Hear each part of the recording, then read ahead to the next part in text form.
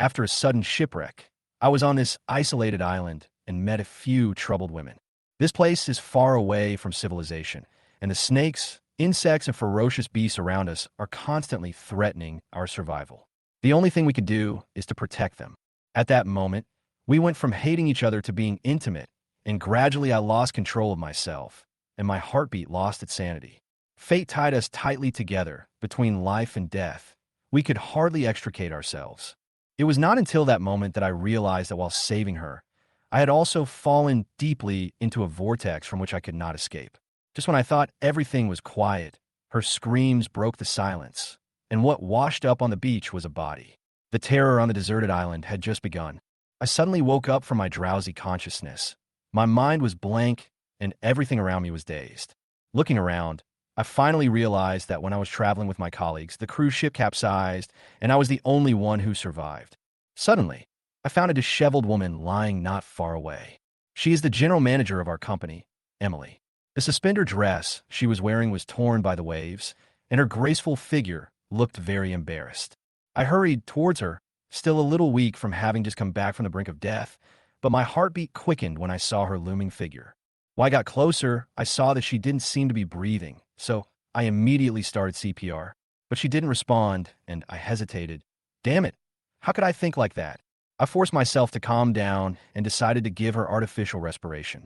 Just as I leaned over, she suddenly started coughing violently, which stunned me. Emily looked at me in shock and then slapped me in the face. Ro, she cursed coldly. Although I was hit, it didn't hurt, but more annoyed. Oh, I'm a hooligan? She curled up tightly, obviously frightened. At this time, her thin suspender skirt could not hide her perfect figure, which made her look particularly embarrassed. Looking at your look, I know you're not a good person, Emily said coldly. Although I was a little angry, I still reminded her, if I hadn't saved you, you might have died on the beach. She then realized her surroundings and looked around in horror. Where is this place? I whispered. We may be trapped on a deserted island. She couldn't accept this fact. Deserted island? How is that possible? I didn't explain much, but seeing her wet suspender skirt clinging to her body, showing off her curves, I couldn't help but shake my head helplessly. You should tidy up your clothes. She hurriedly pulled at her clothes, obviously thinking of the scene of herself bathing when the boat capsized. If she hadn't put on her skirt in time, she couldn't imagine how bad the scene would be. I turned and started to move, quickly forming an SOS sign with branches and stones, hoping to attract the attention of the outside world. Then I started to look for dry grass and branches to make a fire. This is a deserted island. It is hot during the day and cold at night. A fire can provide warmth.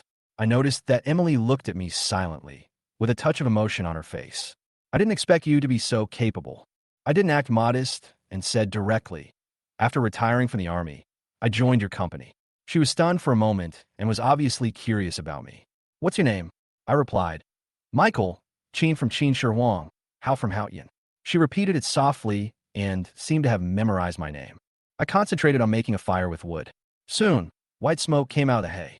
The flame gradually ignited, illuminating Emily's cold face. She finally smiled. I didn't pay much attention to these details and turned back into the jungle, found some sticks, and built a simple tent. In a short while, the framework was completed, and although there was no cover on the top, it could still be used. Emily saw me enter the jungle, and she also started to find some soft hay to spread in the tent, and then lay down exhausted. When I came back, I not only had canna branches and leaves in my hands, but also picked up some wild fruits.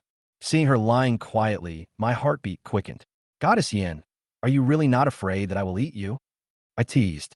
A trace of astonishment appeared on her cold face, and she hurriedly pulled up her skirt to cover herself. I handed her a wild fruit helplessly. Here, stop pulling it. It will be bad if you break it. She took the fruit. A trace of vigilance flashed in her eyes, worried that the fruit was poisonous.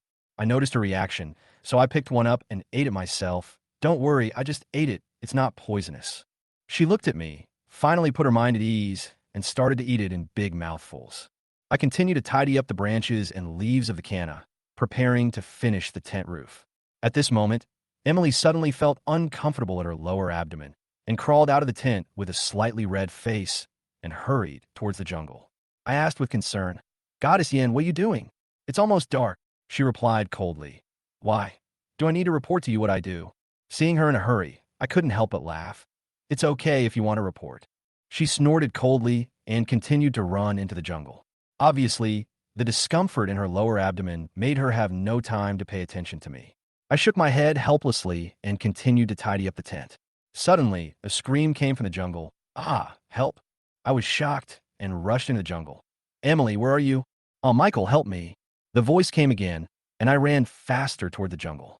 As I was looking for the voice, I suddenly saw Emily sitting on the ground, struggling desperately and moving backwards. Chapter 2. Ah, Michael, help me, help me. I heard Emily's cry. My heart tightened. I immediately rushed over and hugged her in my arms. What's going on? As soon as I asked, I saw a sea snake more than 1 meter long, with its triangular head raised and its tongue spitting out. Quickly, I picked up a stick nearby, beat the sea snake to death, and kicked it aside. However, I found that Emily was weak and fell limply in my arms. I hurriedly checked her condition, but no matter how hard I looked, I couldn't find any wounds. At this moment, Emily said weakly, "It's inside the suspender skirt." After she finished speaking, she completely fainted and did not respond to any calls. Damn sea snake. I was furious, knowing that she was bitten by a snake and that her life would be in danger if I didn't deal with it quickly. I could only bite the bullet and check her wounds. Sure enough, I found 2 dark holes in her suspender skirt on the back of her thighs. Damn, this sea snake did it on purpose. Why didn't it bite other places? I blamed myself secretly, knowing that Emily was in a hurry to run and didn't notice the sea snake, so she got bit. Facing those 2 deep tooth holes, I felt anxious. What should I do? Do you want me to suck it out? This is a deserted island, and it's a matter of life and death, so I had to take action. Taking a deep breath, I approached her wound and tried to concentrate. Damn, I'm still thinking about this. I cursed myself, suppressed my inner impatience, and sucked directly from my mouth. Ah! Emily suddenly cried out in pain, her face pale and weak. I was in a dilemma, but I had to continue sucking until I felt that the black blood was almost sucked out. Although she still hadn't regained consciousness, at least the snake venom should have been removed. Hey, Emily, wake up, Goddess Yen, wake up. I kept calling her, but she remained motionless. I picked her up helplessly and took her back to the tent. I also ran to the beach to rinse my mouth to prevent the poisonous blood from remaining. Just after I finished washing, I suddenly heard a soft cry, ah. I was startled and looked back. Emily actually sat up. She looked a little strange, so I walked over and asked with concern, Goddess Yin, are you okay? However, she completely ignored me and seemed extremely strange. I frowned, not understanding what was going on, so I walked closer to observe. Suddenly, Emily seemed to be frightened and began to wave her hands wildly, kicking her feet on the beach as if she was completely out of control. No, go away, you snakes, get out of here quickly. She kept muttering in a low voice. Emily, what are you doing? I shouted. Hey, Goddess Yin. I shouted several times, but she still didn't respond and continued to struggle with fear on her face. Seeing her like that, my heart sank, knowing that she must have been poisoned and was hallucinating. It's unbelievable. Didn't I suck out all the snake venom? How come it's still working? Emily's struggle became more and more intense, and she even began to scratch her body, as if she was bitten by a snake or insect, and the pain was unbearable. I knew I couldn't wait any longer, so I rushed into the tent and grabbed her hands tightly to prevent her from hurting herself. Hey, Goddess Yin, wake up quickly. I have killed the poisonous snake. You are fine now. However, she didn't hear me at all and continued to talk to herself incoherently. At this moment, I felt like laughing. Emily had always been cold and aloof, and she looked pitiful. But as I hugged her tightly, my heart suddenly became restless. Her body struggled in my arms, and the touch of her body made my heart beat faster. I quickly dismissed that inappropriate thought and cursed myself in my heart. What a waste of such a beautiful scenery. Emily's struggle gradually weakened, and she finally collapsed in my arms, and the fear on her face slowly dissipated. I knew the poison in her body had dissipated, but the warmth in her arms made me feel confused. On the deserted island, with no one around and no sunlight, my thoughts began to become confused. Suddenly, I slapped my face and came to my senses. This snake venom is really strong. It almost made me lose control. Finally, with my strong willpower, I suppressed the impulse in my heart and put Emily's clothes in order. Chapter 3. In the early morning, a drop of dew suddenly wet my forehead. I opened my eyes and found that a lot of dew had gathered on the branches and leaves of canna. The big temperature difference between morning and evening at the beach, coupled with the humid air, created this scene. I turned to look at Emily, who was still sleeping soundly, and saw that her complexion had recovered a lot, which made me feel a little relieved. Thinking of what happened last night, I couldn't help but want to laugh. Resisting my excitement, I left the tent, added some dry wood to the dying fire, and went to the jungle to pick a lot of canna branches and leaves. I built a small box and placed it where the dew was dripping. I hope I can collect more precious fresh water, I thought to myself. However, while I was busy with these, Emily suddenly woke up and started crying loudly. "Snake! There's a snake! Help!"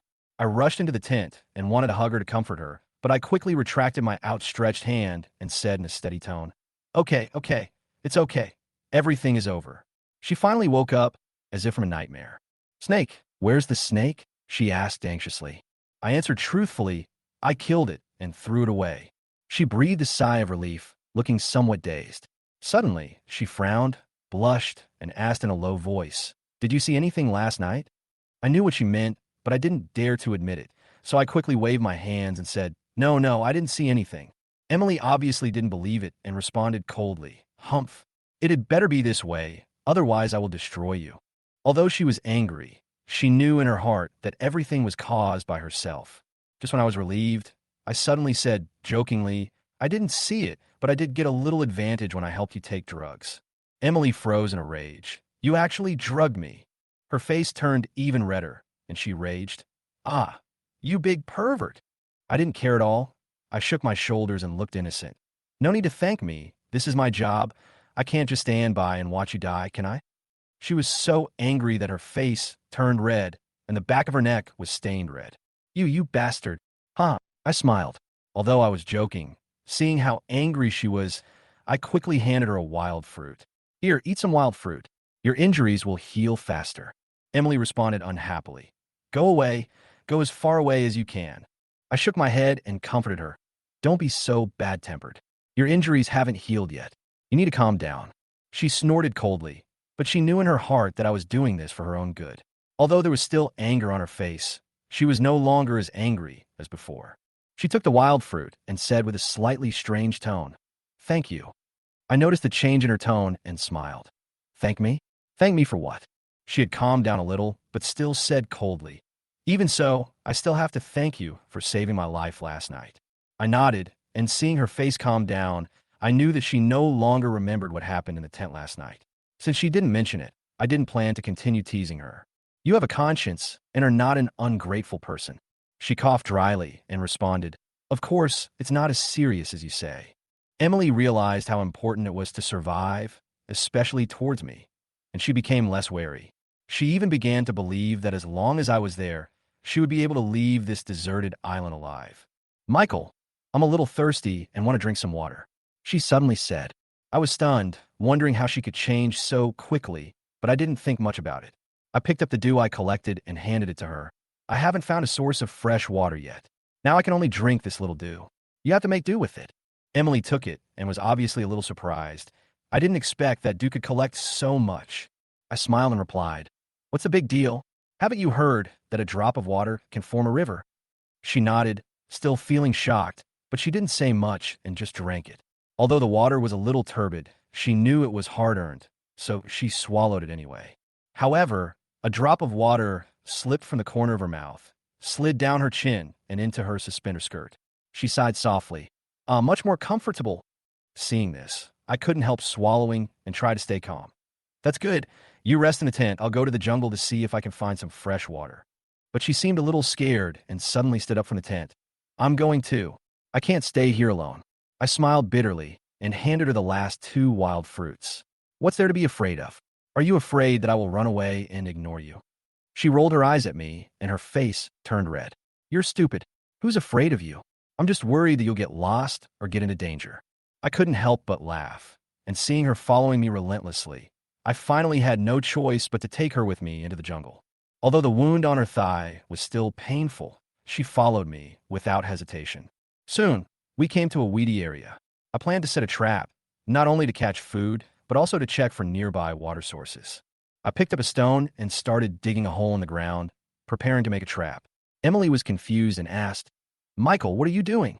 I looked up at her perfect figure. My heartbeat stagnated, but I suppressed my excitement and replied, make a trap and see if we can catch a hare or something. She didn't seem to believe it and raised her eyebrows. Can this catch a hare? I was unhappy and thought of the previous lesson. I suddenly pointed at her feet and said, snake, there is a snake. She was so scared that she threw herself into my arms in panic. Ah, quickly beat it away. Chapter 4. I felt Emily hugging me tightly. Obviously, she was really scared.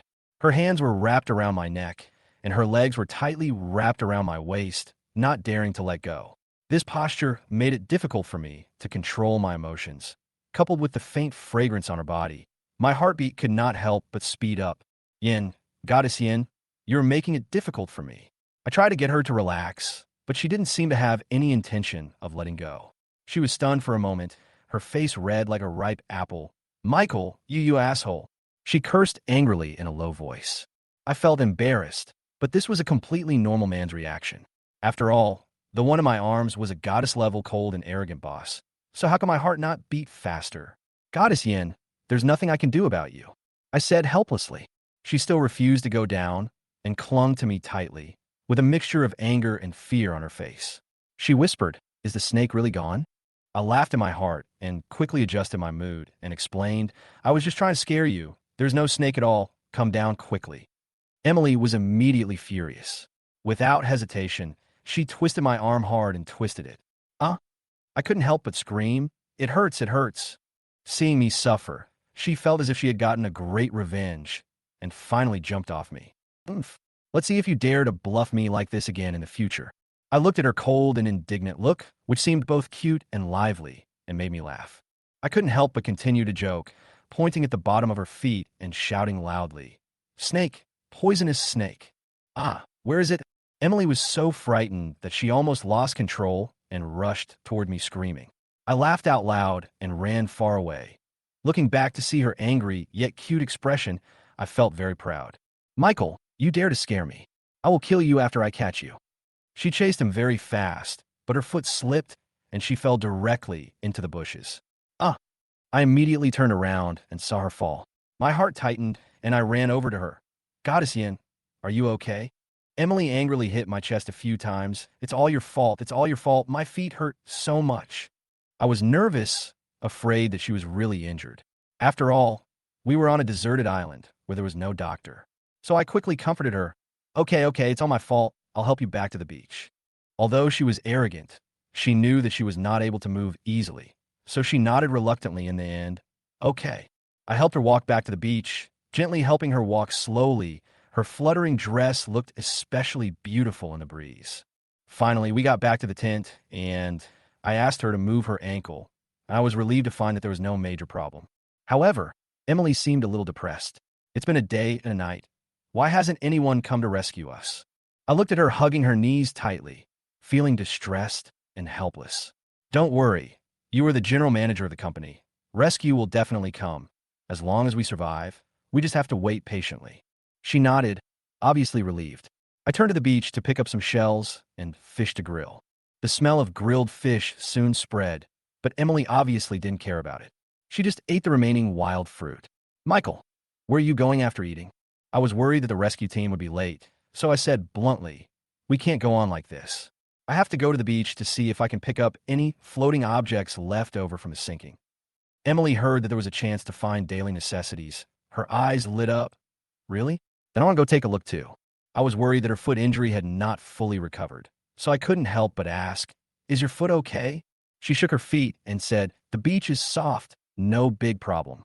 She seemed a little anxious. I smiled helplessly. It's up to you then. She has always lived in the city, busy every day, and it's rare that she survived this disaster, so she seemed particularly relaxed. Yeah, she responded with a smile.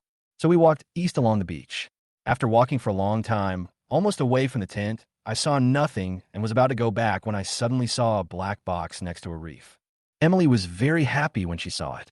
Such a big box. There must be good stuff inside. I opened the box, and it was empty except for a few tools. Emily sighed in disappointment, and I found an axe among them, and I was secretly happy. This is an essential tool for surviving on a desert island, which is like adding wings to a tiger. Haha, not bad. Not bad. These things are really useful. I said with a smile. Emily crossed her arms and looked uninterested, and I knew she didn't care much about these tools. I put the toolbox on the beach and continued to walk with her, hoping to find something she would like. Not far away, I found something unusual, which was washed up by the waves. Goddess Yin, there seems to be something washed up by the waves ahead. Her eyes lit up and she said eagerly, "Hurry up and take a look. It might be something good." We quickened our pace and got closer and closer to the floating object, but at the last moment, the white object was washed onto the beach by a huge wave. Emily threw herself into my arms in fear and screamed, "Ah, someone is dead." Although I was quite timid, the scene in front of me made me feel nervous. The white objects turned out to be two dead bodies, hugging each other tightly, as if they didn't want to separate. In an instant, a chill came over my heart. Just as I was shocked, Emily turned around and hugged me. Her body was pressed against me, only separated by a thin layer of summer clothes. That feeling instantly turned my fear into excitement. I forced myself to calm down, took a deep breath, and quickly comforted her. "Don't be afraid, it's okay. I'm here." Her hands were still shaking, and her face was pale. Her body was so limp that it seemed like she was about to fall on the beach. Fortunately, I supported her in time. She choked and said, "I don't want to stay here, I want to go home." Seeing her tearful eyes, I felt mixed emotions. She had always lived in a big city. How could she have seen such a scene? She was so frightened that she lost all her composure. At this moment, she was completely dependent on me. In order to comfort her, I carefully picked her up and moved away from the two bodies. The ship sank, and many people may not have survived. What you see is just a part of it. Emily's body was still shaking in my arms, and I didn't even notice that she was clinging to me, letting herself lean on me. I carried her to the toolbox and gently put her down. "Don't worry, it's okay now." She sat on the beach, holding my hand tightly, her eyes full of fear. "Don't go, Michael, I'm scared." I wanted to laugh in my heart. This general manager, the majestic and ruthless goddess in the company, now depends on me like a little girl. This contrast made me feel a little overwhelmed. "Don't worry, I'm here, no one can hurt you." I comforted her, but at the same time, I secretly felt that I'd said too much. She stared at me for a moment. Her face changed from fear to shock, and she nervously let go of my hand. "Who is yours? How dare you take advantage of me?" I couldn't help but laugh, but I felt a little proud in my heart. This beautiful goddess, with a calm and decisive image, actually has this side. "Of course it's you, am I stupid?" I didn't try to hide the teasing in my eyes, and deliberately stared at her for 2 seconds. "You big pervert!" She was so angry that her face turned red to her ears, and she shouted angrily, "Get out of here!" I knew her temper, and she would definitely slap me after she finished scolding me. So I quickly dodged to the side, just avoiding her angry attack. Seeing her glaring at me angrily, I smiled softly and said, "Just stay here. I'll go deal with those two bodies. Otherwise, I won't be able to bear it if I leave them lying in the wilderness." Emily was still a little scared. She knew I meant no harm. So she regained some composure and said, "Go quickly and come back quickly. Don't waste time." I nodded, picked up the axe from the toolbox, and prepared to deal with the two bodies. She looked at my back, and there seemed to be some subtle changes. She whispered, "It's actually quite good." I didn't notice her thoughts at all. I just walked towards the two dead bodies silently. Seeing them hugging each other tightly, I sighed in my heart. The dead are the greatest. Let them rest in peace. Soon, I dug a deep hole with an axe and buried them. The waves slowly swallowed up my traces, as if nothing had happened. I returned to Emily. She stared at me nervously. "Do you know them?" I shook my head. "It's a big company, and I don't know many people there. Besides, they were already dead, swollen from the seawater, and I couldn't even recognize their faces. The only thing I could tell was that they were hugging each other, just like you were hugging me just now." Emily's face suddenly turned red, and she said angrily, "You are such a pervert. Don't pay attention to me anymore." After that, she ran towards the tent angrily. I couldn't help but smile and could only follow silently. I felt a little embarrassed that she was so angry. Besides, the toolbox in her arms kept attracting my attention. Unfortunately, we didn't have time to discuss these things now. After returning to the tent, I didn't rush to boil water. Instead, I walked into the jungle by myself before the sun completely set. I wanted Emily to come along, but she decided to take a break because she was scared by the dead body, so I didn't think twice. I was feeling a little down in the jungle, and there was nothing beside the trap, which made me a little disappointed. I walked towards the wild fruit tree, intending to pick some fruit to bring back. But when I got under the tree, I found that the wild monkeys had picked almost all the fruit. Damn monkeys! I cursed in my heart, but they had already slipped away. I had no choice but to make a scarecrow to scare them. I hurried to the beach with the fruit, thinking that at least I wouldn't be hungry tonight. Emily screaming on the beach. Michael, help me. I felt that things were getting worse. The wolf in front of me had a fierce look in its eyes and seemed ready to pounce on Emily at any time. I didn't dare to hesitate and kicked the stone on the ground and smashed it into its body, then shouted fiercely, Beast, come at me if you dare. Hearing my voice, Emily's eyes regained a little light from despair, and she called softly, Cheen, Michael. At that moment, an inexplicable power surged in my heart, but the wolf was obviously not a good person. It turned its head and pounced on me, with angry flames flashing in its eyes. I quickly pulled out the axe, clenched my hands, and suddenly burst out with all my might. I didn't think much and just chopped it down without any fancy moves. The axe hit the wolf's head hard, and it fell to the ground instantly. Although it struggled to stand up, I didn't give it a chance. Without saying a word, I raised the axe and chopped it down again. The wolf's struggle became weaker and weaker, and the blood kept flowing. It finally lowered its head and fell to the ground without any movement. Looking at the fallen wolf, I felt happy. But before I could finish my joy, Emily suddenly fell into the sea. I ran over, picked her up from the water, and quickly brought her back to the tent. The sun had already set, and the breeze was blowing. Emily huddled up tightly and began to shiver. She whispered, so cold. I was stunned for a moment, my heart tightened, and a thought popped up in my mind. Is she having a fever?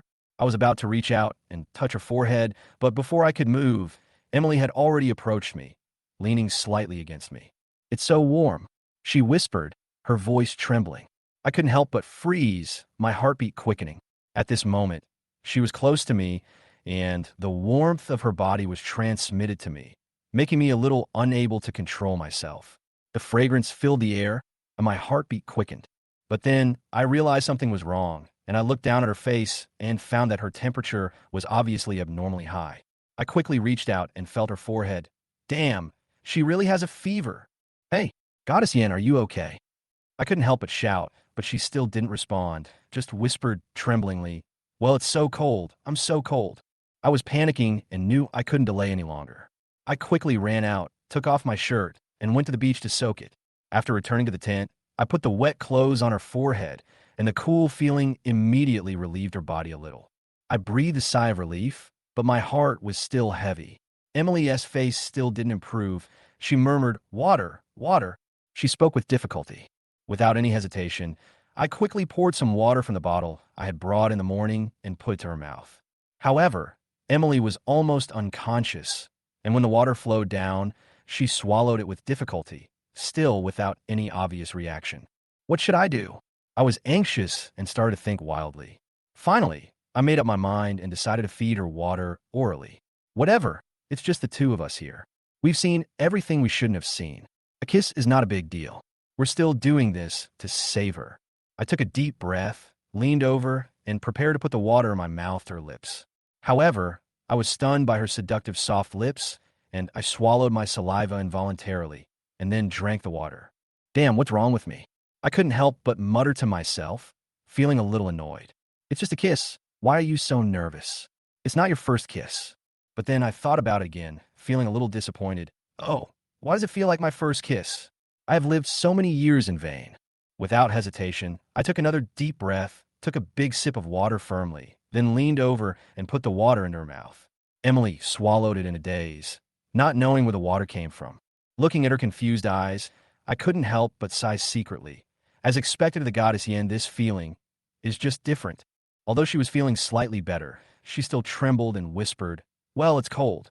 I was at a loss, and seeing her fragile appearance, my heart was filled with heartache. I quickly threw more dry wood into the fire, hoping to bring her some warmth. However, Emily still hadn't gotten any better. As the sky grew darker, I became anxious. There weren't enough resources, and there wasn't much I could do. At this moment, I thought of a way. I lay down beside her gently and slowly held her in my arms. She seemed to feel a little warmth and hugged me tightly, refusing to let go. At this moment, my heart was filled with complex emotions, but more of it was an unspeakable torment. I had to force myself to stay calm and try not to think about things that I shouldn't think about. Gradually, my eyelids became heavy, and finally, I fell into a deep sleep. I wonder what Emily will look like when I wake up tomorrow. When I opened my eyes again, the sky in the east was already turning pale, and the morning glow illuminated the sky like fire. I quickly turned to look at Emily, and was relieved to see that she was still sleeping and her breathing was much calmer. But soon, I noticed that her graceful figure was close to me, and her delicate face was pressed against my arms, like a couple in love. However, just as I was immersed in this inexplicable joy, Emily suddenly began to tremble all over. My heart tightened, and I realized that she might be having a nightmare. Ah, Michael, help me. She woke up suddenly with tears in her eyes, obviously still in panic. When she found herself still lying in my arms, she didn't act distant like before, but hugged me tightly, with a hint of panic in her voice. Michael, I just dreamed that a wild wolf wanted to eat me. I was so scared. Faced with this situation, although I was somewhat flattered, I also knew that she was really frightened. I gently patted her back and comforted her. Don't worry. I'm here. Everything will be fine. Emily's body was shaking slightly. She was obviously struggling, and she didn't know what to do. But I was struck by an inexplicable impulse. Last night, in order to cool her down, I used my shirt to wipe her sweat. Today, we were only separated by a thin suspender skirt, and the air was filled with an unusual atmosphere. Emily, I called softly, and her body visibly shook at my call. Her cheeks flushed, her ears turned red, and her breathing became rapid. I could feel her resistance, but the instinctive force seemed to be fading, and she even lost some of her strength. The slight movement when she pushed me did not extinguish my thoughts, but made me more daring. The next moment, I hugged her tightly, taking the initiative and holding her in my arms. At that moment, all the rationality in my heart seemed to disappear. I lowered my head and kissed her soft lips. Michael, she struggled to call out softly. Just as I was immersed in the passion of the moment, a sudden conversation came from outside the tent, interrupting all my thoughts. Beata, there's a dead wolf here. Oh my God, it's true. Emily pushed me away when she heard the noise outside and hurriedly adjusted her suspender skirt. I felt a surge of anger in my heart and cursed this bad luck inwardly. Why did it show up at this time when it could have come at any other time? Even so, I knew I couldn't go on any longer and could only watch helplessly as she hurried to regain her dignity. At this time, I was bending down and walking out of the tent. My mood was still gloomy, but when I saw that there were two women outside, my heart suddenly became happy. Sister Beata, it's you. I exclaimed in surprise. The person who came was my immediate superior, Beata. Her arrival made me feel relieved. Beata is a mature and steady woman, 28 years old this year, which is the prime of her life. Beata saw me. She was stunned for a moment. Then she smiled happily. Michael, I didn't expect it was you. You managed to clean up this place so well and even set up a tent. You really deserve to be a retired soldier. Beata is the only person who has always cared for me since I started working there. She always brings me breakfast and takes good care of me in life. Sister Beata, how did you get here? I asked. Beata said simply. When I woke up, I found myself lying on the beach. I was extremely thirsty and had no food. I had to go to the jungle to find water. I caught some small fish and barely survived. What? You actually found a stream? I asked in surprise, feeling excited. The water source has always been a concern for me, and now Beata has found a stream, which is great news. At this moment, Emily also came out of the tent and had just packed her clothes. Beata saw her. She was obviously a little shocked. She didn't expect Emily to be here and stay in the tent with me. Her eyes were full of questions, with a smile on the corner of her mouth, as if she was watching this story between Emily and me. However, before I could react, another woman next to Beata suddenly rushed to Emily, hugged her tightly, and burst into tears. Woo-woo, Manager Yen, I finally found you. I thought I would never see you again. Emily looked at her, shocked, and whispered, You are Eve? Let me see you. It's only been 2 days. How come you have lost so much weight? It turns out that the crying woman is Emily's secretary, Eve. They are not only superiors and subordinates, but also sisters. Eve cried and said, Manager Yen, the ship was in distress and I almost died in the sea. If Beata hadn't saved me, I would never see you again. Beata looked at me and said sincerely, Michael, we are all in trouble now. Can we work together and take care of each other? Although I was unhappy that she had interrupted my plan, I couldn't refuse their request, so I nodded and agreed. Of course, if we all go together, we can take care of each other. Eve was so excited that she jumped for joy and was in a good mood when she saw that Emily's secretary was able to stay with her. Michael knew that Beata and Eve were very hungry, so he took out the wild fruits he picked last night and handed them to them. They immediately started to eat without any restraint. You guys take a rest first. I'll go deal with the wolf's body and make some breakfast, I suggested. Beata obviously didn't want me to work alone, so after eating the fruit, she came over to help clean up the wolf's body. I couldn't help but notice her low-cut dress, which fully showed her mature woman's charm. Despite this, I forced myself to look away, secretly telling myself not to be attracted to her. However, Beata seemed to notice my reaction. She looked at me with a smile and asked mischievously, "Does it look good?" I was stunned for a moment and felt excited. It seemed that she knew what I was thinking. Beata's tone suddenly changed, and she said with a smile, "Huh, I'm just teasing you. Look how excited you are." I suddenly felt embarrassed, and the corners of my mouth twitched slightly. To ease the embarrassment, I quickly diverted my attention and began to clean the dead wolf. I cut the meat into more than a dozen pieces, neatly placed them on the wolf's skin, then took out the tools, cleaned them, and began to cook. After a while, the air was filled with the aroma of meat, which attracted everyone to gather around, especially Eve, who hadn't had a hot meal in 2 days.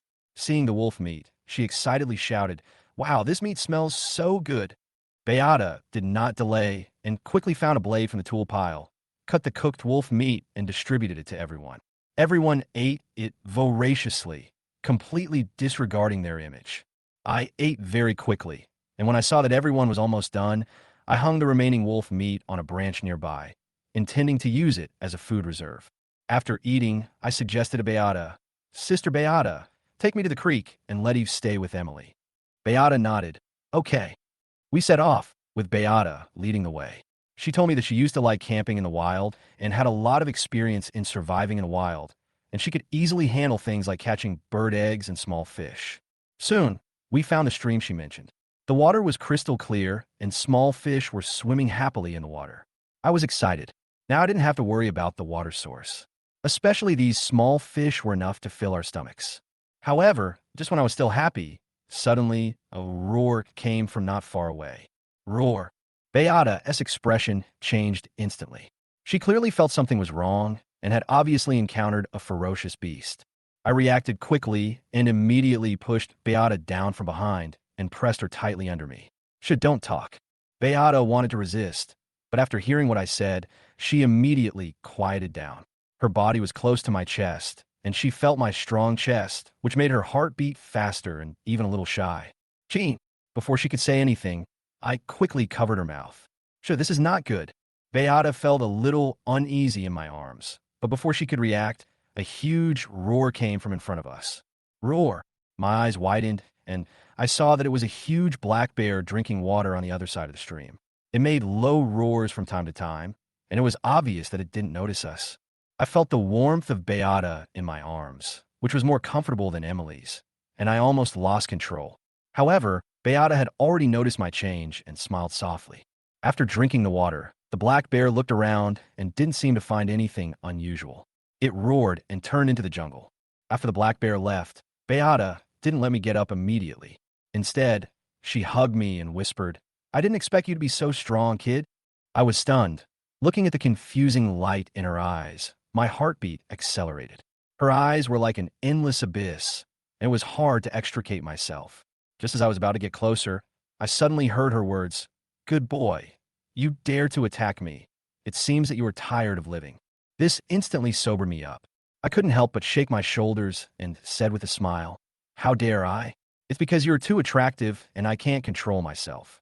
Beata smiled and said, "You just talk nonsense." I was secretly excited, thinking that perhaps the loneliness on the deserted island would lead to something happening between us. But at this moment, a deafening thunder broke through the sky. Boom! Beata was obviously very sensitive to thunder. When she heard the thunder, she threw herself into my arms with a hint of panic on her face. I quickly asked with concern, "Sister Beata, are you okay?" Beata trembled and said, Isn't it going to change?" As a huge lightning flashed across the sky, thunder sounded again. I'd already noticed that the weather was not right. After all, on a deserted island, the weather is unpredictable. "Sister Beata, the storm is coming. Let's find a place to take shelter first." Beata looked around and suddenly pointed in a direction and said, I know a place where we can take shelter from the rain. I asked excitedly, where? There's a cave not far to the west of us, Beata replied. I saw the sky getting darker and darker, lightning streaking across the sky, and a wind began to howl. So I hurriedly said, What are you waiting for? Lead the way. However, just as we were about to reach the cave, a sudden gust of wind caused Beata to slip and fall directly into my arms. I didn't react for a moment and hugged her tightly, and we both fell down the slope together. The rain soaked our clothes. We were surrounded by cold water and mud, hugging each other tightly, as if we had forgotten everything around us. Beata quickly stood up from my arms, obviously a little flustered, her body trembling slightly. My heart tightened, watching her hurriedly put on her clothes. Michael, are you okay? She asked, a hint of worry in her voice. I smiled lightly and said bitterly, It's okay. Let's go to the cave and hide from the rain. Beata didn't say anything else, but just pulled me and ran towards the cave in the storm. I followed closely behind her and couldn't help but look at her a few more times. Her wet clothes were completely stuck to her body, showing off her curvy figure. She was indeed comparable to Emily. Her mature femininity even added to her appeal. The storm grew stronger, thunder and lightning flashed, and the sky and the earth were in chaos. To prevent Beata from falling again, I held her hand tightly and followed closely. Finally, we arrived at the cave that Beata had mentioned. Sister Beata, is this the place you were talking about? I asked. Beata nodded and panted slightly. Last time Eve and I came here to look for food, we found this place, but we two girls were a little scared of caves and didn't dare to go in. I knew what she was worried about, so I pulled out an axe from my waist, ready to deal with any possible danger. Don't worry, let's go in and take a look. Suddenly, a flash of lightning streaked across the sky, illuminating the darkness at the entrance of the cave, which was in chaos. As the thunder echoed, Beata asked nervously, Michael, are there any wild animals in here? I quickly picked up a stone and threw it into the cave. Bang! The sound of rocks hitting each other echoed in the cave, and there was no response after a while. Seeing this, I felt relieved and walked into the cave with Beata. Boom! Thunder and lightning continued to rage outside. The interior of the cave was better than I expected, with a spacious space and a relatively flat ground. Beata looked around and smiled. Michael, this place looks pretty good. I nodded. Indeed, it's much better than the beach. At least it can keep out the wind and rain. Beata looked at the violent storm outside and frowned slightly. It's raining so hard outside, I wonder how Emily and Eve are doing. I knew she was worried too. After all, the tent we made would have almost no chance of surviving this storm. We can only pray now and hope that they are both okay and can get through this safely, I said helplessly. Beata nodded, was silent for a moment, found a random place to sit down, hugged her knees, and looked a little timid. I stood at the entrance of the cave, looking at the raging wind outside, and I couldn't help but start to have wild thoughts. I didn't know what to do next, and I wasn't sure what happened on the deserted island. Just as I turned around and walked towards Beata, she suddenly felt something moving in her hand, and she quickly took her hand away in fright. Ah! She screamed and threw herself into my arms, shouting in panic, Spider, it's a spider! I immediately realized that the spider had been thrown away by her, but Beata's violent movements made me a little out of control, and her body kept rubbing against me. I quickly comforted her. It's okay, the spider is gone. I'm here for you. Although Beata still looked scared, she hugged me tightly, with a hint of fragility in her eyes. Then don't leave me. Seeing her so dependent on me, I couldn't help but be distracted. Her seductive figure and faint fragrance made me a little lost, and my heart beat faster. Beata was mature and steady. She seemed to notice the change in the atmosphere, and her pretty face slowly turned red. However, I soon realized that although the beauty in front of me was attractive, the mature aura she exuded also reminded me that she had a boyfriend. Suddenly, she whispered, Haha, I didn't expect that Brother Michael is quite excited. I smiled awkwardly, but didn't stop. Holding her waist, I gently pulled her closer. Yeah.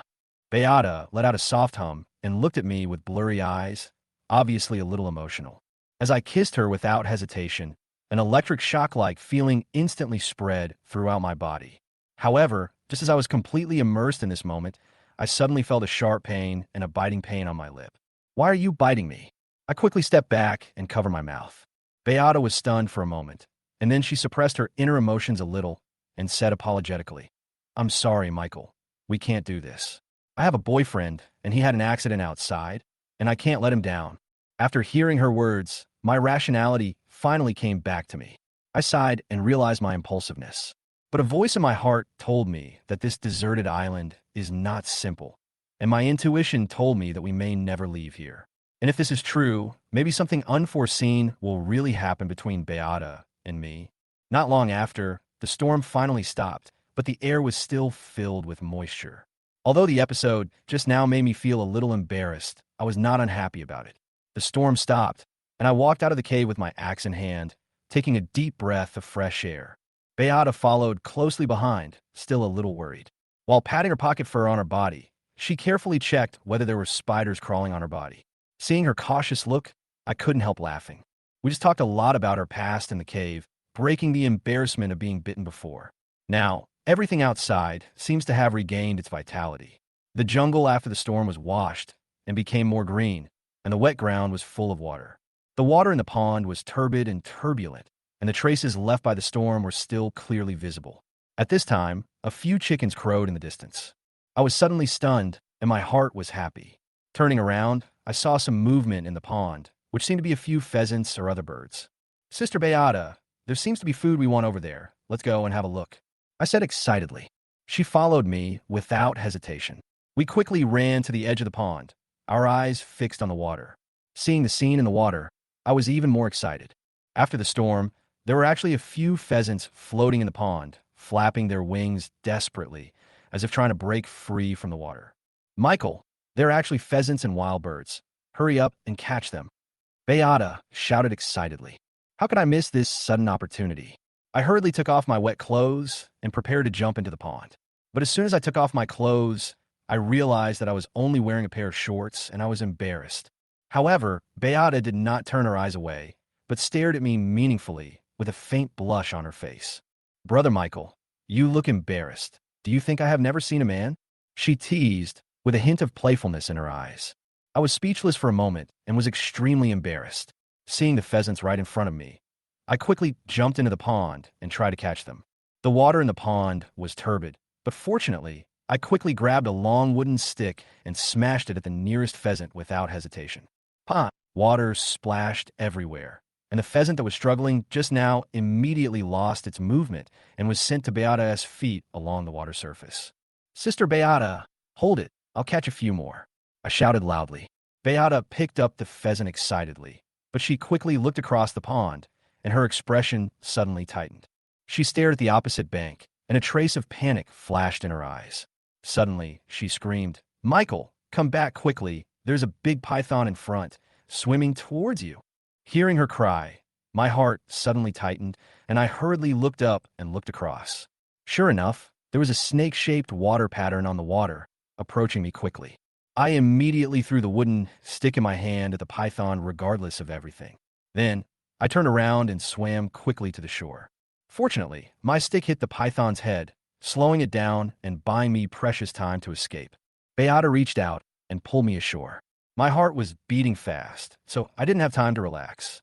I just hurriedly picked up my clothes and fled the pond with her. The python rushed out of the water angrily, and although it was a little slow, it was still following closely. I felt a chill in my heart, but fortunately, I dodged in time and didn't become its prey. We didn't stop until we were exhausted and took a deep breath. Beata looked at me and couldn't help laughing. "Michael, how does it feel to escape from death?" I waved my hands weakly and couldn't help sighing. "Such a big python is really scary." She laughed, but a trace of fear flashed in her eyes. Indeed, the danger just now made us all feel scared, but at least we got some food. Just as we were about to move on, I suddenly noticed something in the distance. "There is a figure not far away," I whispered with a hint of surprise in my heart. We quickened our pace and walked closer. As expected, we saw a man lying on the ground. He was wearing a green coat, which was tattered and seemed to have met with some kind of accident. I instinctively wanted to turn him over to see if there were any clues. When I turned over his body, my heart sank suddenly. He was dead. The man looked like he had died not long ago, and there was a trace of pain on his face. I couldn't help but feel sad for him. Beata was obviously frightened after seeing the body and hurried to the hillside to calm herself down. I decided to continue searching the man's body. Maybe he had something useful. Sure enough, I found items such as a dagger, disinfectant alcohol, and bandages on him. These things surprised me, but then I realized that this might be a rescue team member. His clothes were torn and covered in blood, and he had obviously met with an accident. The most puzzling thing is, how could he die on this deserted island? These unusual signs made me more certain that this deserted island was full of mysteries. Before I could figure out, Beata's shouting broke my thoughts again. Michael, come quickly. Something is happening here.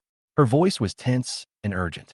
I immediately put down the dead body and hurried to the hillside. When I climbed to the top of the hill, I saw Beata's eyes were dull, staring at a certain place in front of her. Following her gaze, I saw a scene that shocked my heart, the wreckage of a crashed helicopter. I held Beata in my arms. I knew that there was some kind of connection between the man's body and the rescue helicopter we relied on. When I learned that the helicopter had crashed, I couldn't help but feel uneasy. The entire rescue team might have been destroyed. The deserted island in front of me was obviously not simple. Sister Beata, I whispered, that body was from the rescue team. Her face turned pale in an instant, and she said in a trembling voice, "We may never be able to go back, right?" I held her hand tightly and tried to stay calm. "Don't worry, it might just be an accident. A new rescue team will arrive soon." Even though I said this, I knew in my heart that it was almost impossible to leave this deserted island. Beata's eyes flashed with anxiety and despair, and her tears flowed silently. "Michael, we really can't leave, right?" Seeing her bright eyes lose their luster, my heart ached, and I quickly comforted her. "It's okay, Sister Beata. We will definitely be able to go back, and everything will be over." Her eyes were still filled with confusion and anxiety, as if she could not be comforted at all. "Michael, don't you think this island is strange? We have a fixed route, so why did the boat capsize? And why did the rescue helicopter have an accident?" I was also deeply confused, but I quickly sorted out my thoughts.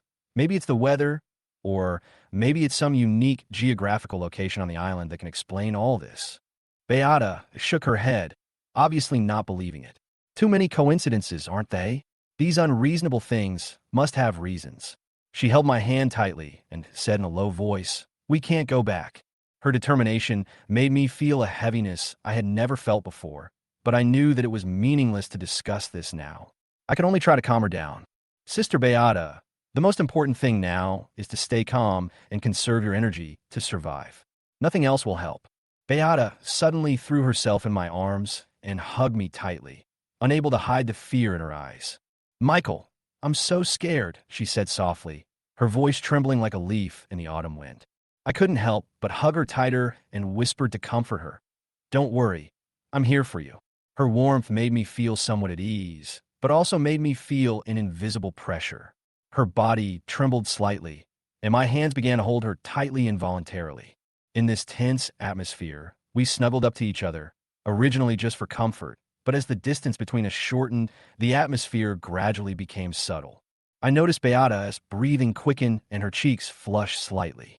I felt my heartbeat quicken, and I was suddenly a little disoriented by the feeling. She seemed to realize that I was holding her too tightly and try to break free, but her body was too weak to resist, and she could only lean on my arms, her hands and feet weak. A strange impulse surged in my heart, and I couldn't help but hug her body tighter. That instinctive reaction made it difficult for me to control. "Gee, Michael, don't." Her voice was low and trembling slightly, but her eyes gradually became blurred, and her lips were slightly parted, full of temptation. I stared at her seductive eyes at a loss, and couldn't help but lower my head to kiss her hot lips. She moaned softly. Her voice was soft and charming. Her figure was soft and charming. Although she had a famous partner, she was still the dream of many men. But just as I was about to take a step further, suddenly a wooden stick flew over and hit me on the back of the head. The severe pain made me feel a little dizzy. I looked around in confusion, my heart full of doubts. Could it be that the unknown person in distress had discovered us and was disturbing us on purpose? However, the surroundings were unusually quiet, with nothing but the sound of the wind. Beata saw me stop and asked hurriedly, "Michael, what's wrong?" I shook my head. Although I was full of doubts, I simply replied, "It's okay." However, just as I was about to continue, another stone hit me, this time heavier than the stick, causing me unbearable pain. "Who dare to ruin our good thing?" I yelled angrily, feeling annoyed. Beata suddenly chuckled and pointed at the big tree behind me. Look, it's a monkey. I looked in the direction of her finger and actually saw a blonde, long-haired monkey squatting on a tree branch, staring at us with a smug look on its face. I suddenly understood. Isn't this the monkey that had messed with our fruit trees before? It's so rampant. I couldn't help but grit my teeth and angrily picked up a stone and threw it at the monkey. However, my posture was wrong and my stone failed to hit it. Instead, the monkey started to fight back and threw stones at me. I was so angry that I picked up a stone and threw it again. This time I finally hit it.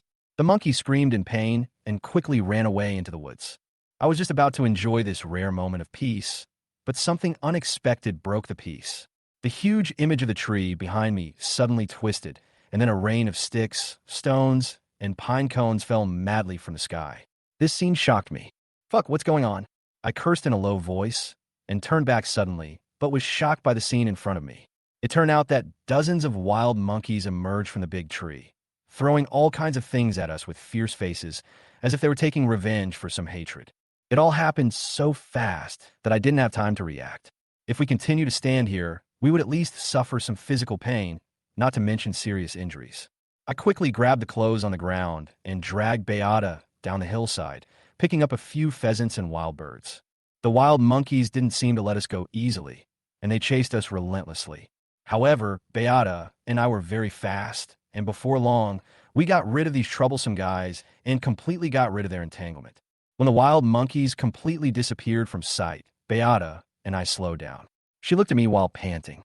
Although she was exhausted, the tense atmosphere seemed to have dissipated. This made me slightly relieved, but just when I was about to continue to relax, Beata suddenly pulled away. She lowered her head with a hint of shyness on her face and said in a low voice, "Michael, I'm sorry. I was a little impulsive just now. When I saw the crash helicopter, I thought I might never be able to go back. In fact, I am 5 years older than you, and I have a boyfriend.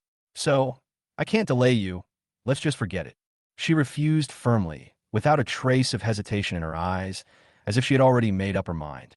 I understood what she meant, and although I felt a little disappointed, I couldn't force it. I felt a little annoyed that I had missed this opportunity due to the disturbance caused by wild monkeys. I nodded silently, started to put on my clothes, and remained silent. At this time, Beata suddenly whispered, "Michael, we have been delayed for quite a while. We should go back as soon as possible." I nodded, and the images of Emily and Eve appeared in front of me, and I felt uneasy. The impact of the storm was so great. Who knew how they were doing now?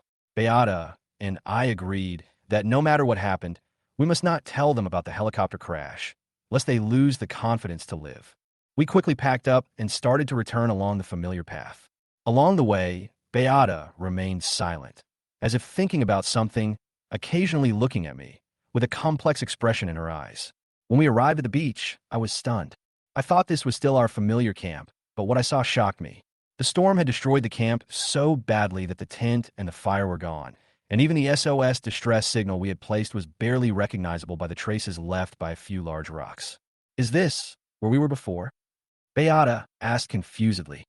I pointed to a few large rocks not far away. There were the distress signals that I had moved together with great effort, although now they have been eroded by wind and rain, and it is almost impossible to recognize what they looked like back then. Beata finally believed that this was the original place, but she still couldn't believe the scene in front of her. We actually returned to this messy beach. At that moment, I also felt a sense of powerlessness. Although we have tried our best, the power of nature is too strong. I shouted again, "Goddess Yenneave, where are you?" There was no response, and silence filled the air. The worry in her heart grew stronger, and even Beata began to shout anxiously, "Manager Yenneave, if you hear me, please answer." Just when we almost lost hope, a voice came from deep in the jungle. "Michael, Sister Beata, we are here." Hearing the familiar voice, I immediately breathed a sigh of relief and rushed towards the direction of the voice. When I passed through the jungle, I finally saw Emily and Eve. They looked particularly helpless in the rain, soaked all over and cuddled together tightly, like two frozen children in the cold winter. Especially Emily. Her soaked suspender skirt clung to her body, showing her curves perfectly. My heart tightened, and I felt so distressed. Thinking of her arrogant attitude in the company, I felt so complicated when she showed such a vulnerable side at this moment. I looked at them shivering, quickly took off my coat and gently helped them up. Are you okay? Although everything seemed to be destroyed by the storm, I did not give up hope. Looking at the sun above my head, I knew that if I seized this short period of good weather, we still had a chance to turn the situation around. I walked into the jungle, picked up wet branches and leaves, and carefully spread them on the beach, thinking that the sun might be able to dry them. Beata looked at the wet branch in my hand in confusion and couldn't help asking, Michael, what are you doing? I knew her doubts, so I explained, the storm has passed, and the sun is so strong. I will put these things in the sun first. They should be dry before sunset. I knew that the most urgent thing now was to solve the problem of clothing for everyone. Although these branches were now soaked, I knew that if I could dry them during the day, I would be able to provide more help to everyone at night. As for the fire, I had decided to leave it to myself. Sister Beata, leave the fire issue to me. You go and deal with the pheasants and birds. I handed her the dagger, which I had found on the man's body. Beata took the dagger and saw how focused I was. She didn't say much and walked to the beach with the dagger to clean up the pheasants and birds. So I continued to work, using the axe at hand to chop some sticks and rebuild a larger tent.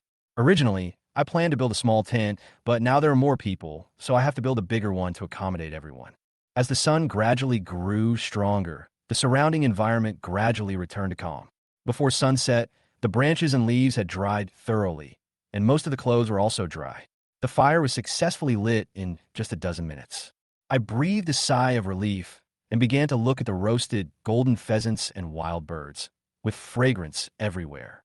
Beata was busy putting the cleaned pheasants and wild birds next to the fire and began to slowly roast them. Her movements were very skillful. Although there was no grill, she used sticks to skewer the food and roasted them happily. Emily looked at the sea in the distance with a lost look in her eyes and whispered, Michael, when can we leave this deserted island? When will the rescue team come to save us? I was stunned for a moment and suddenly realized her anxiety. At noon, Beata and I found the crashed rescue helicopter. Although we knew the rescue team was coming, the accident made everything uncertain. I took a deep breath and said firmly, Don't worry, the rescue team will definitely come, and we will definitely be able to go back. Beata didn't respond, but just looked at the food by the fire silently, not knowing what to say. Emily still didn't seem to believe it, and asked half doubtfully, Really? I answered without hesitation, That's for sure. My voice was so steady and firm that she seemed to really believe me. Soon, the aroma of roasted pheasants and wild birds came. Although everyone had no appetite after surviving the disaster, I still gave Emily and Eva chicken leg each. Beata and I shared the rest.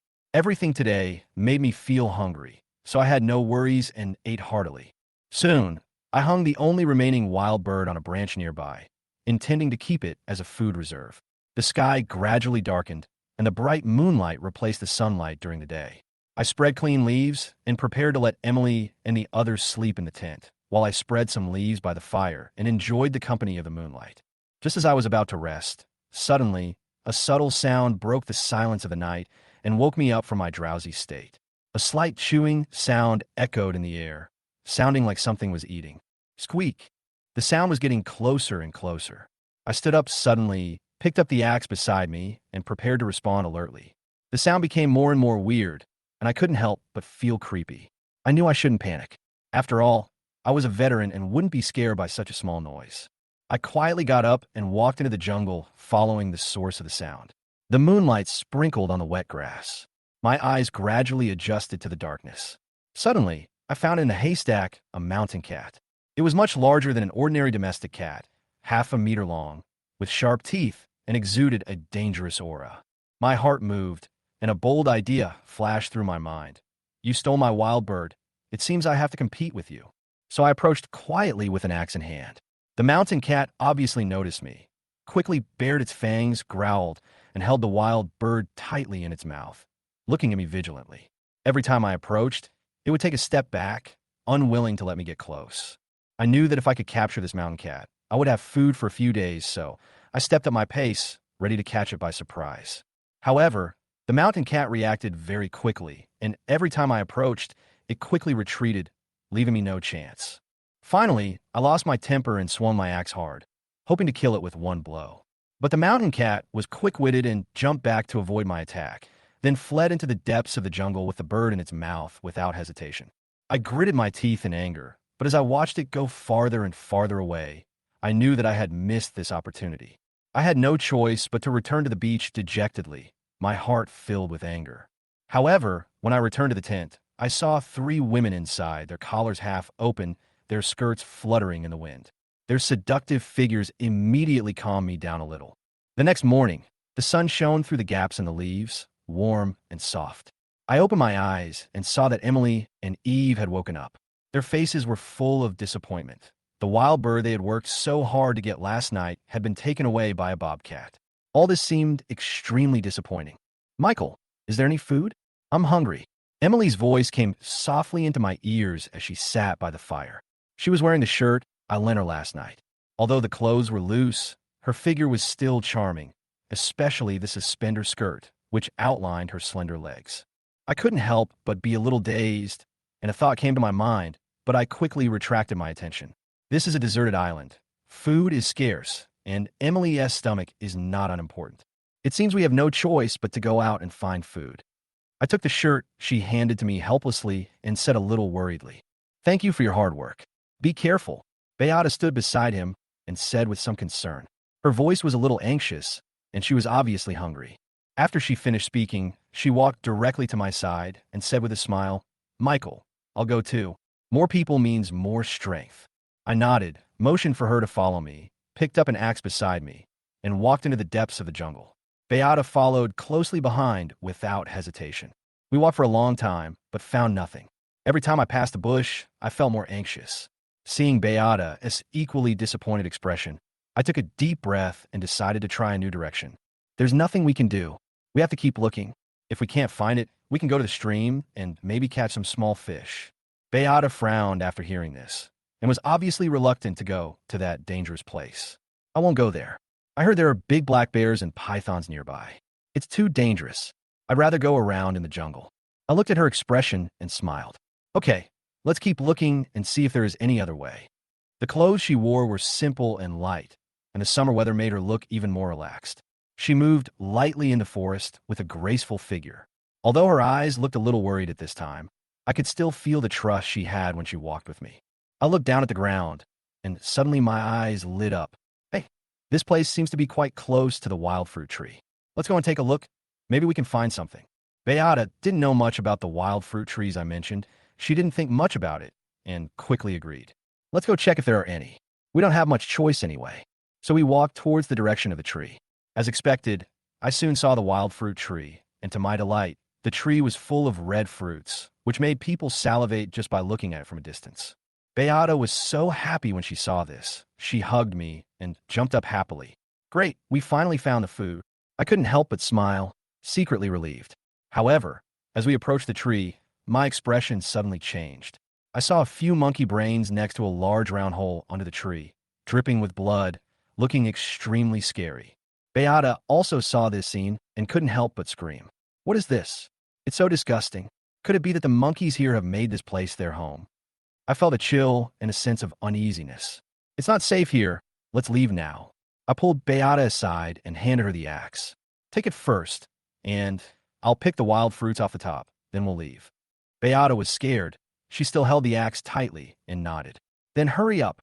I climbed up the tree trunk and reached out to grab the wild fruits hanging high. The branches of the fruit tree were thin and weak and could hardly bear my weight.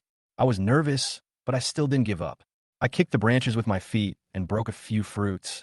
Beata carefully caught the fruit from below, her face full of excitement. We finally have something to eat. She almost forgot the danger here and smiled for the first time in a long time. I continued to climb the tree, preparing to pick the remaining fruits. But at this moment, I caught a glimpse of a big black bear, which walked lazily towards us with a cold look in its eyes. My heart suddenly tightened, and I quickly slid down from the tree. Get down quickly. We can't stay here any longer. Beata looked at me in confusion. What's wrong? There's still a few fruits left to be picked. Why did you come down? I quickly put my finger on her lips and whispered, Don't talk, go. Before she could react, I had already pulled her to the other side of the woods. When she turned back, we saw the black bear stood up and rushed towards us. Michael, the black bear is coming. Beata's voice was filled with panic. I barely had time to think, and I ran with her, but the black bear was too fast, getting closer and closer to us. I was anxious, thinking that if we delayed any longer, we would definitely be caught up. Beata and I ran as fast as we could, our hearts almost jumping out of our chests. The big black bear was running much faster than us, getting closer and closer, and the air became heavy with pressure. Roar! The big black bear roared again, its voice full of threats. Its pace became faster and faster, and you could almost hear the footsteps shaking the ground. Seeing that there was no way to escape, I came up with a plan and suddenly pulled Beata towards a big tree. Sister Beata, get ready to climb the tree. Beata held 3 wild fruits in her hands and looked at the big tree in front of her with a frown on her face. Michael, I can't climb up with the wild fruits in my arms. I was so anxious that I almost jumped up. It's already this late. Why are you still caring about those wild fruits? Throw them away and climb up on my back, I urged. Beata hesitated for a moment, feeling reluctant, but as she watched the bear getting closer, she suddenly thought of an idea. She quickly stuffed the wild fruits in her skirt, hugged the tree trunk, stepped hard on my back, and climbed up with difficulty. I was stunned. I didn't expect her to think of such a way. Just as I was about to climb the tree, I felt a gust of cold wind behind me. I turned around and saw the big black bear was only 2 meters away and was ready to pounce on me. It was on all fours, panting, staring at me fiercely. My heart sank, knowing that it was not in a hurry to attack, but was looking for an opportunity. At this moment, I thought of a legend. If you encounter a bear, you may have a chance of survival if you pretend to be dead. But I didn't dare to take the risk. I held the axe tightly in my hand, ready to use it to bluff and buy myself some time. As long as the big bear left for a moment, I would have a chance to climb up the tree. The big black bear continued to stare at me, as if waiting for my every move. Its eyes were full of hostility, and it was estimated that it would pounce on me if I made the slightest move. Beata was watching nervously from the tree. I could feel her inner anxiety. She seemed to feel that she had wasted time and caused us to miss the best chance to escape. Roar! The big black bear suddenly roared, as if testing me, forcing me to react. Suddenly, there was a slight sound in the air, and a bright red wild fruit fell from the air, hitting the big black bear on the head. The big black bear was startled, stepped back a few steps, then lowered his head, bit the fruit that fell on the ground, and swallowed it. Michael, climb up quickly. Beata shouted anxiously. Seeing that the bear's attention was diverted, I quickly seized the opportunity, jumped up, stepped on the axe, leaped hard, and finally grabbed the branch. When the big black bear saw me jumping onto the tree, it immediately stood up and pounced on me with its 2 front paws. At that moment, I felt its anger in the air, but fortunately, I was almost pounced on and managed to avoid it. After climbing up the tree, I breathed a sigh of relief, my heart pounding. Fortunately, I finally escaped this dangerous situation. Beata breathed a sigh of relief and looked at me excitedly. Michael, are you okay? I smiled and said, I didn't expect that you would be willing to throw away the wild fruit that you would not even want to throw away when you die. Beata glared at me angrily, but still touched the unripe wild fruits in her arms with heartache. It's a pity that one was lost. But if I had to choose, I still hope you're okay. I smiled gently and felt a warm feeling in my heart. Although we are now in danger of being on a deserted island, this kind of emotional exchange at this moment makes me feel precious. Looking at the big black bear, still roaring angrily under the tree, I couldn't help but tease him. Damn, I was afraid of you just now. But now you dare to yell at me like this? The big black bear seemed to understand what I said and roared angrily a few times, shaking its huge body. Hearing its roar, I no longer felt afraid, but rather a little proud. See if you dare to bully me again. I pulled the branch next to me and smashed it on the big black bear's head. Beata looked at me and opened her mouth into an O shape. She obviously didn't expect me to have such a naughty side. Michael, I didn't expect you to have such a cute side. I answered directly. If I had weapons and equipment, I would let this guy know what a real threat is right now. After saying that, an idea suddenly flashed in my mind. Oh, right, although there are no guns on this island, I can make bows and arrows, so hunting shouldn't be a problem. I was getting more and more excited and wanted to start making it as soon as possible. Unfortunately, the big black bear was still guarding us under the tree. The sun had already risen high and the sun was scorching in the sky. Finally, the big black bear could not stand the high temperature and reluctantly retreated. At this time, I knew there was no time to waste, so I quickly jumped down from the tree, pulled out the axe, and urged Beata to come down from the tree and leave quickly. Ah! Suddenly, Beata screamed. I was startled and thought something happened to her, so I looked up to check. I saw her holding the tree trunk with one hand and holding her skirt with the other. Are you okay? Why are you screaming? I shouted as I watched her stabilize herself. Beata replied angrily, Don't scare me. I almost fell down just now. She finally slid down and found a crushed wild fruit. Isn't this because of it? I crushed it. I looked at the rotten fruit with a sad heart. It was a pity. These fruits are the guarantee of our lives. It doesn't matter if it's bad, it's still edible. I sighed. Let's leave here first and find a safe place. We hurriedly walked away because this place was too dangerous and an accident could happen at any moment. More than half an hour had passed since the big black bear chased us. Beata and I took advantage of the absence of danger and quietly hid behind a big rock. At this time, one of the only two wild fruits we had left had gone bad, and we couldn't help feeling anxious and helpless. Michael, there are only two wild fruits, and one of them is rotten. What will we eat when we go back? Beata's voice revealed worry. I frowned, thinking back to the previous experience of picking up seafood. Maybe this time we can only try again. Let's go back and talk about it. If it doesn't work, I'll go catch the mountain cat tonight. Beata had no better idea, so she followed me silently, holding the two wild fruits in her hands, and returned to the beach. The sun was scorching, and the temperature in the jungle was even more unbearable. Beata was already sweating profusely, and her miniature fur was tightly attached to her body, revealing her perfect curves. However, at this moment, Beata suddenly stopped with a painful expression. Michael, I suddenly feel itchy. I noticed her face had changed, and I quickly stopped and looked back, seeing her sweaty clothes clinging to her body, which made her look even more charming. Although I was shocked, I still said anxiously, It seems that you put the wild fruit inside your clothes, and the fine hair outside may have touched you, which is why it happened. Beata was stunned for a moment, then realized what the problem was, and became even more unbearable. What should I do? It's so uncomfortable. I looked around, thinking that I should find a solution as soon as possible. No hurry, no hurry. Let's go left. There's a stream ahead. It should not be far from here. Washing it should provide relief. It will only take us a few minutes to get there. When she heard this, she nodded immediately. What are we waiting for? Let's go. I couldn't help but have some fantasies in my mind, but I still restrained myself and took her to the stream. After a few minutes, we finally found a clear stream. Okay, Michael, just wait here.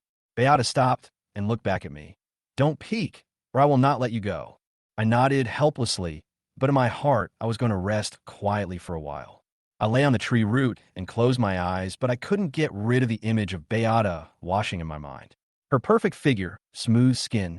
I tried my best to keep calm, but her appearance in the water still appeared in my mind. Beata played with water by the stream, scooping up the cool stream water and throwing it into the air. The water droplets sparkled in the sun, as beautiful as diamonds. She seemed to be worried that I would peek, so she turned around to check. Seeing that I was still leaning against the tree roots with my eyes closed, she slowly took off her clothes and began to wash my body. I couldn't help but secretly look back and saw her gracefully enter the water, like an elf in the water. Even though she was almost 30 years old, her skin was still white and tender, her figure was still slender, and her legs were long and straight, exuding a unique charm. My heartbeat accelerated, but I immediately turned my attention back to the surrounding environment. Suddenly, a scream broke the silence. My heart sank, and I quickly grabbed the axe and rushed over. Sister Beata, don't be afraid. I'm here to protect you. I shouted, but when I ran to the stream, I saw a scene that made me laugh and cry. Beata was holding her chest tightly, looking at a frog in front of her with horror. No way, is that it? I couldn't help but laugh out loud. Beata was born with an inexplicable fear of these small animals. When she saw the frog, she immediately urged me fearfully, Michael, get it away quickly, I'm scared. I widened my eyes at her miserable appearance and couldn't help being speechless. You are taking a shower now. How can I help you drive away the frogs? What's more, the stream water is so clear, you have no clothes, and I'm afraid. I hesitated halfway through my words, and her appearance unconsciously appeared in my mind. Beata was anxious, seeing the frog jumping towards her. Her tears were about to fall. You bad, Michael. Get it away from me. Seeing how anxious she looked, I finally made up my mind, walked into the stream, and reached out to catch the frog. Quack! The frog croaked and jumped very fast, and finally jumped into Beata's arms. Help! Beata screamed, stood up from the water in an instant and flapped her arms desperately, trying to drive the frog away. I couldn't help but grin, feeling helpless and vaguely amused at the same time, but there was no way to ignore her embarrassed look at the moment. I was stunned, looking at Beata flapping her arms desperately. Her fair skin was particularly dazzling in the sun, and her eyes were filled with panic and a little surprise. At this moment, I couldn't help but sigh. What kind of blessing did I have to have such an unexpected good benefit today? Beata flapped her hands in panic for a while before she finally realized that she had stood up and the water was no longer her predicament. And I was standing right in front of her, so close that I could almost feel her rapid breathing and slightly trembling figure. "Ah, you big pervert!" Her scream brought me back to my senses instantly. I turned around in a hurry and walked away without looking back. A blush appeared on her face, and she sat in the water and looked around, trying to find the missing frog, but the frog had already disappeared. She sighed helplessly, quickly put on her wet clothes, walked to the shore, pulled up her skirt again, and walked towards me with an angry face. "You big pervert." Her angry voice made me laugh, but I was secretly proud of myself. After all, it was worth it to peek at her this time. Beata's figure is still fresh in my memory. "Can we go back now?" She still looked a little depressed.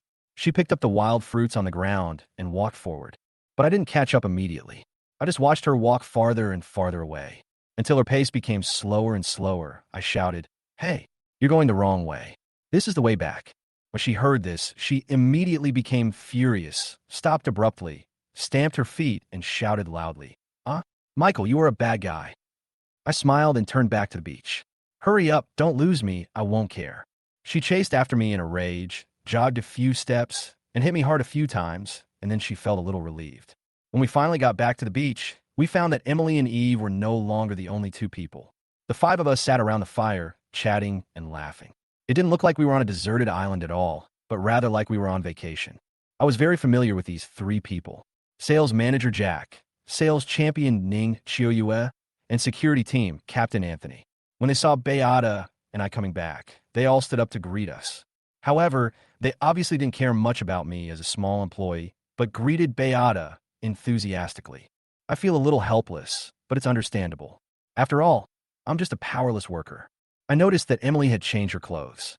She was no longer wearing the almost transparent suspender dress, but a long white dress with an exquisite bow at the neckline. The dress fit her body tightly, outlining her curves, slender neck, and seductive leg lines, which made people unable to take their eyes away. At this time, Anthony came over, and the explosive power of his muscles made me alert. His strong physique and fierce aura seemed to be able to explode at any time. "You must be Michael, Beata's henchman." Anthony's tone was full of contempt. "You are quite capable to keep this place so clean." I couldn't help but sneer, feeling disgusted with him. This guy relied on his connections with the company's top brass to bully others, and he especially liked to show off in front of the weak. Obviously, he thought I was just a lucky employee, and being able to stay with these high-ranking people. Maybe he thought I was the product of bad luck.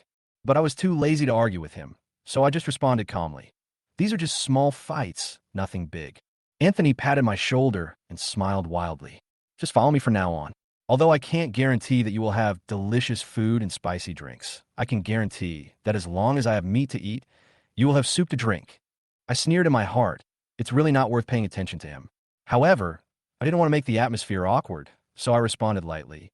"You should think about how to survive on this deserted island first. I won't bother you." Anthony looked a little displeased when he heard this. He raised his arms and showed off his bulging muscles. Based on my strength, this challenge is nothing. I was indifferent and walked to the fire. Seeing that the fire was a little weak, I added some dry wood. Emily changed her clothes and seemed to be in a better mood, but her hunger did not subside. "Michael, how is the harvest?" Her voice was full of anticipation. Before I could answer, Beata came over with 2 wild fruits. Obviously, she didn't want to have too much contact with Jack, the sales manager. Beata had a very bad impression of Jack because he never concealed his frivolous and narrow-minded attitude towards women. "This is what Michael and I harvested this morning." She handed the wild fruits to everyone. Jack smiled with disdain. "Ha, these things are not even enough to fill our stomachs, and you can call it a harvest?" I frowned. Although I could see Beata was a little distressed, there were too many new people joining, so I couldn't say much. So I picked up the axe and went to the beach to find some seafood to satisfy everyone's hunger. Soon, I picked up a lot of sea fish and seashells. Because of the storm last night, there were a lot more seafood on the beach. Everyone, there's not much food, so let's just make do with this for now, I said. Everyone started to work, skewering the seafood I picked up with branches and roasting it by the fire. Unfortunately, the food was snatched up by everyone in a short time, leaving me with only a little regret. Anthony grumbled in dissatisfaction. Michael, why didn't you pick up a little more just now? I haven't even started eating yet. I couldn't help but feel disgusted and responded coldly. The beach is right in front of you. Go pick it up and eat as much as you want. Anthony's face suddenly turned livid. He didn't expect that a small clerk would dare to speak to him like that. He stood up angrily and shouted angrily, What do you mean? You dare to say it again? I smiled coldly, ignored him, turned and walked towards the rocks by the sea. I lay on the rocks, letting the sea breeze blow gently, feeling a rare leisure. As the sun sets, the golden sunset dyes the sea surface a beautiful red, and I can't help but feel much more relaxed. Time seems to stand still, and I just quietly enjoy the tranquility and peace of this moment. However, gradually, the afterglow of the sun began to fade, and I slowly stood up and walked toward the fire. As I approached, I noticed that Jack's eyes were staring straight into the tent, with a golden glow in his eyes, and he glanced at several women from time to time. I couldn't help but laugh. Boss Zhao, my mouth is watering. Jack was startled by my voice, stunned for a moment, and then replied unhappily, How is that possible? Don't talk nonsense. Emily and Eve seemed to have just realized what was happening, and quickly pulled their dresses tighter, fearing that they might accidentally reveal something. I shook my head, turned around, took my axe, and headed for the jungle, picking up some fish bones that everyone had just left over. Beata saw that I looked a little disappointed and quickly caught up with me. As she walked, she asked, Michael, why are you holding the fishbone? I smiled and shook the fishbone in my hand. You don't understand this. If you want to catch a mountain cat, this is a must. Beata's eyes lit up, and she obviously understood my intention. It seems like you plan to sit back and wait. I didn't deny it and looked up at the sky. It looks like it will be dark in half an hour at most. I hope the moonlight will be brighter tonight. Beata nodded. Obviously, she also knew that although the weather was abnormal in summer, there would always be a few days of good weather after the storm. Soon, before it got dark, I found the place where I lost the mountain cat that night. It was a rocky hill forest, surrounded by weeds and piled stones. I pointed around and said, Sister Beata, this is it. After that, I found a relatively hidden place, pulled Beata to sit down, hid behind the rocks, and waited patiently. Beata leaned close to me. Not only was she not scared by the jungle around her, but she felt very safe. She leaned on me, as if she had nothing to fear. At this time, the night sky gradually became clear, with stars dotted around, and the moon began to become brighter. I looked around and confirmed that the location was good, so I used the weeds to cover our backs and placed the fish bones at the corner of a stone wall. Bobcat, come and eat. These delicious fish bones are rare. I whispered to myself, preparing to meet the prey. Beata leaned against me, waiting quietly, and the atmosphere seemed a little solemn. I stared straight ahead, holding the axe tightly in my hand, motionless. Time passed by minute. 10 minutes, 20 minutes, an hour. Beata began to feel restless, probably because she had been waiting for too long. But when she saw that I was still not moving, she seemed to be aroused. She couldn't help but hug my arm and leaned close to me. Feeling her touch, my heart was in turmoil, my thoughts were in a mess, and the mountain cat in front of me seemed to be no longer important. Beata's body temperature was transmitted to me through my clothes, and I felt it very clearly. She leaned on my back and asked softly, Michael, if we can leave this deserted island alive, what would you most like to do? I was stunned. I didn't expect her to ask this question. I hesitated for a moment and answered awkwardly. Maybe it's getting married, having children, and honoring my parents. Beata lowered her head, her eyes dim. I haven't thought about this question. I'm getting older, but my boyfriend has never made a commitment to me. Marriage seems to have become an unattainable dream. She leaned closer, as if to confide her inner grievances. At this moment, the moonlight shone on her face, and her eyes were filled with a little helplessness and loss. She didn't want to waste more time in a hopeless relationship. Suddenly, I noticed a motionless bobcat emerging from a rock in the distance. It was much larger than a domestic cat, and its eyes were alert and fierce. My heart tightened, and I immediately realized that this bobcat had a certain virus, possibly rabies, and I must not let it get close. Sister Beata, it's coming. I whispered to her. Beata came back to her senses, her face flushed instantly, but she quickly regained her composure. The mountain cat stood on the top of the hill, seemed to be aware of the movement around it, quietly observed the surroundings, and called softly a few times, as if testing. I looked at it nervously, trying to stay still, my heartbeat gradually speeding up. Kitten, come and eat. The big mountain cat carefully stepped down from the stone and slowly approached the fish bones. It looked around as it walked and was obviously very alert. I could almost hear my rapid heartbeat, holding the axe tightly and keeping my eyes on its movements. It finally jumped to the fishbone, lowered its head to smell it, then picked up the fishbone and planned to retreat quickly. Don't let it run away, I shouted in my heart, swinging the axe without hesitation. The axe hit the mountain cat's head accurately, knocking it to the ground in an instant. I finally caught you. I stood up excitedly and picked up the body of the bobcat. Beata looked at this scene and smiled for the first time in a long time. That's great. Now we don't have to go hungry anymore. I picked up the mountain cat and turned around to take Beata back, but just as we were about to reach the beach, I suddenly heard a woman's soft cry from the side of the jungle. Zhao, Mr. Zhao. Beata was shocked and whispered. From the voice, it seems to be Ning Chia. I smiled helplessly, knowing what was going on. It's really a match between a sales champion and a manager. Amazing. Beata showed an expression of great interest. How about going to take a look? I hesitated for a moment, but seeing that she had already run over, I could only follow her. To say that I was reluctant was just a superficial reaction, and my heart was already full of anticipation. After all, this kind of thing was definitely an opportunity that I could not miss. A light breathing sound came from behind a big tree. Beata and I carefully poked our heads out from behind the tree. The moonlight sprinkled in the jungle. Although the light was dim, I could still barely make out two figures. It was indeed Jack and Ning Chiuyue. Although the moonlight shone through the leaves, it was not enough to illuminate all the details. I wanted to see more clearly, but I could only vaguely see Ning Chiuyue bending over with her hands pressed tightly against the tree. Her seductive posture made me want to take a few more glances, but the light was really limited and I could only vaguely see some dark shadows. Sister Beata, it's almost time. We should retreat. I reminded her in a low voice, but Beata obviously didn't hear me.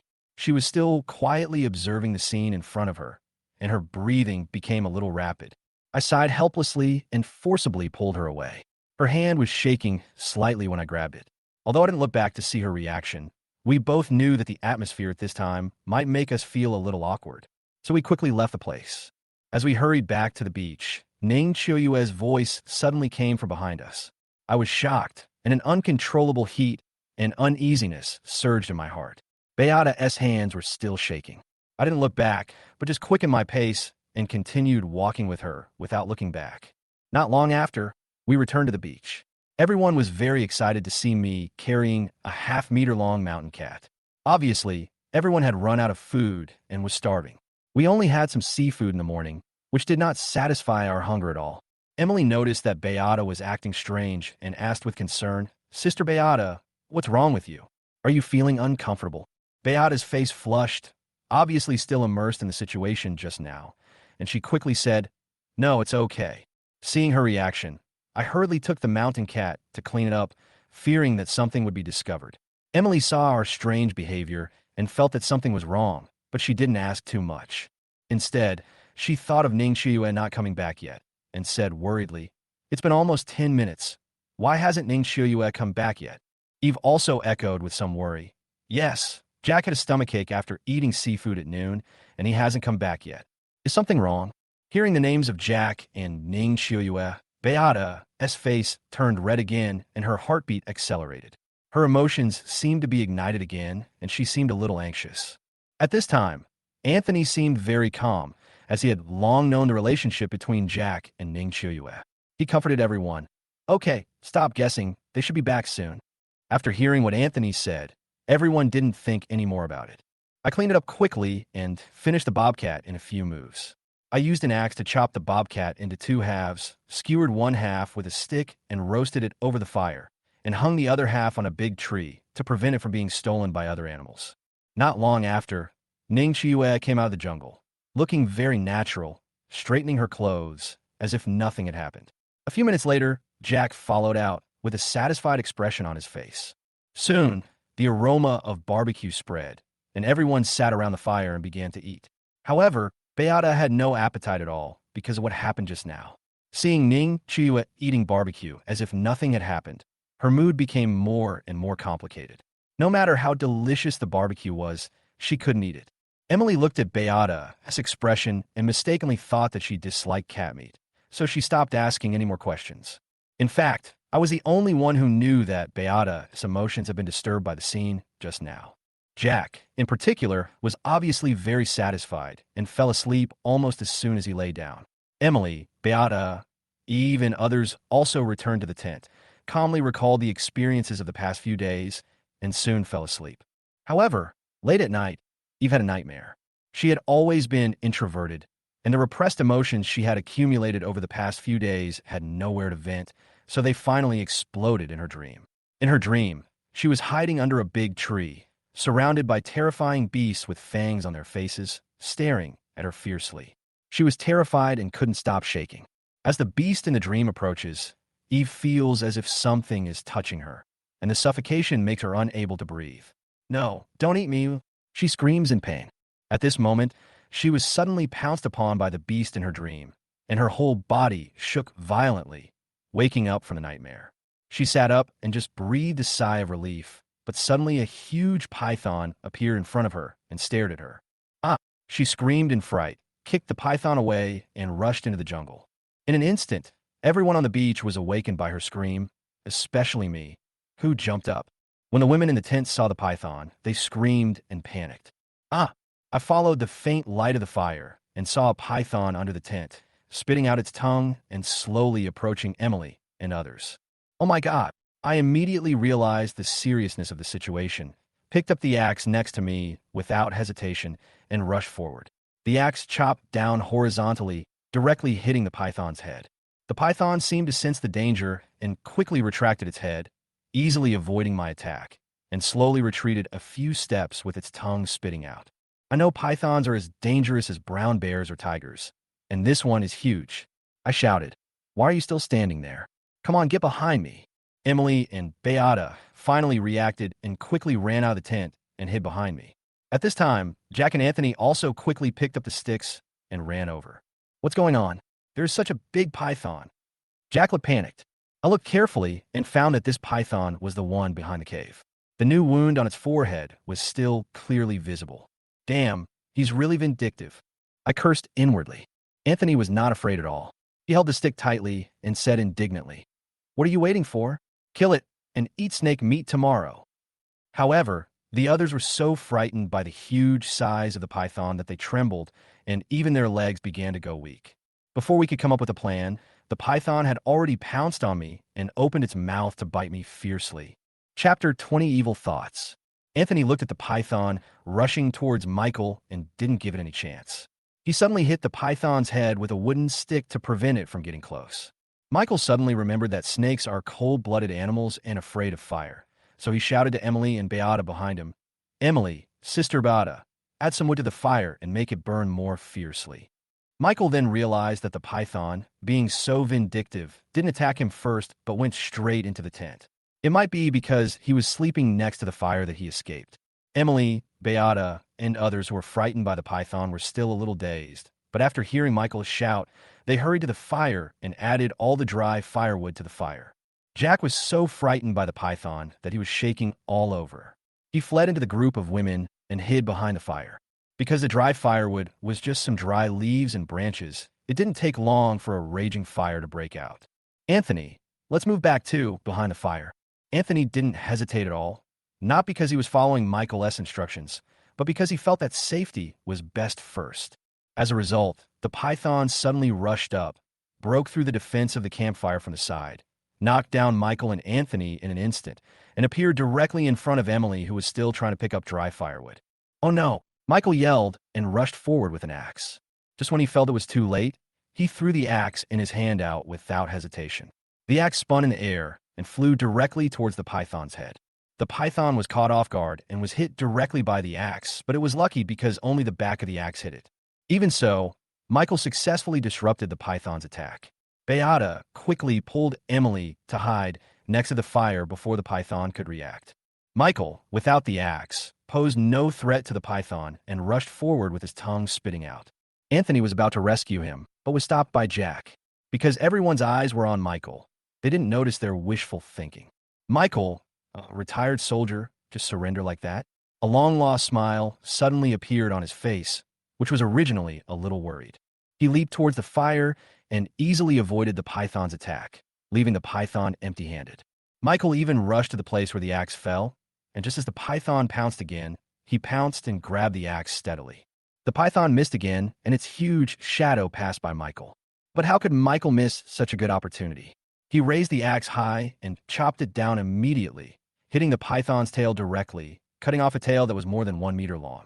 The pain caused the python to roll violently on the beach, and soon it ran into the jungle and escaped. Jack was shocked. Then he slowly let go of Anthony's arm as if nothing had happened. Anthony also ran up and pretended to praise him. "Michael, you are really good. You actually defeated such a big python. It was just luck." Michael kicked the chopped-off snake's tail and looked at Emily helplessly. Seeing that she had been pulled to the fire by Beata, he felt relieved. "Manager Yin, how is it?" Emily was obviously frightened, but she was not physically hurt. She also knew that it was Michael who threw the axe to save her, so she shook her head slightly to show that she was fine and said gratefully, "Thank you for what happened just now, Michael. It's okay, you're welcome."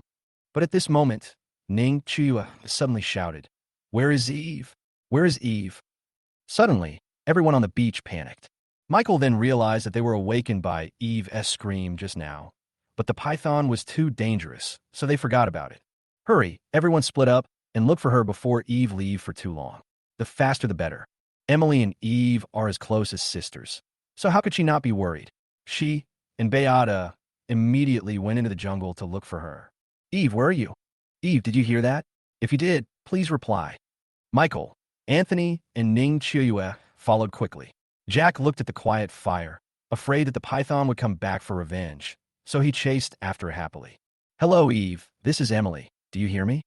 Eve, where are you?" Emily, Beata, and others were heard in the jungle, but no response was received.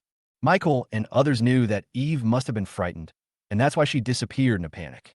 Jack, who was following at the end, was running around alone. He didn't care too much about Eve's safety. He just shouted to appease everyone. "Sister Eve, come out." After shouting, Jack complained to himself, "It's the middle of the night. What kind of trouble can happen?" A python actually appeared. "I'm drunk." Seeing that everyone had dispersed and no one noticed him, Jack lazily leaned against a big tree and took a rest. "I don't care. I need a rest. Anyone who wants to come can come." Just when Jack was about to close his eyes and rest, the grass beside him suddenly shook and made a slight sound. Sizzle. Jack was startled and thought it was a python chasing him. When he was about to get away from here, he followed the moonlight and found that it was Eve who was shrunk inside. She was so scared that her whole body was shaking. "Hey, Eve, are you okay?" Jack couldn't help but shout, but Eve didn't respond at all. She lowered her head and hugged her knees tightly, huddled together, her whole body trembling, and she uttered a few unclear words. "No, don't eat me, go away. Oh, don't eat me." Jack frowned, not knowing what was wrong with Eve, and couldn't help but push her gently out of curiosity. "Sister Eve." Unexpectedly, Eve was pushed to the ground. Her dress lifted up, she didn't react at all, and still kept talking nonsense. This time, Jack was stunned, looking at Eve who had no reaction, her clothes in disarray, especially her sleeping posture lying on the ground, which was clearly visible. Eve was shaking with fear, totally unconscious, with dull eyes, as if she had lost her memory. In an instant, an evil thought emerged from deep in Jack's heart. He looked at Eve, who had no reaction, and the last bit of rationality completely disappeared. "Sister Eve, I'm sorry." Jack pushed Eve away, who was hugging him tightly, and rode on her directly. Seeing that she still didn't resist, he became even more unscrupulous. Yep, the pain was unbearable for Eve, and she let out an unclear cry. But this did not dispel Jack's evil thoughts. Instead, this cry aroused Jack's animal nature. Chapter 21, Temporary Amnesia. Jack was extremely excited and tormented Eve to his heart's content. This was the scene he had always dreamed of. But in a big city, In such a big environment, doing so would be considered illegal and would be subject to severe sanctions, so Jack didn't dare to do so. But this is a deserted island, a lawless place, and he doesn't want to continue to suppress himself. He wants to be his true self. Jack showed a wicked smile and couldn't help but reach out and caress Eve. Want to taste what this woman tasted like, and whether she would be more attractive than Ning Chiuya. The shouts of Michael, Emily, and others suddenly came from not far away. Hey Eve, where are you? Eve, it's safe now. Please come out quickly. Ning Chiuya looked around and found something wrong. She asked in doubt, Hey, where's Mr. Zhao? Why is he gone? Everyone then realized that they had not heard Jack's voice for a long time. Anthony was taken care of by Jack a lot when he worked as a security guard in the company, especially his ability to act like an accomplice in the company was more or less related to him. Hey, Mr. Zhao, where are you? Anthony shouted around. Jack felt very unhappy. Looking at Eve, the delicate and boneless beauty in front of him, he didn't want to miss this opportunity in vain. But he didn't respond, and I didn't know how to explain it later, so I was in a dilemma for a while. As a result, Eve became even more frightened at this moment. She pushed him away, picked up a stick on the ground, and threw it at the bushes behind her. Don't come over here, you beast, I'm going to kill you. Jack was speechless for a while, looking at Eve's disheveled figure and her graceful back, then slowly got up from the ground. He didn't regret what he did tonight, but seeing Eve who was a little bit out of her mind and hearing the shouts coming from not far away, he had to respond, Hey, Michael, Anthony, I'm over here. I found Eve. You guys hurry over here. Jack's shout reached the ears of Michael and the others. They all saw him in the moonlight and knew that he had found Eve, so they all ran over. Jack was worried that his deeds would be exposed, so he quickly went forward to help Eve tidy up her dress, and even then he did not forget to take advantage of her, feeling very happy. Michael ran over and asked worriedly, Jack, what happened just now? Jack looked at Michael, Emily, and others who gathered around him. He didn't answer. He pointed to the crazy Eve and said, Look, Sister Eve has become like this. Eve continued to hit the weeds with the branch as if she knew nothing. Jack was afraid that everyone would notice something was wrong, so he quickly changed the subject and explained, I fell down just now because I wasn't paying attention. I happened to see Eve hiding in the bushes. I wanted to pull her out first. Who would have thought that she would become like this? You can see for yourself. She is completely unconscious now. Michael looked at Jack, who was covered in mud, in the moonlight, and didn't think much about it. Emily was very worried. She couldn't bear to see Eve become like this, so she quickly went forward and hugged her. Eve, don't be afraid, come back with us. But Eve turned around instantly and hit Emily with a stick. Go to hell, you beast.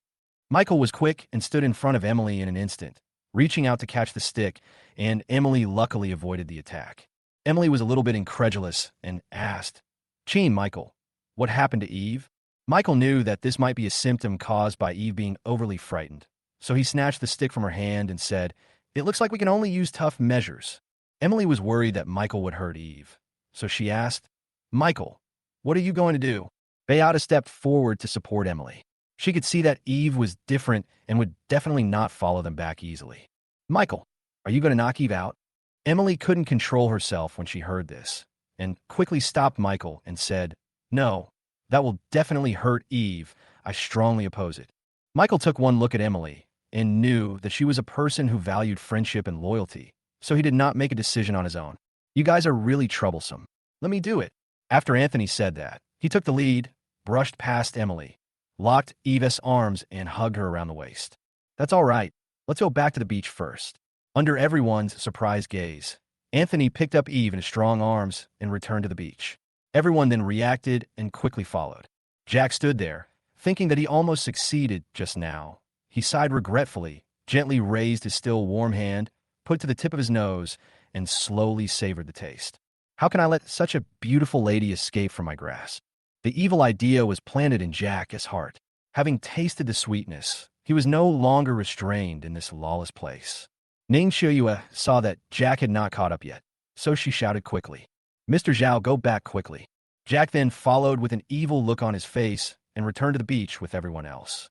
Not long after, Eve, who was forcibly carried back to the beach by Anthony, saw the fire and her struggling body slowly calmed down. Seeing this, Michael and Beata hurriedly went to the jungle and brought back a lot of dry firewood and put it on the fire. The huge fire illuminated the entire beach. Seeing Eve and Anthony's arms calm down, Emily asked with concern. Anthony, Eve, what's wrong with her? This little girl seems to have fallen asleep. Anthony also didn't expect that Eve, who had been struggling desperately just now, actually fell asleep in his arms after seeing the fire. Emily quickly cleaned the tent, asked Anthony to put Eve in, and sat beside her to take good care of her.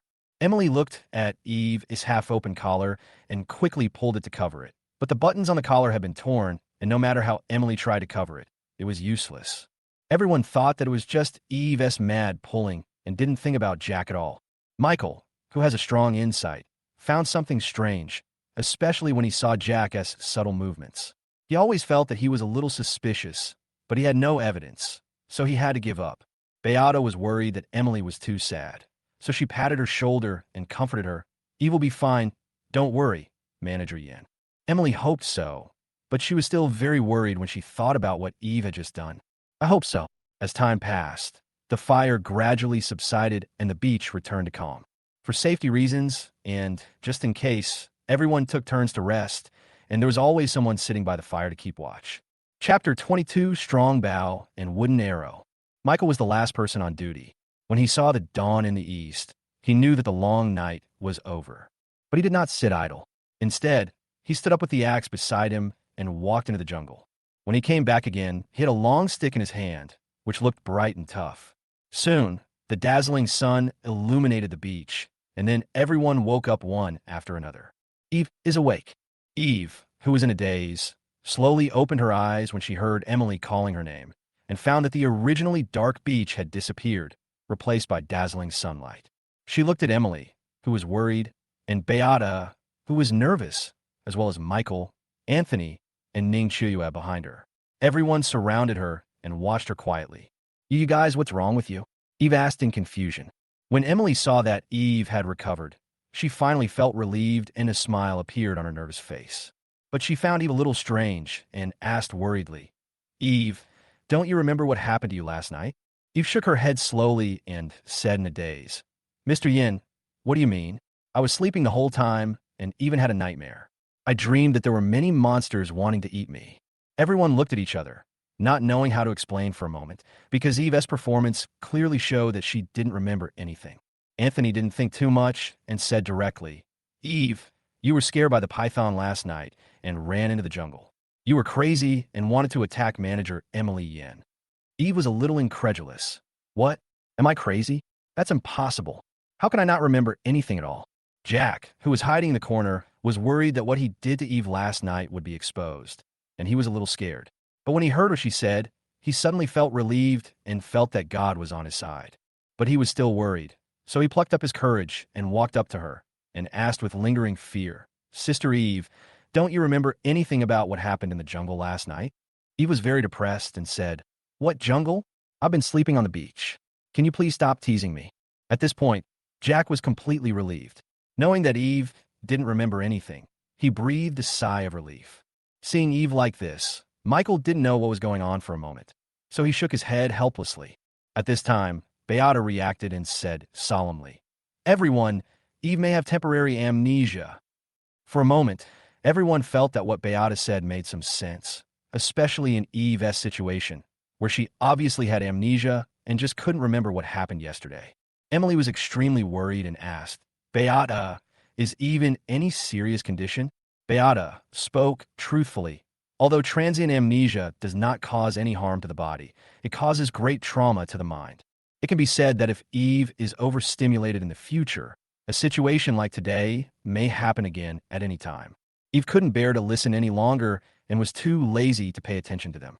She stood up, straightened her clothes, and walked to the beach to wash up. What are you talking about? I don't understand anything. I'm going to ignore you. Everyone looked at each other. Although they were not very reassured, there was nothing they could do. Seeing that Eve was fine, Michael stopped paying attention to this and took the bright tree sticks he had just cut in the jungle and found some cloth strips to twist them into ropes to make a strong bow. He tried the strength of the bow and found that it took a lot of effort to pull it, so he knew that the strong bow was made. When Anthony saw the strong bow Michael had made, he actually forgot that they had a quarrel yesterday. He walked over and tried to pull it. He felt that the strength was okay, so he praised, A small employee is a small employee. He just fiddles with these things, but this bow is really good, but I don't know if it can shoot accurately. Michael would never tell Anthony that he was a veteran, and these things were easy for him to get. My archery is all based on luck. When Anthony saw Michael split the wooden planks on the beach into long, thin strips with an axe, he knew what he was going to do. Michael, this board is so light, and there's no arrowhead. Even if this bow is good, it's impossible to hit it. Huh? Michael sneered but didn't say much. He used an axe to remove the edges of the wooden strips, polish them like real arrows, and even cut spikes at the front end of the wooden strips. Before Michael finished polishing all the wood strips, Beata had already prepared the food and even cleaned the python's tail. In order not to waste food, she roasted it all next to the fire. Michael ate a few bites casually and continued to fiddle with his bow and arrow. When everything was done, he took out the arrow and tried to put on the bow. Whoosh! The wooden arrow was shot out instantly at an extremely fast speed, but it was so light and had no trajectory, making it impossible to aim at the target. Anthony sneered at the side. See, it's just like what I said. It won't work unless you can find the arrowhead. How could Michael not know? He said nonchalantly, no hurry, no hurry. He tried it a little later, and it was the same as the first time. The wooden arrow had no target to speak of when it was shot out, but if the distance was close enough, the lethality was still quite good. Beata came over and took the bow and arrow from Michael's hand to try it out, but she couldn't even pull the bowstring. She said excitedly, Michael, with this thing, hunting should be much easier now, right? Michael shook his head and responded, there is still one thing missing, but there is no rush. I think there's still a lot of food. I plan to go into the jungle to see if there are other victims or clues to the rescue team. Beata would not let Michael act alone. She would follow him no matter what. I want to go too. Michael had gotten used to having Beata follow him around these days, so he had no objection. Okay, then you wait for me. After saying that, Michael went to the campfire to discuss with Jack, Anthony, and others. Now everyone is trying to survive, so you two should also do your part to help. Go to the beach and take a look. Maybe you can get what everyone needs. Jack and Anthony were obviously unhappy. They didn't expect that a small employee would dare to give them orders. But considering Michael's strength in fighting off the python last night, he didn't intend to make a scene and just responded casually. Okay, these are just small things. Seeing that Jack and Anthony agreed, Michael, carrying a bow and arrow and an axe, went back into the jungle with Beata. This time, they did not go to the mountains in the west. Although there were wild fruit trees there were big black bears patrolling there. Especially after they had suffered a crisis from it. The inexplicable fear made them dare not set foot there casually. Because the python was seriously injured last night, Michael and Beata went to the pond behind the cave to find out what was going on. As soon as they arrived at the pond, they found that the python had turned into a shell, with only a head dragging a long snake skin lying on the ground. Its insides had been eaten by an unknown beast. Beata was obviously startled. She hugged Michael's arms with both hands and pressed her body against him tightly. She said at a loss, Michael, what should we do next? Michael felt the softness on his arm and wanted to take Beata down right away, but the python under his feet had been devoured. He didn't know what kind of ferocious beasts were nearby, so he didn't dare to stay for long. There are big black bears in the west, and there are beasts here that can kill pythons. In the east, I don't know what will happen. Will there be other victims or news about the rescue team? Beata didn't know, but she knew that wherever Michael went, she would follow. We could just go and take a look and find out. Michael made up his mind, nodded solemnly, and said, Okay, there's still a lot of food on the beach, so let's go to the east side of the deserted island today to see what is there. Chapter 23, Eastern Grassland. Michael and Beata followed the stream eastward, but he knew that this was a deserted island full of dangers, so he remained cautious. Sister Beata, be careful. Michael instantly blocked Beata's way with his arm and slowly backed away, but as luck would have it, his arm just happened to touch Beata's body, and his whole body was shocked. Michael, what's wrong? Beata was not angry, but looked shy. Michael didn't mean to take advantage. He pointed to the side of the road ahead, where there was a sea snake that looked like a dry leaf. Its triangular head was staring in their direction, slowly spitting out its tongue. It's a sea snake. Don't underestimate this little thing. Some of its venom is more powerful than that of a king cobra. We'd better be careful. Beata has extensive experience in surviving in the wild. How could she not know how powerful the venom of sea snakes is? So she was cautious just in case. Well, could you please take your arm away first? Michael quickly retracted his arm that was leaning on Beata and had no choice but to lead her around the sea snake and continue moving towards the east of the jungle. Sizzle. Beata saw a mouse running past her, and quickly chased after it with a branch. It's a rat, Michael. Hurry up and hit it. Sister Beata, why are you chasing mice? Beata's eyes widened, and she was also embarrassed and said, when a rat crosses the street, everyone shouts and beats it. I am getting rid of this pest for the people. Michael disagreed and said, I thought you wanted to eat rat meat, but it seems I was overthinking it. Beata felt that Michael had seen through her thoughts, and her face turned red instantly, but she still pretended that she just wanted to hit the mouse to vent her anger. Let's go, let's go. It's already gone. Let's continue looking for food. In fact, Michael was quite happy to see Beata like this, but his appearance did not change at all. He continued to move forward, always paying attention to the situation around him. At this moment, Michael suddenly spotted a rabbit out of the corner of his eye. It was hopping beside a big tree, looking around cautiously from time to time. Chill. Beata quickly lowered her pace and looked in the direction Michael pointed, only to see a rabbit hopping around. Oh my God, Michael, you were able to see that guy even though he was hiding so secretly. That's amazing. Michael saw it, but he certainly couldn't catch a hare with his bare hands. He said helplessly, it seems we can't catch it. Beata didn't think too much about it. She pointed at the bow and arrow on Michael's back and said, how would you know if you don't try it? Michael thought Beata's words made sense, so he slowly took out the arrow, put it on the bow, and slowly approached the hare. The jungle was silent, and Beata was so nervous that she could even hear her own heartbeat. Michael slowly approached, stared at the wild rabbit less than 5 meters ahead, slowly pulled the bow and arrow, and was about to shoot. Unexpectedly, at this moment, the rabbit instantly raised its head and looked behind it, turned around, and ran away at an extremely fast speed. Michael was angry. The meat was almost in his mouth, but it was gone just like that. However, he thought of the hare's last expression. It was not because it was scared away by him, but because it was looking towards the depths of the jungle. He also looked in that direction, but it didn't matter if I didn't look. When I saw it, I was shocked and quickly waved for Beata to come over. What's wrong, Michael? What's going on? Beata just asked a question and was stunned before she heard Michael's answer. They actually walked out of the jungle, but what they saw in front of them was not the vast ocean, but a wide grassland.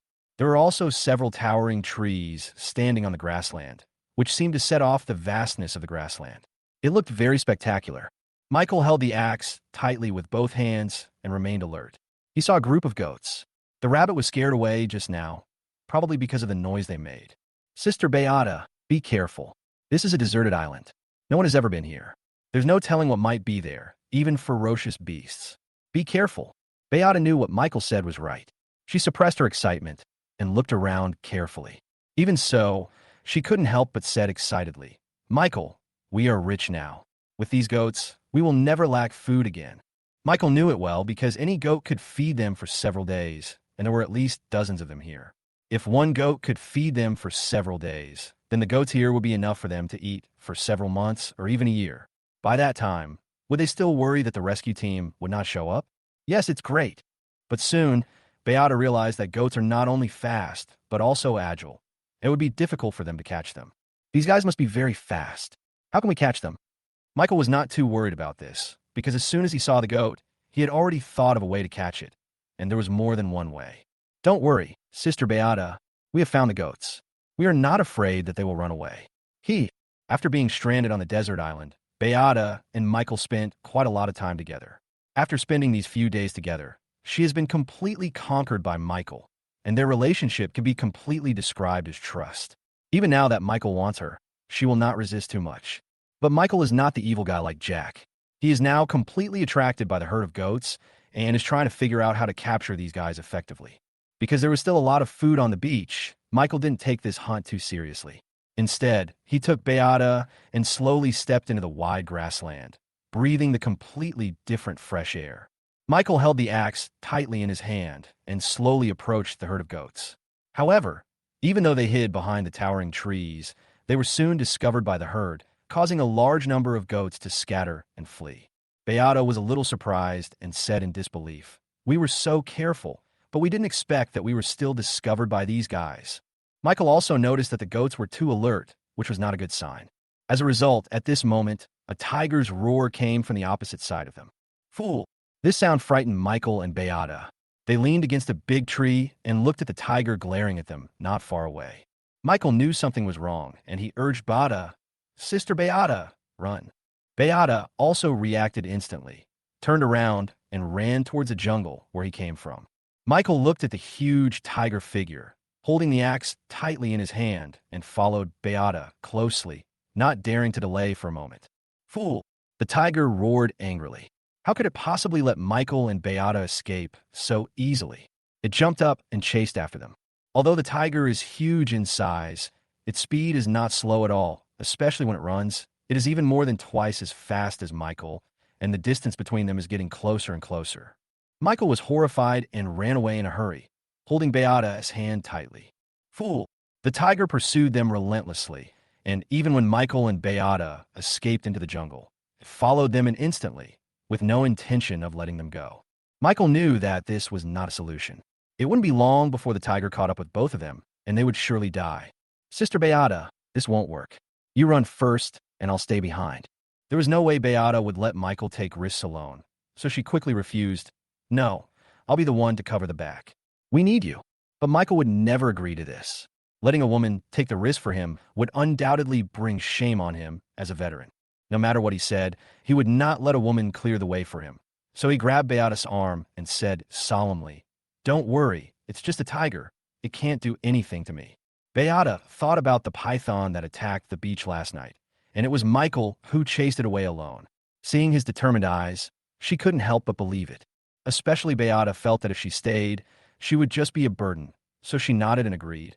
I understand. Then I will wait for you in the cave ahead, and I will not leave unless you come.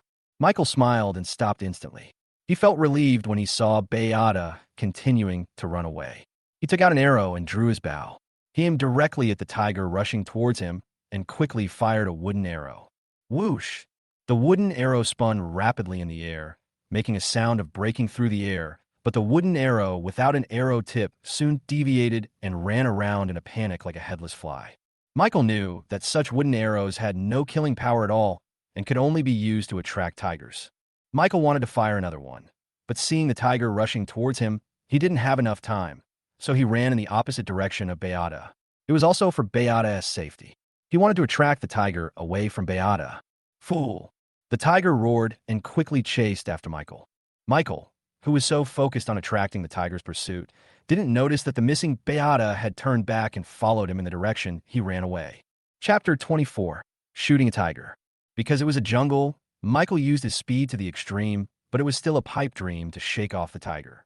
The distance between the two sides was not very far to begin with, and soon the tiger caught up with Michael with its bloody mouth wide open, fangs exposed, looking very ferocious. As a result, a deep ditch suddenly appeared in front of Michael, which was probably formed by the water flow after the storm. Fool! Michael knew that his life was not over, so he rushed down the slope and slid into a deep ditch. On the other hand, the tiger, because it was about to bite Michael, did not slow down, jumped over the ditch, and crashed into the grass. Michael got a chance to relax and was about to continue running away when he saw Beata not far from the ditch. He was extremely surprised. Oh my God, what's wrong with this woman? I told her to keep running, but why is she following me? Fool! The tiger's roar came, and Michael didn't have time to think. He immediately ran to Beata and asked anxiously, "Didn't I tell you to go back first? Why are you running back again?" Beata already had someone in her heart for Michael, and she said worriedly, I'm worried about you. If anything happens to you, what should I do?" Michael was obviously stunned. He didn't expect that he was more important to Beata than her life. He felt warm in his heart. Fool! But the tiger instantly jumped into the ditch and pounced fiercely towards Michael and Beata. Beata was so scared that she screamed and ran away without Michael's warning. Michael was a little embarrassed. He didn't expect the woman to react so quickly, and he quickly chased after her. Because the ditch was too narrow, the tiger's speed was obviously greatly reduced. Michael and Beata quickly rushed up from the ditch. Beata asked worriedly, "Michael, what should we do now?" Michael looked back at the tiger stuck in the ditch. He knew that the tiger could not be stopped at all, so he quickly looked around. In addition to a large number of small trees, there was only a huge rock left. He decided, climb up the big rock and hide for a while. Beata looked at the big rock about 4 or 5 meters high not far away and asked in surprise, What, it's so high, how can I get up there?" Bluff. The tiger suddenly freed its 2 front legs from the deep ditch, and Michael was so scared that he quickly pulled Beata to the bottom of the big rock, quickly found a crack and said anxiously, "Let's use the old method. Step on my back and climb up through the crack." Beata did not hesitate and immediately stepped on Michael's back as he said, grabbed the crack of the big rock, and climbed up quickly. At this moment, after struggling desperately, the tiger broke free from the obstacle in an instant, jumped out of the deep ditch, and roared towards the sky to show its power. Fool! Beata was frightened by the roar and almost fell down from the rock. However, she managed to hold on to the rock wall with both hands and escape the disaster. "Oh my God, I almost fell." The tiger's eyes were extremely fierce, and it instantly exerted force on its hind legs and rushed towards Michael again.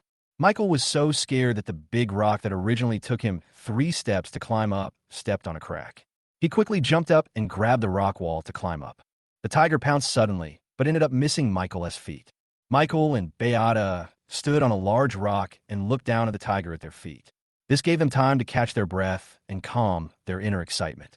Beata saw the scene clearly and said terrifiedly, "Michael, you were in danger just now." Of course Michael knew it, but now he was standing on a high place looking down at the tiger and saw that it still didn't give up. "Fool!" The tiger roared, stood up instantly, put its front legs on the big rock, and tried to climb up, but his heavy body could not hold on, and he slid down again. At this moment, Michael no longer had the fear he had before. Instead, he showed a hint of sneer on his face and said, "Ha! You still don't give up? Then today I will let you, a big insect, know that fighting with others is to seek death." "Fool!" The tiger roared as if claiming its territory. Michael looked down at the tiger, which was crawling on the rocks with its feet, roaring at him madly. "Damn, I was afraid of you just now. Am I still afraid of you now, you stinky tiger?" The tiger seemed to understand what Michael said and roared a few more times. "Fool!" Michael showed a wicked smile, slowly took off the strong bow on his back, then took out a wooden arrow from his back and put the arrow on the bow. "Ha! Even though there's no arrow, I don't believe I can't kill you at such a short distance, bug." Beata stood behind Michael and watched him aim the bow of the tiger. She was surprised and asked, "Michael, you don't want to kill the tiger again, do you?" Michael did not answer Beata's words, but used his actions to tell her that she was right. Michael was seen standing on the edge of a large rock, bending over, taking an arrow, and putting on the bow. He used all his strength to pull the bow to its maximum curvature and aimed it at the tiger's head. "Go to hell, big bug!" Whoosh! The wooden arrow was shot out instantly and rushed towards the tiger's head at a high speed. However, the wooden arrow without an arrowhead was light and fluttery and did not achieve the effect Michael wanted. When it quickly reached the top of the tiger's head, it deviated, brushed past the tiger's neck, and shot directly into its thigh. Ah! The tiger was shot by a sudden wooden arrow and howled in pain. It took a few steps back and fled towards the grassland. Beata was so shocked that her jaw dropped. She didn't expect that Michael could actually fight off the tiger. She screamed with joy. "Wow, Michael, you actually chased the tiger away. That's amazing." But Michael kept shaking his head. If it weren't for the arrow, the tiger would not just be beaten back. Alas, what a pity to waste so much good meat. Although Beata knew that Michael had some abilities, she didn't believe that Michael could really kill the tiger. She felt that it was already a great achievement if he could drive it away. All right, it's good enough that we're safe now. Let's quickly figure out how to get down." Michael jumped off the big rock without thinking. The rock was 4 or 5 meters high, and he landed quietly, showing great skill. Sister Beata first grabbed the stone wall and stepped down a little through the cracks, then step on my shoulders and slide down. Beata looked at Michael leaning against a big rock, and suddenly felt embarrassed when she thought about going topless. Michael was afraid that the tiger would turn back out of hatred, so he hurriedly said, "Hurry up, it's too dangerous here." Beata had no choice but to bite the bullet and agree. "Then I'll go down, and you are not allowed to look up." Michael then realized that Beata was still topless. Although it was normal for men to be lustful, he knew his limits. "Okay, don't worry."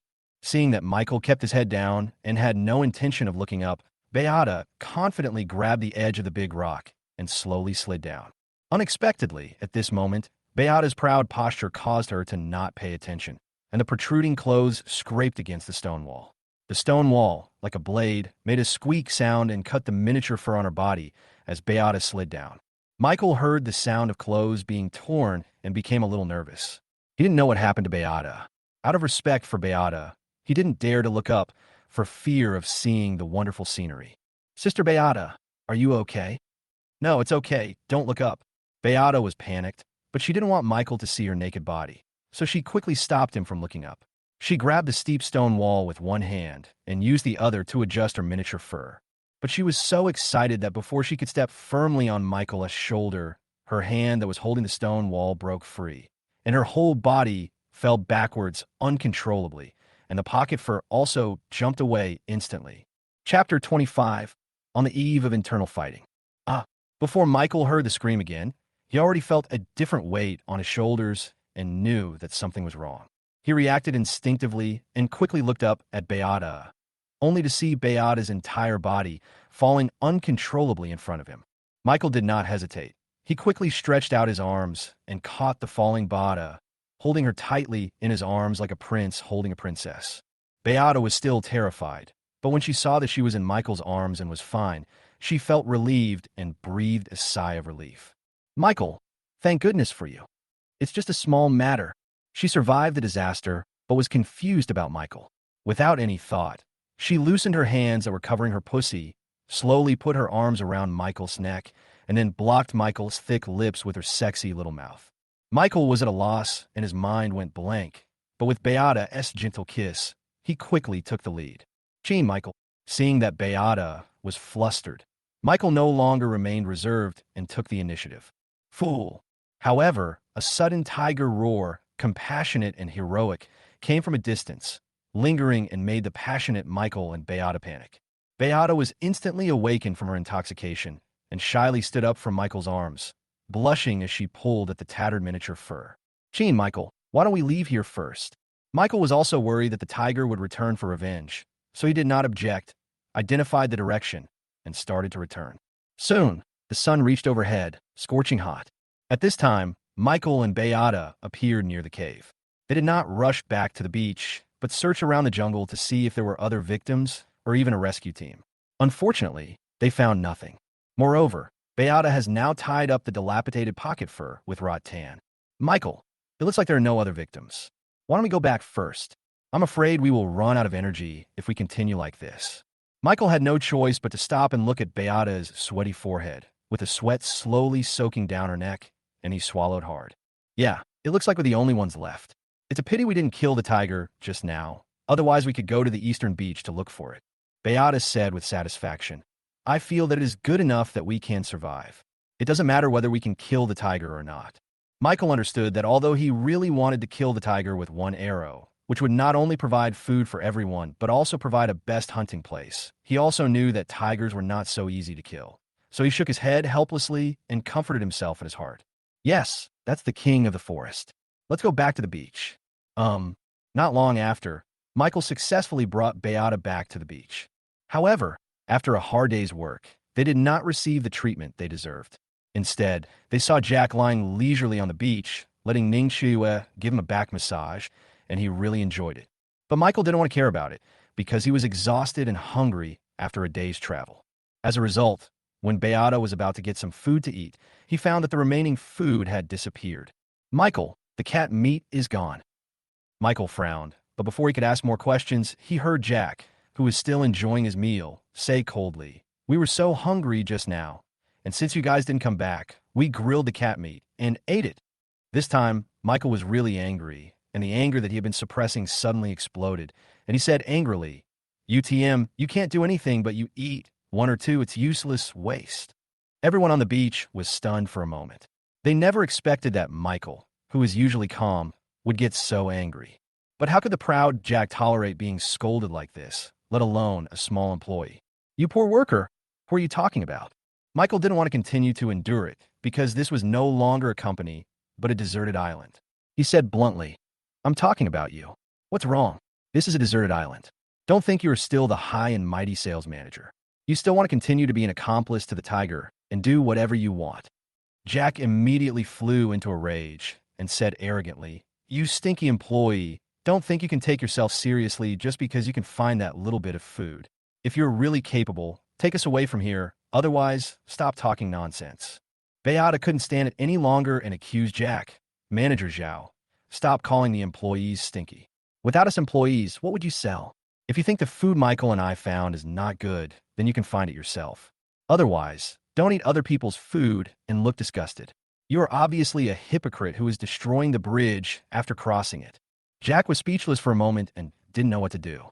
At this time, Emily came out of the tent and persuaded everyone. All right, stop arguing. We have survived many hardships and finally gathered together. We should think about how to survive instead of wasting time arguing here. Anthony, Ning Chiuyue, and Eve also try to persuade them, not wanting things to become too awkward. Emily also handed the food wrapped in a cloth strip to Michael. This is what everyone left for you. You and Beata must be starving. Eat it first. Michael was not too polite. He took the food handed to him by Emily and shared it with Beata, half each. Thank you very much. Michael gave Emily face and didn't argue with Jack too much. He also knew that Jack had sprained his foot while looking for something on the beach in the morning, and Ning Chiuyue was just massaging it for him, hoping that he would recover soon. Time passed quietly, and before I knew it, it was already dark. Michael was sleeping next to the fire at this time, and he felt a headache at the thought of having no food tomorrow. Jack was also injured, so he had to stay on the beach to recuperate. But Michael didn't trust Jack because he knew Jack was a well-known womanizer in the company, and he didn't intend to let Emily or Eve stay on the beach with him. So he began to rack his brains, thinking of ways. Chapter 26, Front and Back Attack. As the day breaks, the east begins to brighten.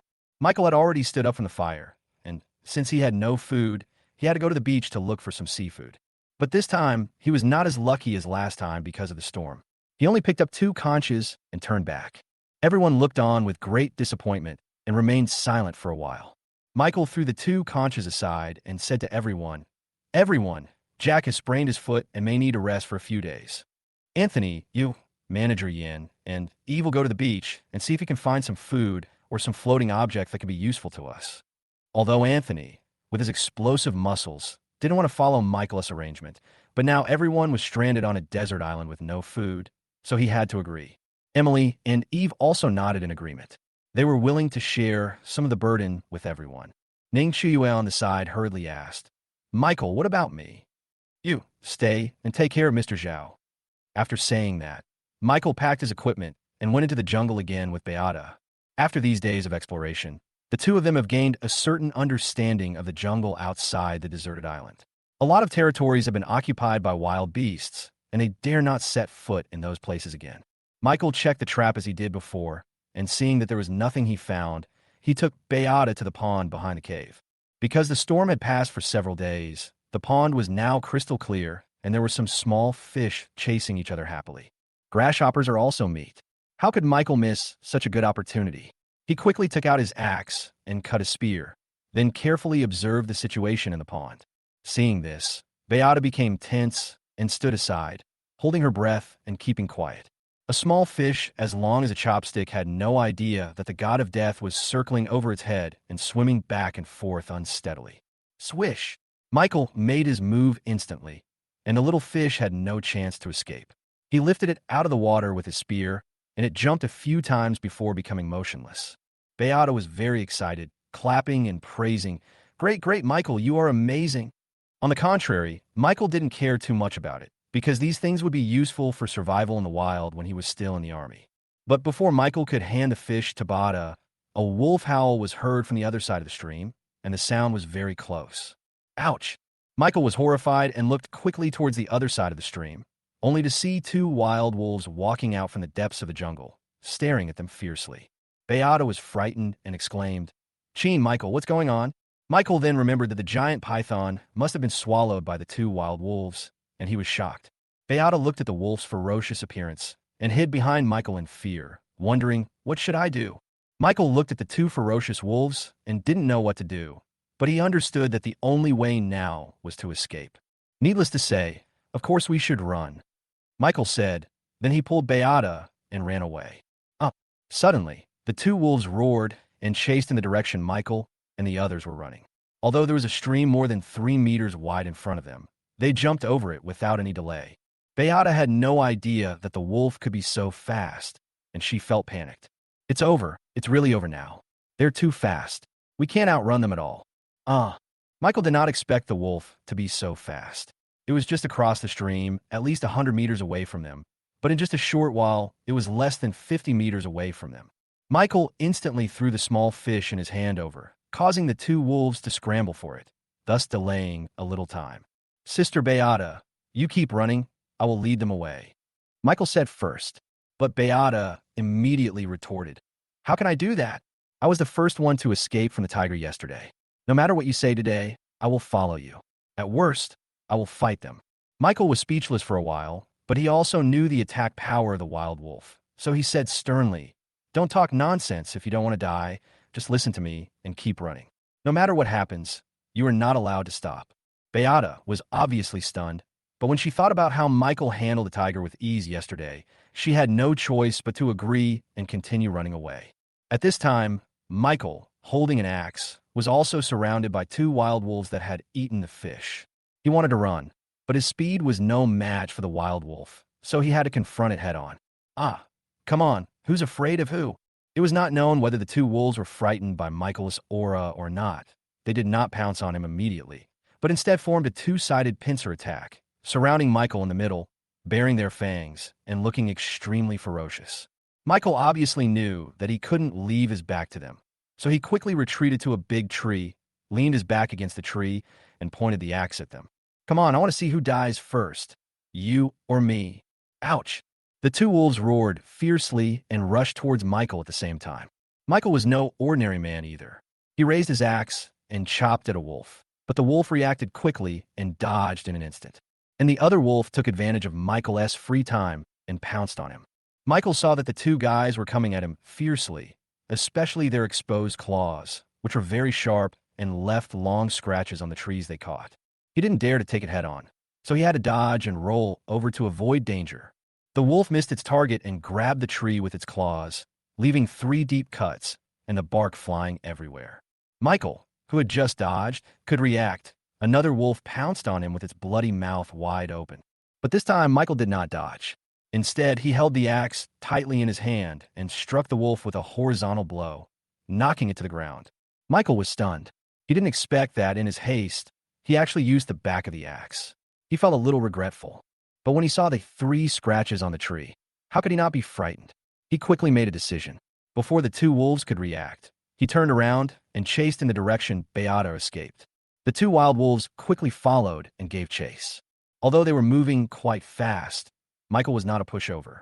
In addition, the area was surrounded by weeds and jungle, which put the wolves at a disadvantage.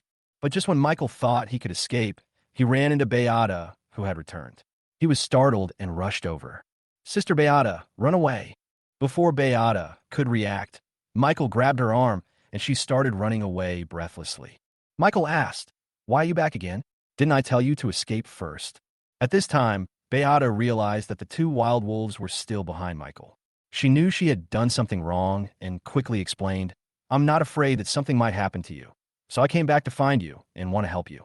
Michael felt warm in his heart, but he also knew that now was not the time to be happy. Roar! At this moment, a roar suddenly came from not far away, and a big black bear suddenly appeared in front of them, blocking their way. Chapter 27. Intolerable. Michael was stunned. After seeing the ferocious black bear, he realized that he had run too fast and actually entered the black bear's territory. Beata looked at the big black bear and 2 wild wolves attacking from both sides and was already at a loss. She said in fear, we are in trouble now. Michael, think of a solution quickly. Michael was also panicked, but when he looked back and saw the wolves eager to try, he knew that they were not willing to give up on him and Beata, the 2 prey. So he made up his mind. Sister Beata, let's move back. Beata looked at the 2 wild wolves behind him and said hurriedly, there are 2 wild wolves behind us. What should we do if they bite us? Michael was confident and said, don't worry, just listen to me. Beata was half believing and half doubting, and followed Michael to slowly retreat away from the big black bear, but the 2 wild wolves behind them rushed towards them. Michael thought quickly and quickly pulled Beata, who had not yet reacted, and rushed straight towards the big black bear. This change scared Beata. Just when she thought she was doomed, Michael suddenly changed direction and took her and jumped into the slope nearby. The 2 wild wolves were not careful for a moment and could not control their speed and rushed towards the big black bear. Roar! The big black bear roared, stood on its hind legs, and slapped the wolf with its huge paws. The wild wolf was not a good guy either.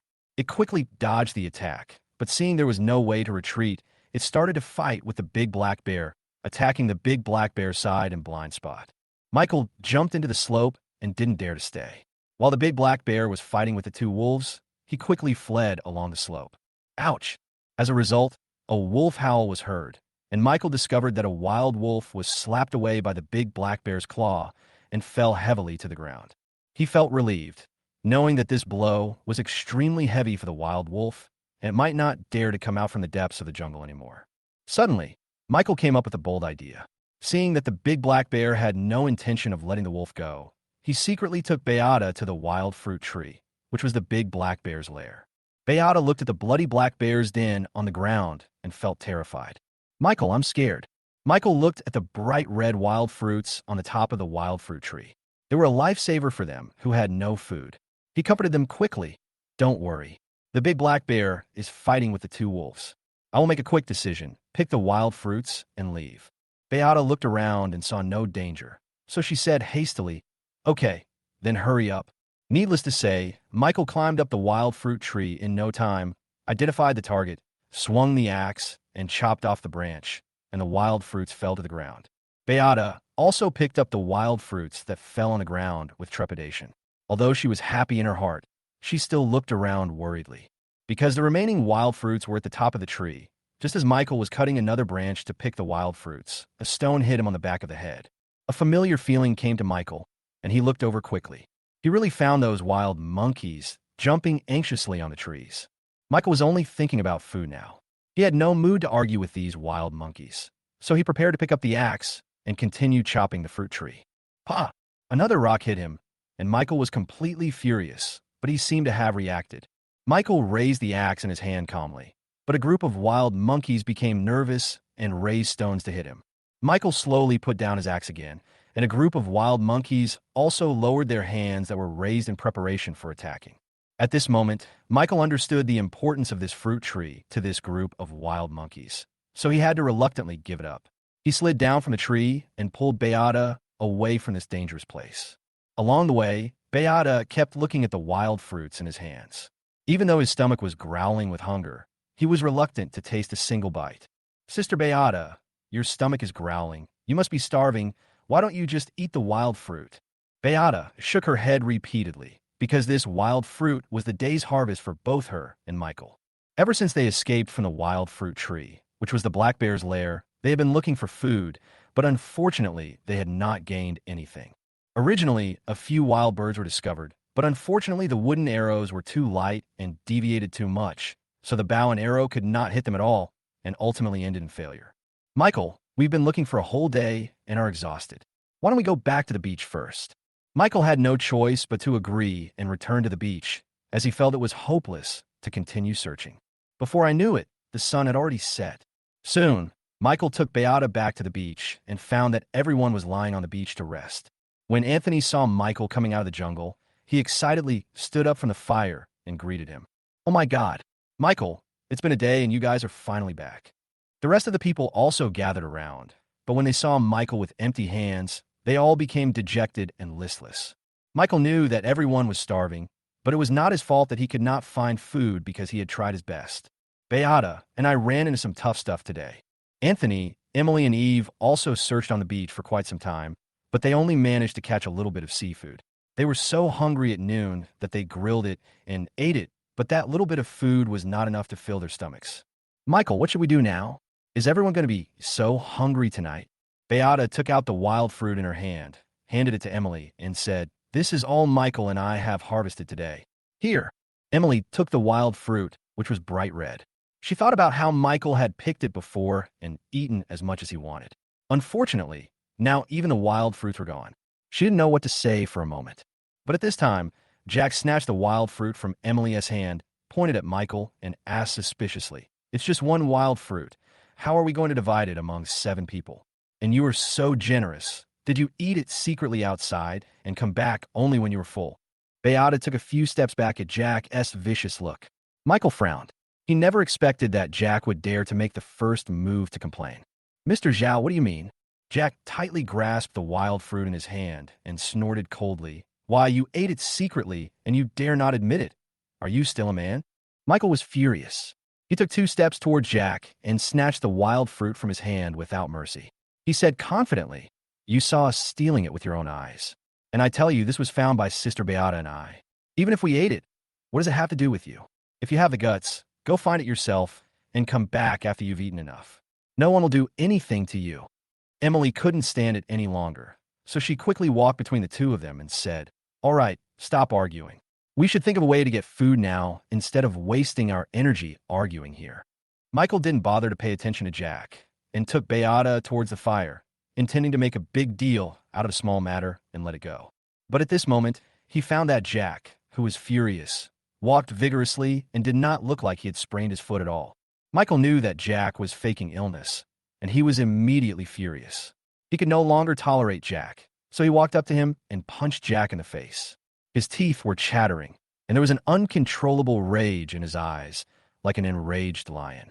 "Jack, you don't do anything. You either ask for food or drink, and you even pretend to be sick. Fuck." Chapter 28, Falling Apart. Jack also became angry after being punched by Michael. He jumped up from the ground instantly and was about to punch Michael in the face. Michael, except for his fat body, the punch he just threw was easily caught by Michael.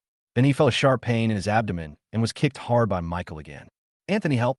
When Anthony heard Jack's cry for help, he rushed forward and blocked Michael's attack. He also wanted to restore Jack's dignity, but Emily screamed and stunned everyone. "Ah, stop it." At this moment, everyone stopped and Michael was pulled back by Beata. Anthony looked at everyone who was silent and said, "Michael, I'm not saying anything bad about you, but look at you now. You are so self-righteous.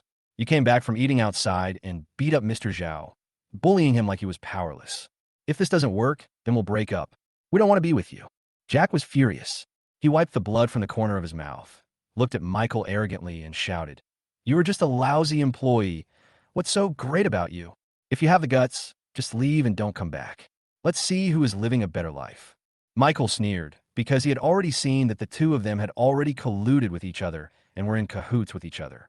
Emily watched things develop into this, which was not her intention at all.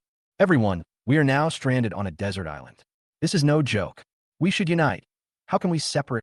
Michael glanced at Beata beside him, and seeing her nod slightly, he pointed at Jack and said, "Okay, leave if you want to, but when the time comes, don't kneel down and beg me." When Emily saw Michael was about to leave, she quickly stood in front of him and insisted on keeping him. "Michael, you can't leave. We need you." Jack continued to speak harshly, angrily saying, "Get out of here quickly. You are not welcome here." Michael glared at Jack fiercely, and the vicious look scared him so much that he hid behind Anthony. But Michael didn't take Jack and Anthony seriously at all. He looked at Emily in front of him and said sincerely, "Emily, come with Beata and me. I will protect you." Jack was reluctant to let Emily leave and quickly nodded to Ning Chiue beside him, as if it had been planned in advance. Ning Chiue had already been Jack's human doll, and she also wanted to drag the arrogant general manager Yin into the water, so she stepped forward to persuade him to stay and even took Emily's arm, appearing particularly intimate. "Manager Yin, please don't leave." Eve follows Emily. Wherever Emily goes, she goes without any hesitation. But just as Emily was hesitating, Jack took out a smartphone from his backpack. "I have a cell phone and a GPS. The rescue team will be here in a few days.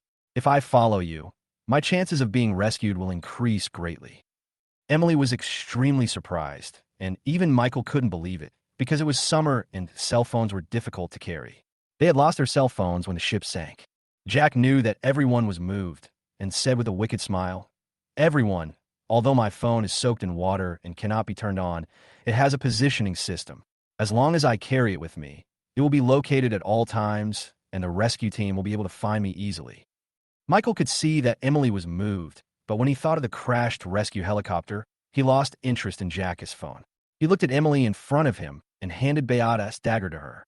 "Take this dagger. The deserted island jungle is full of dangers, and people's hearts are unpredictable. Keep it for self-defense." Emily looked at the dagger in her hand, feeling mixed emotions, and for a moment she didn't know how to persuade him. Jack looked at Beata with a wicked smile on his face, especially the perfect figure in the dilapidated pocket fur, and said temptingly, "Sister Beata, why don't you stay here too? The rescue team will be here soon." Beata didn't hesitate because Jack had a cell phone, She just wanted to follow Michael and didn't even bother to look at Jack more, because she knew Jack too well. He was a hypocrite and a lustful man. Guys, Michael and I were actually in the jungle, and we found the rescue helicopter a long time ago, but unfortunately it has crashed and the rescue team was killed. We can only rely on ourselves now. Everyone couldn't believe that the rescue helicopter would crash. They all shook their heads, feeling that Beata's words were not credible. How was that possible? Beata, don't scare us. The rescue team will definitely come. I also feel that it is impossible for the rescue team's helicopter to crash. It must be an exaggeration. Jack was also afraid that the trust he had just gained from Emily would be destroyed, so he started to attack her. That's right. If you want to leave, leave quickly and don't try to disrupt our morale. Seeing that Emily was so determined to stay, Michael had no choice but to look at Jack fiercely and said domineeringly, "If anyone dares to bully Emily, I will make sure that he will die without a burial place." Jack had a wicked smile on his face, as if he had ignored Michael's words. "If you want to get out of here quickly. Don't be an eyesore here and ruin my mood." Michael's pupils contracted, emitting an incomparable coldness. Even the air seemed to be frozen, and a breeze blew everywhere, which made Jack feel frightened from the bottom of his heart. "Remember this. If anything happens to Emily, I will make sure you guys know how powerful I am." After Michael finished speaking, he took the axe, carried the bow and arrows, and left the beach with Beata without looking back. In fact, Michael had already thought of a place to go, which was the cave where they had previously avoided the storm. Although there were wild wolves, they encountered a big black bear today. They must have been injured and hid deep in the jungle, not daring to show up again. Before long, Michael brought Beata to the cave entrance with ease. Beata was very happy, but for the sake of safety, she still followed Michael closely and did not dare to go too far away from the cave. Although it was not dark yet, the cave was pitch black and nothing could be seen with the naked eye. Michael was still cautious and threw a stone in to test it out. After hearing the clattering sound of rocks coming from inside the cave, there was no other sound, and they both walked in with peace of mind. "Michael, this cave is too dark. Can we make a fire first?" Of course, Michael would not refuse. So he quickly walked out of the cave and soon came back with a large pile of hay. After a while, he rubbed 2 sticks together to make a fire, which slowly illuminated the cave. Now they could see everything clearly in the cave. There was only one entrance and exit, and the rest were stone walls. It was quite spacious and could be considered a place that was easy to defend but difficult to attack. Michael also handed the wild fruits he harvested today to Beata, knowing that she hadn't eaten for a day and must be starving. But Beata did not eat it all by herself. Instead, she used an axe to split the wild fruit in half, and she and Michael both ate a little to get by for the night. Soon, the sky darkened. At this moment on the beach, Jack was staring at the 3 figures in the tent with shining eyes, especially when his eyes passed over Eve. The scene in the jungle before instantly came to his mind, making him have endless aftertastes, and he could feel a trace of gentle fragrance still lingering on his fingers. The more Jack thought about it, the more aroused he became. All the evil thoughts in his heart were reflected on his face, and it was difficult to hide them. He wished he could pull Eve to a deserted place right now, let him knead her to his heart's content, and release the evil thoughts deep in his heart. But Jack was not stupid enough to take action now, but planned carefully in his mind, ready to take action against this naive little beauty. Chapter 29. Scheming. The next morning, it was dawn. Beata was still asleep with a hazy consciousness, as if she dreamed that she touched something. She felt something was wrong in an instant, and she opened her eyes wide and lost consciousness for a moment and found herself lying on Michael's thighs. Michael was instantly awakened, and seeing Beata glaring at him with eyes as big as copper bells, he understood and was unable to refute. "Sister, this is my body's natural reaction. I can't decide even when I'm asleep."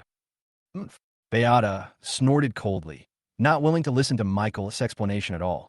"Well, then you can't let me sleep on your lap, facing my face, or even right in front of my eyes." But soon, Michael reacted and explained quickly. "This is your own problem. There were mosquitoes in the cave.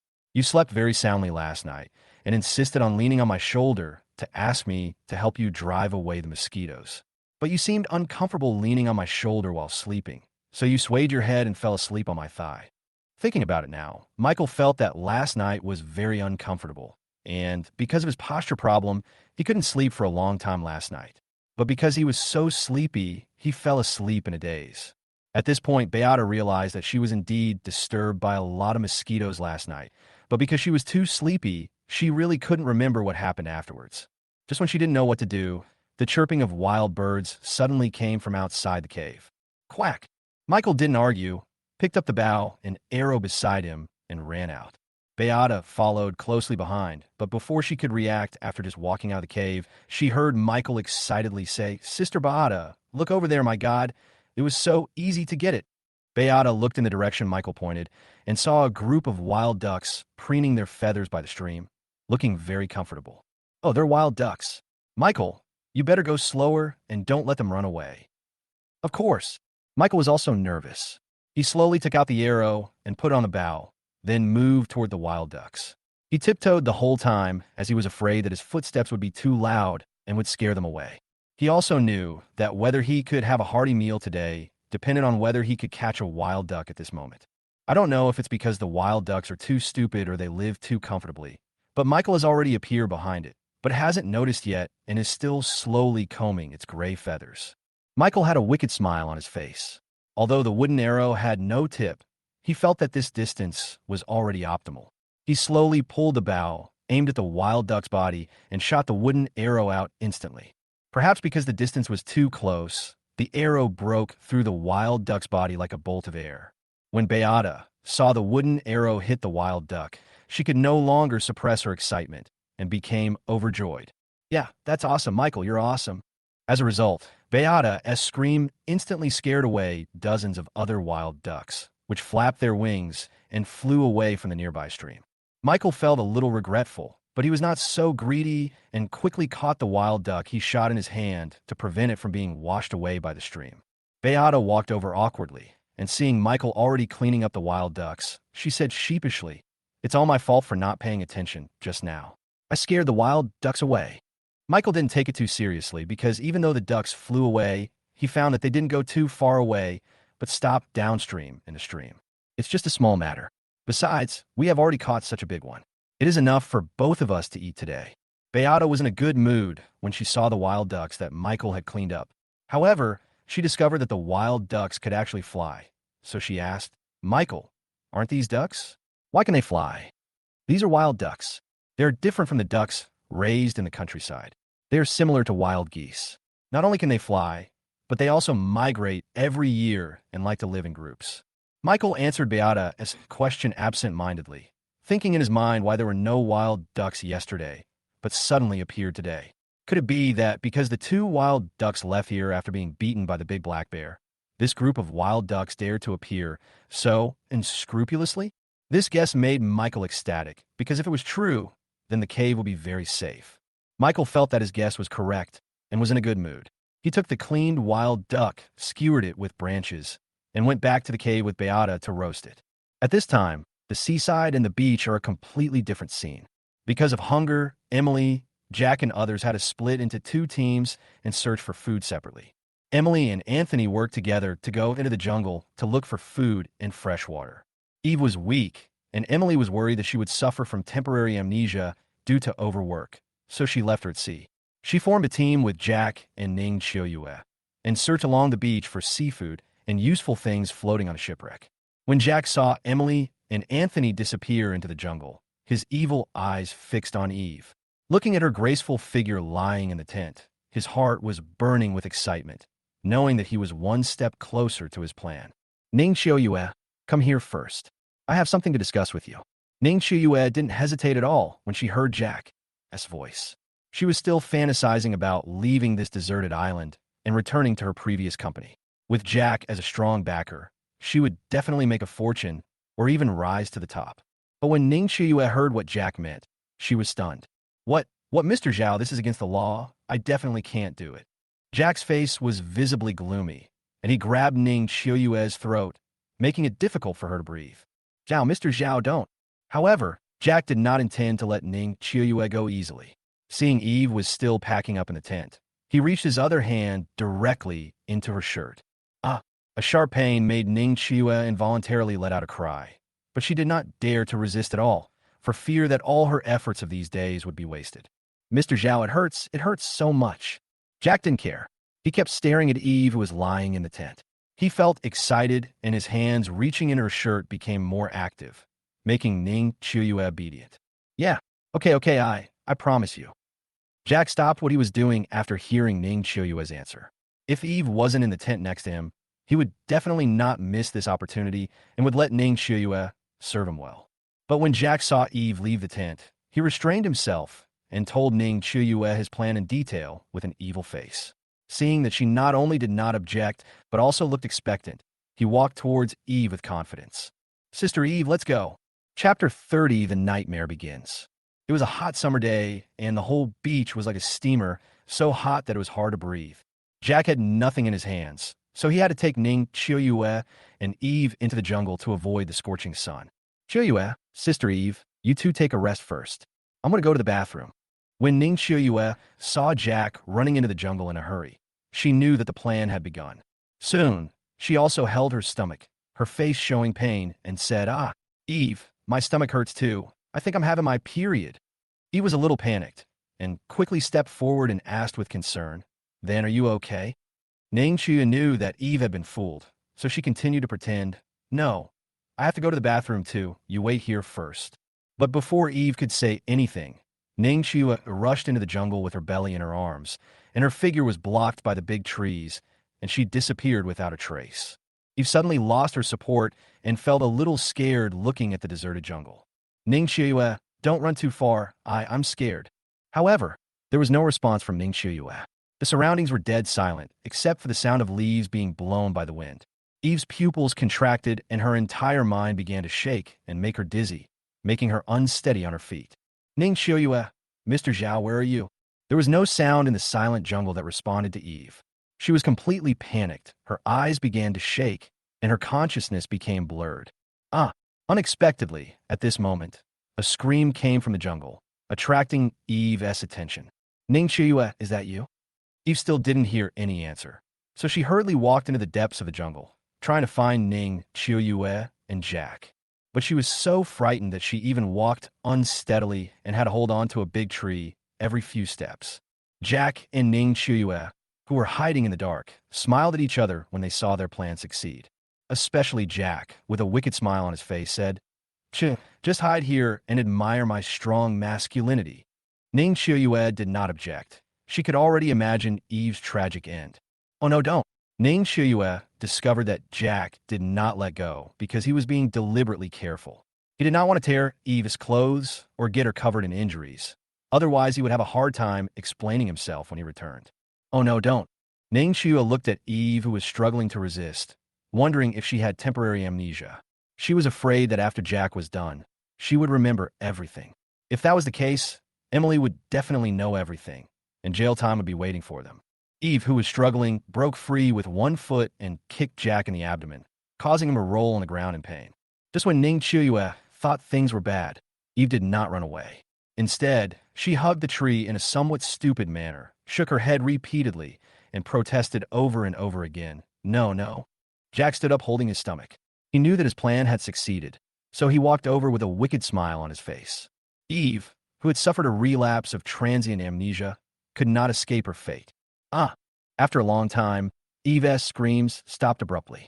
The severe pain in her body made her unable to stand steadily, and she sat down on the ground, Eve in a pretentious manner to check the situation. Eve, how are you? Eve. But no matter how Ning Chiuyue shouted, Eve didn't respond at all. The pain made her curl up all the time. Mr. Zhao, he seems to be in a serious condition. Jack had just finished enjoying himself and was still immersed in that comfortable state of mind, in a very good mood. Never mind. Clean her up first and get her dressed. Ning Chiuyue had no choice but to do as she was told, but Eve had lost her memory and refused to cooperate, so she had to work for a while before she could finish cleaning up. Mr. Zhao, what should we do next? Jack saw that he had almost recovered, so he stood up and put on his clothes. Seeing Eve, who seemed to be fine, he said contentedly, Isn't this great? We were looking for floating objects on the beach, and Eve went to the jungle to relieve herself. I don't know what frightened her. When we found her, she was already like this. How great. What a perfect answer. The explanation was so perfect that Jack almost believed it. However, when he saw Eve staggering after being helped up by Ning Chiuyue, the evil thoughts in his mind popped up again. If this woman is always under my control, I will be so happy, haha. Ning Shiyue looked at Jack's evil smile, wondering what bad ideas he had. But after thinking about it, she felt that this reason was very good. Okay, Mr. Zhao, we've been out for quite some time. It's time to go back. Soon, Eve returned to the tent smoothly with the help of Ning Shiyue. But when I looked at the empty beach and didn't see Emily and Anthony, I knew they hadn't returned yet. I was shocked. I didn't expect food to be so hard to find. Until the sun was about to set in the evening, Emily and Anthony just returned to the beach carrying a wild rabbit, exhausted. Seeing that there was food, Jack quickly stepped forward and offered his hospitality, saying, "You've worked hard. Take a rest first. I'll go clean up the hair." Emily was indeed tired after a day's work and wanted to go into the tent to rest for a while. But when she saw Eve didn't respond, she patted her shoulder and called out, "Eve!" Ah!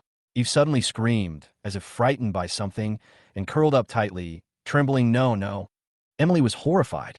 Not knowing what was going on, she hurriedly asked, "What happened? Why is Eve like this?" Ning Shiyue hurriedly followed Jack's plan and told him the entire imagined process in detail, and only then was she able to get away with it. Anthony couldn't believe it. He didn't expect that Eve's illness relapsed in just one day. Emily didn't have any doubts. She hugged Eve and comforted her. "Oh, it's okay. I'm here for you." Eve seemed to be able to feel Emily's kindness, and she slowly moved closer to her arms without any struggle. This scene scared Jack.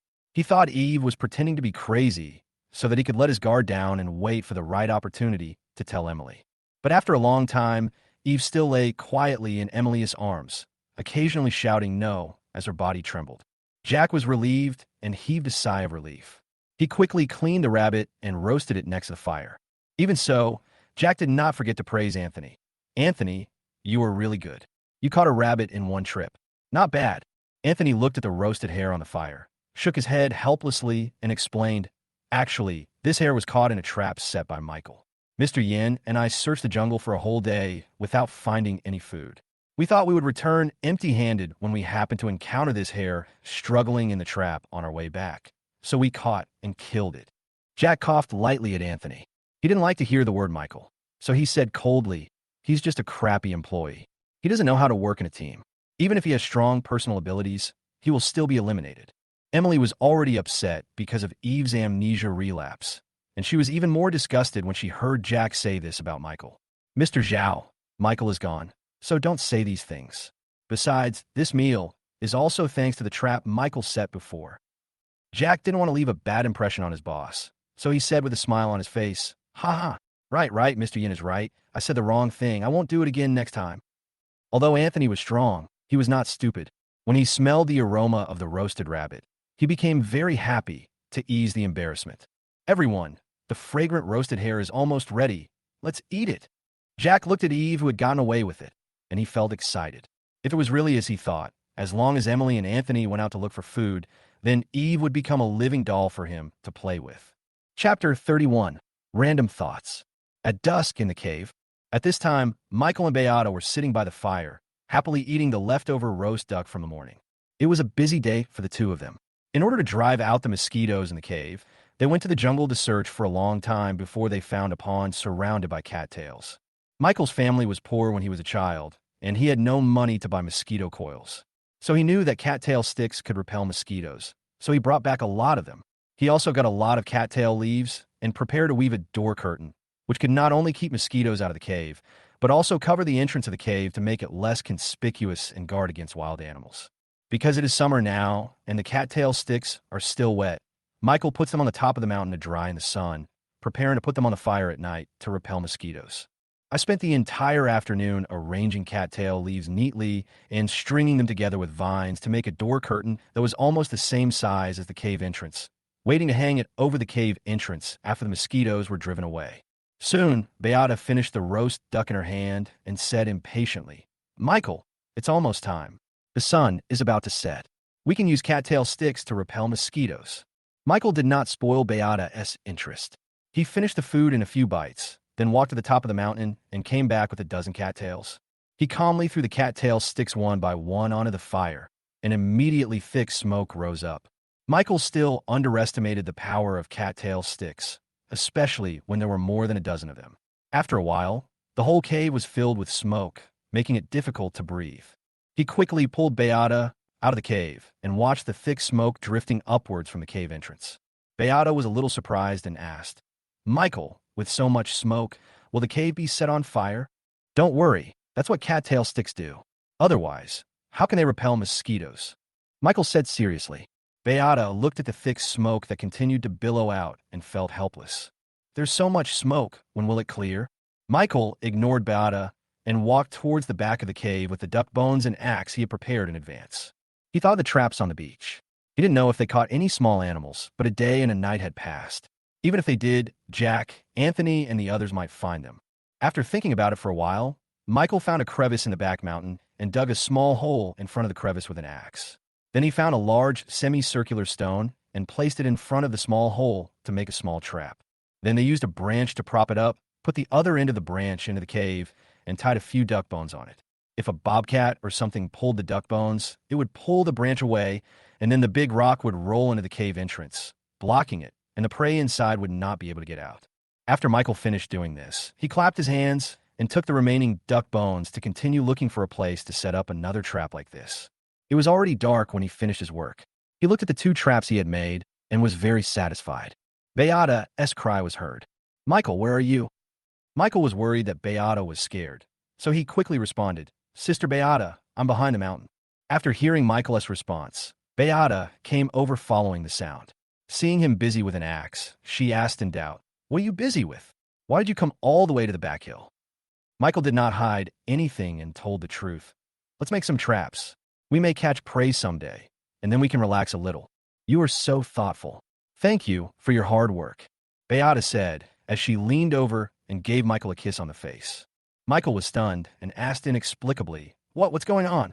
Beata blushed and said happily, This is just a reward for you. I see you've worked so hard. Don't let your imagination run wild. Michael thought for a moment and threw the difficult question to Beata, teasing, What else can I think about? The most I can think about is you and reminiscing about our experiences these days. Beata thought of the longing look on her face when she was on the top of the mountain with Michael on the day of the storm, and her face turned even redder. She punched Michael twice in embarrassment and said awkwardly, What are you talking about? I'm ignoring you. Michael saw that Beata was really shy, so he stopped teasing her and changed the subject. What about the smoke coming out of the cattail sticks in the cave? Ahem. Beata coughed twice to ease the embarrassment, and then she recovered a little and said bluntly, The smoke has almost dissipated, and the mosquitoes must have all died. I'm just waiting for you to go back and see what to do next. Michael didn't waste any more time and quickly returned to the cave with Beata. There was still a lot of smoke inside, especially the strong smell of cattail that filled his nose. Beata was still a little uncomfortable and couldn't help but cover her nose and complained, This smell is too strong. Michael was fine and didn't care about it. Instead, he tidied up the fire and put some dry firewood on it to prevent the fire from going out. It's better than being bitten by mosquitoes, and the smoke will dissipate in a while, so it's okay. Beata still believed what Michael said, so she stopped nagging him and helped him clean up the remains of the burnt cattail sticks beside the fire. Seeing that the cave was almost cleaned up, Michael walked out of the cave.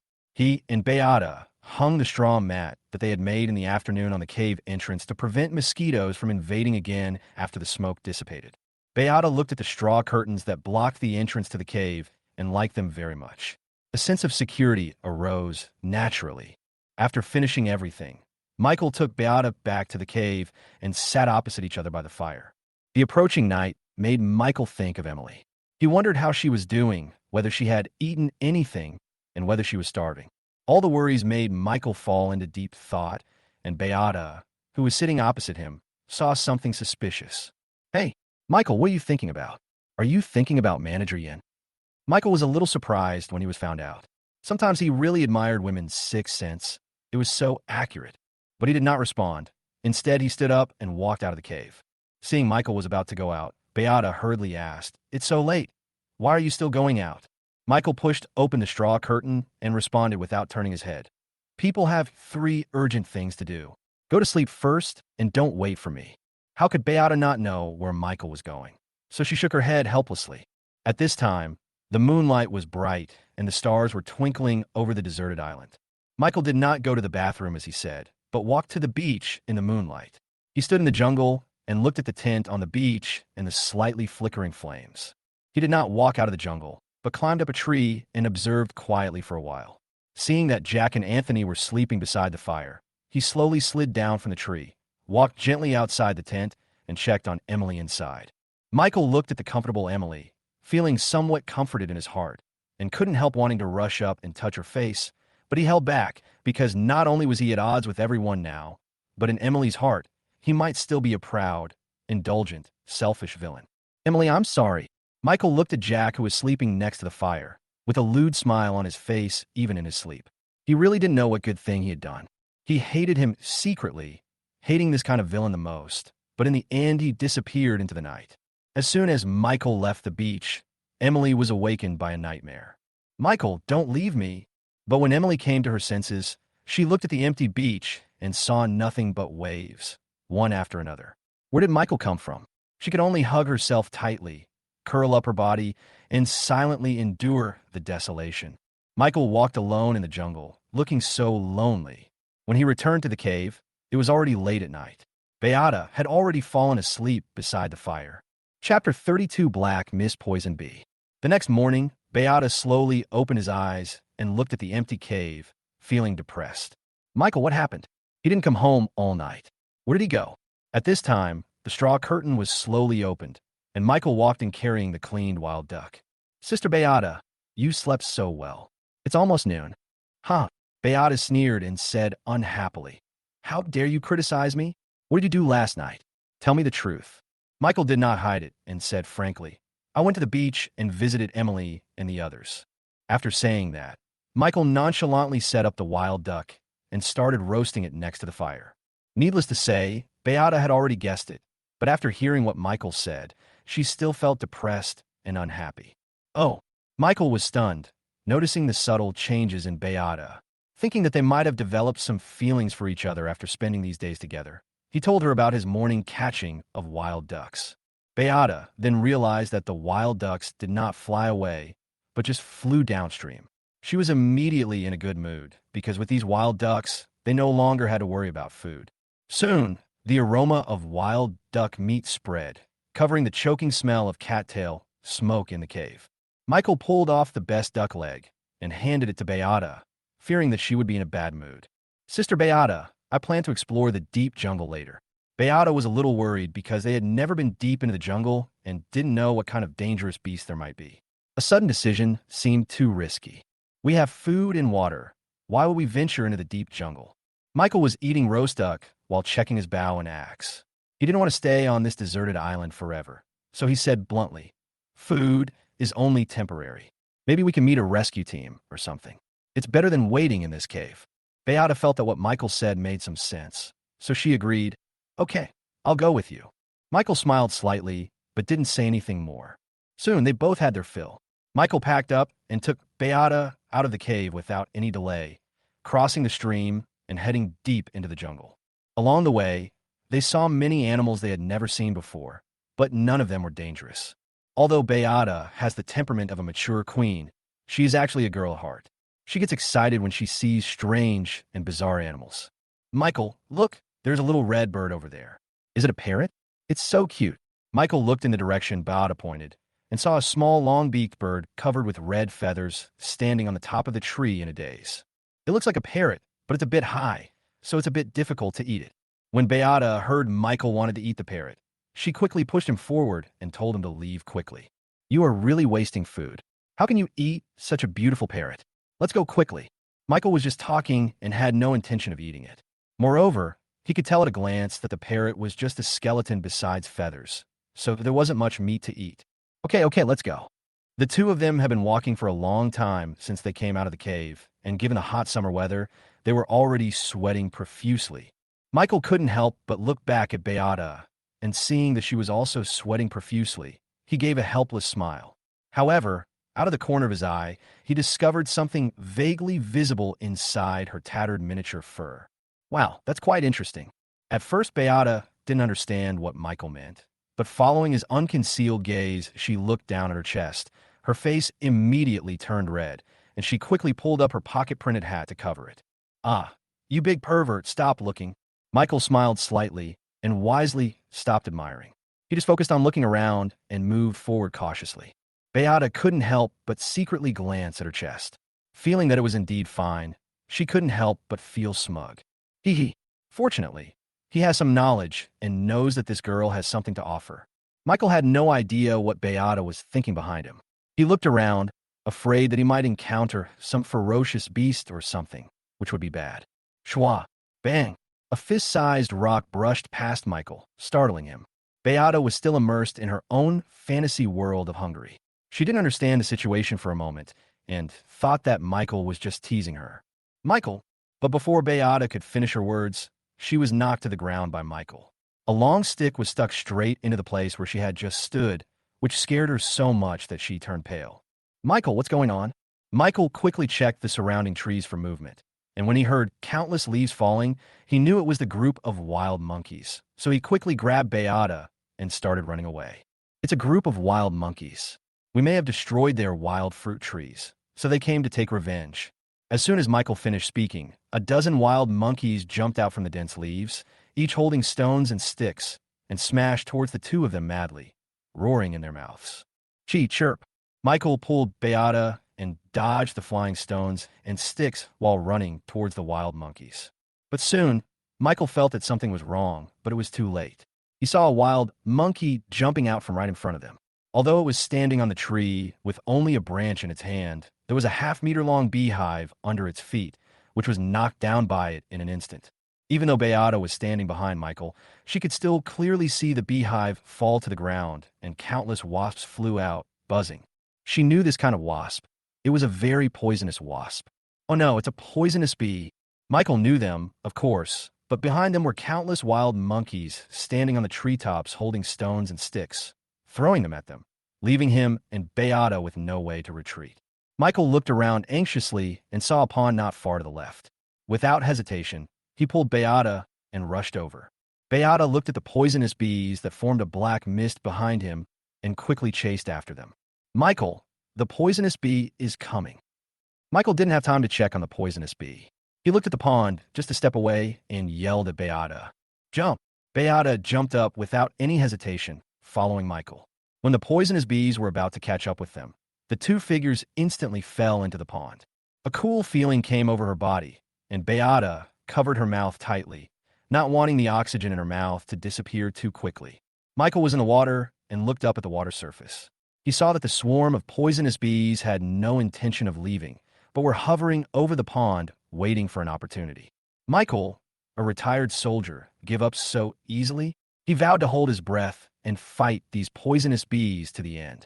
But at this moment, Beata pulled the corner of his clothes, pointed at her mouth, and kept blowing bubbles from her mouth. Michael immediately understood what Beata meant.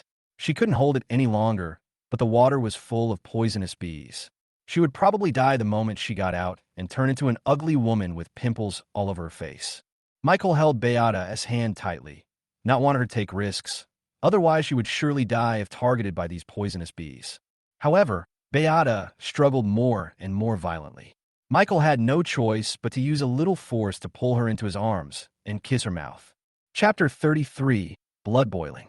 Beata's heart paused when Michael kissed her like that. Before she could react, she felt a large amount of oxygen in Michael's mouth. Faced with the life and death decision, she didn't care about anything else and gasped desperately. Michael also didn't expect that Beata didn't resist too much, but instead alternated breathing with him to maintain balance. This woman really knows what is important and what is not. Beata was still breathing because she had oxygen, and she had no idea that Michael was taking advantage of her. Gurgle! Beata accidentally let out a soft cry. Because they were in the water, a large amount of oxygen escaped from her and Michael's lips, which were tightly pressed together and floated to the surface of the water in the form of bubbles. Michael thought Beata would resist, but Beata not only did not struggle, but she was worried that oxygen would escape from her mouth again, so she sucked his thick lips tightly and put her arms around his neck. At this point, Michael was completely relieved, and even bolder ideas came to his mind. Beata did not resist, but enjoyed it very much, especially in the water. No matter what Michael did to her, their lips never separated an inch for fear of losing oxygen. Seeing this, Michael became bolder, and his restless hands actually moved downwards, causing Beata to panic. Gurgle, gurgle. Beata could no longer control herself, a burst of violent bubbles emerged from the water, followed by two figures rushing out from the bottom of the water. They looked around worriedly, fearing that the swarm of poisonous bees would attack them. But fortunately, they had left at some point. Just when Michael thought Beata was going to blame him, Beata unexpectedly pounced on him and kissed him directly when he was unprepared. Michael was shocked and reacted quickly, but he was not in a hurry. Instead, he gently picked up Beata and slowly put her on the grass. Gene, Michael. Beata's face flushed, and she looked very embarrassed. She was ashamed to show such a shy side of herself in front of him. Such temptation made Michael extremely enjoyable and ecstatic. Buzz, buzz, buzz. As a result, the noisy sound of a swarm of poisonous bees came over, scaring the two people who were still immersed in it. Beata was startled and said nervously, "Michael, it seems to be a poisonous bee.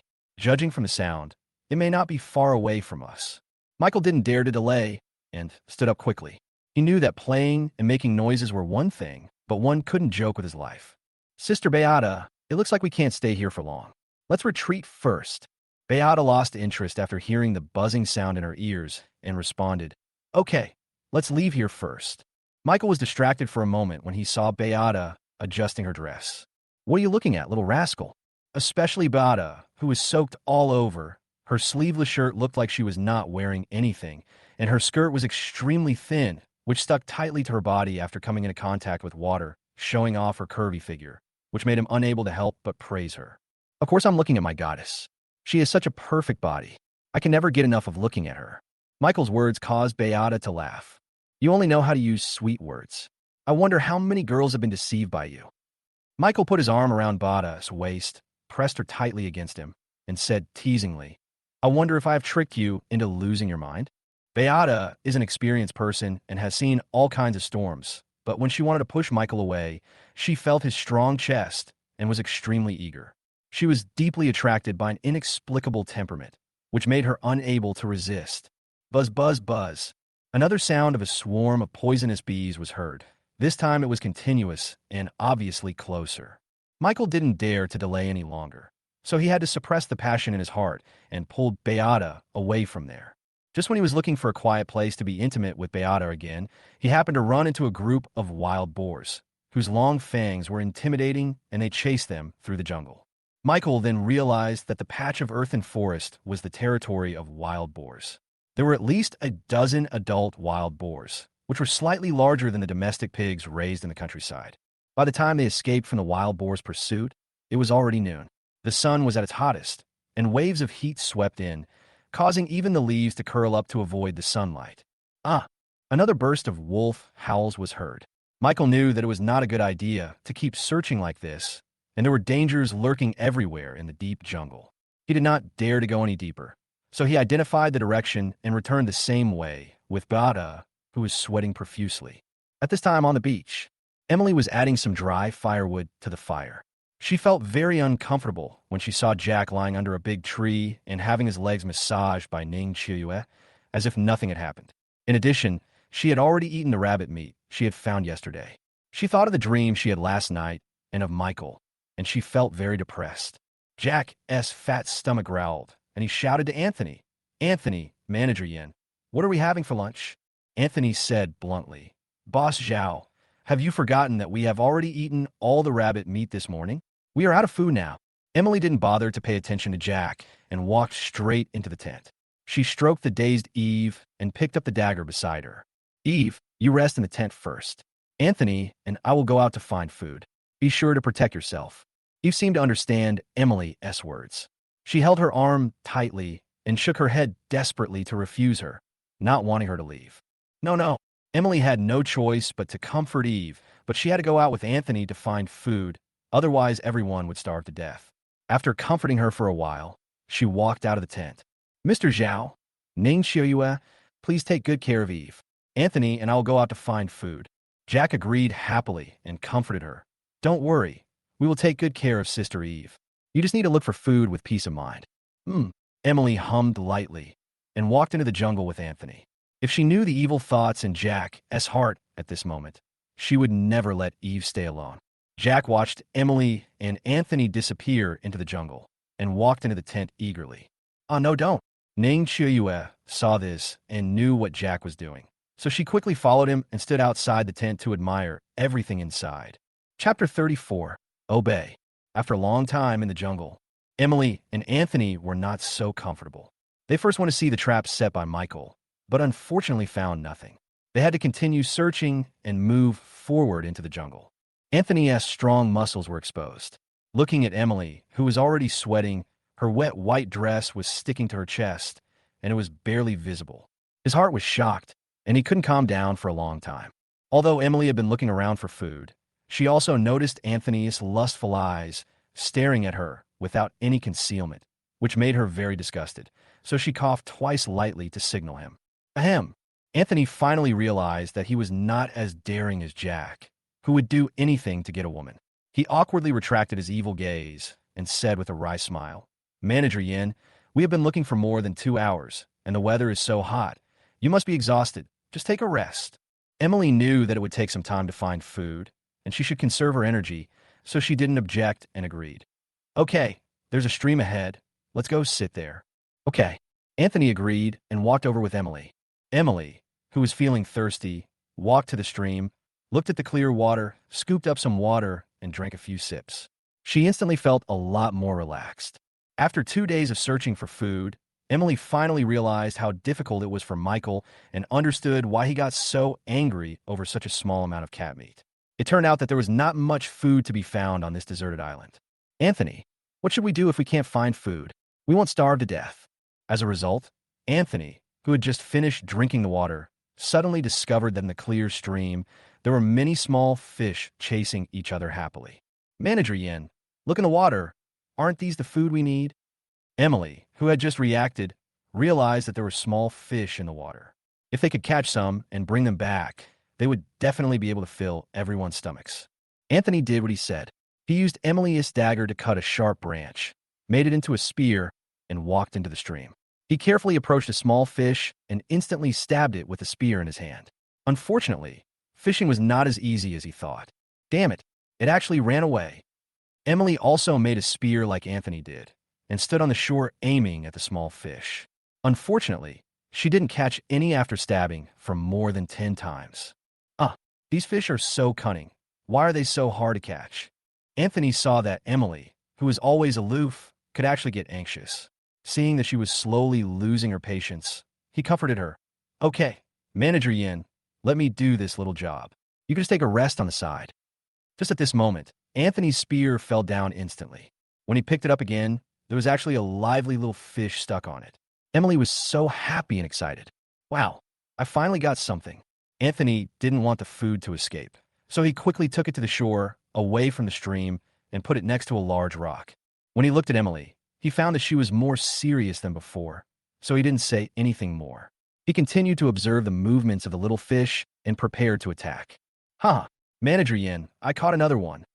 Emily looked at the 2 little fish beside the stone and nodded with satisfaction. "It's a good catch. 2 pieces now. I just don't know how Eve is doing. Did Jack go to the beach to look for floating objects?" Anthony shook his head helplessly. It was normal for Emily not to understand Jack, but he knew Jack very well. Even in the company, Jack often went to his residence to take a rest, and sometimes brought some sales girls with him. They would not let him in at all, and no one knew what he did in there. He smiled bitterly and muttered softly, If we rely on him, we will really starve to death. Maybe he is lying under a big tree and lazing around, and he may even be hugging Ning Chiuyue." Emily seemed to hear Anthony's voice, but it was not very clear, so she asked quickly, "Anthony, what are you talking about?" Anthony quickly smiled and shook his head. "Nothing. I just said these small fish are too hard to catch, Emily didn't doubt it and comforted him. "Yeah, take your time. Maybe you can go back earlier today." Anthony had no choice but to work hard. He aimed his spear at a small fish he had been eyeing for a long time and instantly stabbed it with the spear. The splashing water sprayed onto his face. At this moment on the beach, it was just as Anthony said, but Jack was not lying on Ning Chiuyue, but lying in Eve's arms, with a look of enjoyment on his face. Looking at the fear on Eve's face, it is not difficult to see how desperate she is at this moment. Ning Chiuyue, who was sitting outside the tent, couldn't bear to watch it any longer. Fearing that Eve would be driven to a dead end, she reminded Jack, "Mr. Zhao, it's been so long. If you can't get up, Emily and Anthony will be back soon. Jack was shocked when he heard this and quickly climbed up from Eve's arms, drooling at the corners of his mouth. He said arrogantly, "Come back if you want. There's nothing to be afraid of. Emily will be my woman sooner or later anyway. So what if she sees us?" Ning Chiyue was helpless, but she was just Jack's plaything and didn't dare to act rashly. "I'm doing this for your own good. If Emily finds out at this moment, she will definitely go to Michael for help. Then it will be hard for you to have such a good opportunity again." Jack felt that what Ning Chiyue said made sense, so he hurriedly urged, yes, there's still Michael, the stinky employee, so what are you waiting for? Hurry up and deal with her." Ning Chiyue had no choice. In order to survive, to leave this deserted island, and to prosper in her career, she had to obey the man in front of her. Chapter 35, The Law of the Jungle. The sun is setting, but the sunlight is still dazzling. At this time, Michael brought Beata back to the cave, and he stumbled all the way. In addition, he was chased into the pond by poisonous bees, so his clothes are not dry and were covered in mud. Michael was straightforward and jumped into the stream to wash himself. Beata was very disgusted with herself. She used to be a beautiful lady without any flaws, but now she looked so sloppy. She even went out topless with only a short miniskirt covering her. It was very awkward. The more she thought about it, the sadder she felt. She didn't want to make herself look so miserable anymore. So she walked straight into the stream without caring about the rules of physical contact between men and women and began to wash every part of her body. Michael looked at the crystal clear stream, his eyes widened, and he said in disbelief, "Sister Beata, I'm still here." Beata said unhappily, "Why, I don't mind, but you're embarrassed." Michael smiled bitterly. How could he let a woman suppress her temper? Not only did he wash her whole body, but he even took off his shirt and pants and rubbed them. Beata blushed upon seeing this. After spending these days with Michael, she no longer dared to act like a queen for fear that he would force her on her right there and then. So she walked out of the stream with a shy face and walked towards the cave without even looking back. Michael looked at Beata's delicate back and couldn't help laughing. He quickly got dressed and followed her, still thinking in his heart that maybe something could happen between them in the cave. As a result, before he entered the cave and saw Beata's stunning figure, he heard her politely say, "Michael, go out for a while and come back after I dry my clothes." Michael didn't even have time to open the straw curtain and asked in shock, "Why? Are you planning to take off your dress and bake it?" Beata blushed and said righteously, "Behave yourself and don't peek." Michael still couldn't believe it. His mind was full of his fantasy scenes, so he peeked in through the gap in the straw curtain, but unfortunately he was caught by Beata on the spot. "Go away. You're drunk. It's not like you haven't seen it before. You've touched everything you need to touch. Why are you still keeping a secret?" Bang! A branch suddenly hit the straw curtain, and Beata's angry voice was heard from inside.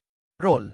Michael smiled awkwardly, knowing that he would not be able to see it, so he had to walk to the back mountain with the axe in his hand to see if the trap he set yesterday had any results. Before he reached the back mountain, he heard some noise, and the cry of mountain cats came from the trap. "Ouch! It's not like we got something so soon. Looks like we got food for tonight." Michael walked towards the trap, talking to himself, and slowly moved some of the stones blocking the trap. He saw a ferocious mountain cat lying in it, trying to stretch out its claws to grab his hand. How could he not be prepared? The moment he saw the mountain cat for the first time, he was already prepared and dodged quickly.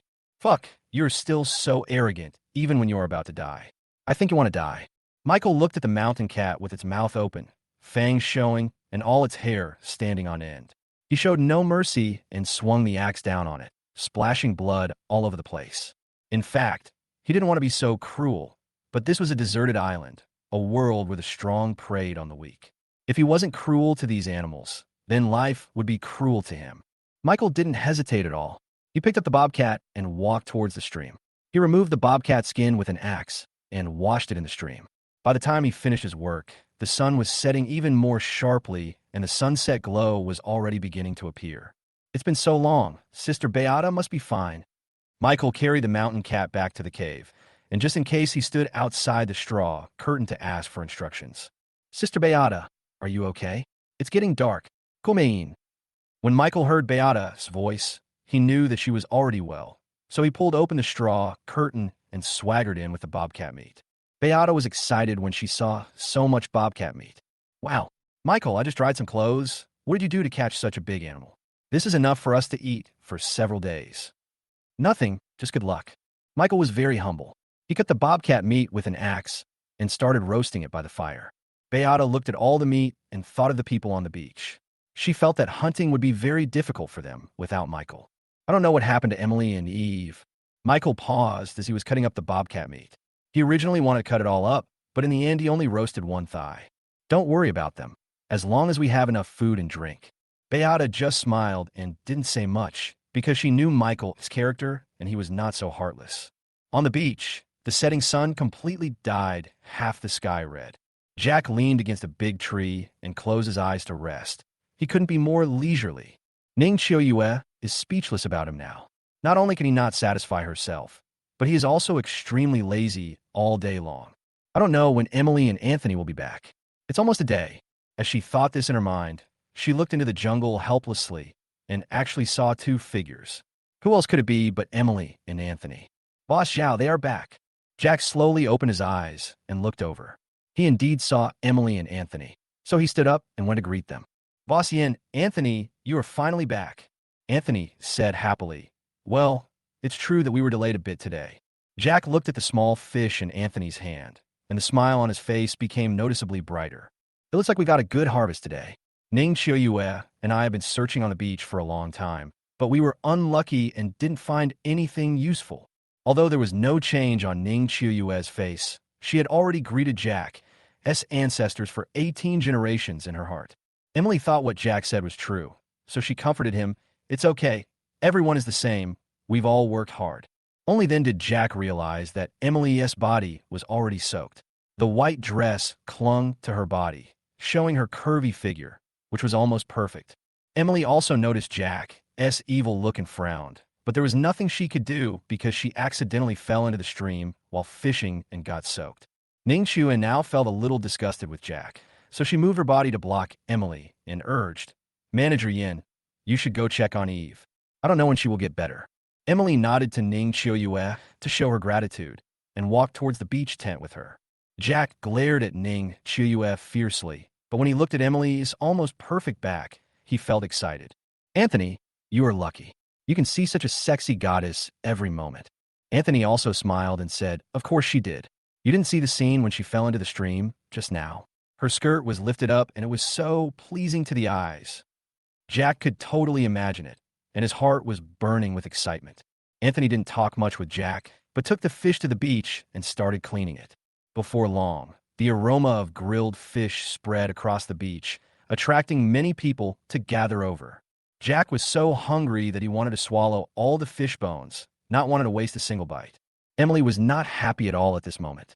She looked at Eve, who was eating the grilled fish slowly, but she thought of Michael in her heart. Especially when he was around, she didn't have to worry about food at all. She had meat and fruits for every meal, and even hot soup. But when she looked at the people now, even eating grilled fish was considered a luxury, and she felt inexplicably sad. Chapter 36 Encounter with a Black Bear. The next morning, on the beach, Emily woke up sleepily, and seeing Eve was still asleep, she did not disturb her. Instead, she got up and left the tent, adding some dry firewood to the fire. Jack's face while he was sleeping, but there was nothing she could do. Since he had a cell phone, she was counting on his location to let the rescue team find him earlier. So she had to swallow her anger and prepare to go to the jungle to relieve herself. But just as she walked towards the jungle, she saw a lot of meat hanging on a tree, which was definitely enough for them to have a good meal. Michael, is that you? Emily shouted, but unfortunately she didn't hear a response from Michael. But she woke up everyone on the beach. Jack and Anthony gathered around and were excited to see the large amount of food. Wow, there's meat. This is so good. Yes, finally there's meat to eat. Emily, however, was uncharacteristically angry and said, is he pitying us, you bastard, big bastard? Jack was a little overwhelmed, but when he thought about it carefully, he realized who else could have put the meat there except Michael, and he knew why Emily was so angry. Anthony didn't care about all this. He quickly took the meat down from under the tree, took it to the beach, washed it, and started making breakfast. Ning Qiuyue also took Eve to sit by the fire, and they all gathered together. Emily had a love-hate relationship with Michael. Looking at the barbecue beside the fire, she said to Jack bluntly, Boss Zhao, what we lack now is food. Besides, you and Ning Qiuyue haven't found anything in the past few days. The food that Anthony and I have found is not enough for everyone. Jack didn't know what Emily meant, so he looked at Ning Chiuyue beside him and signaled her with his eyes what to do.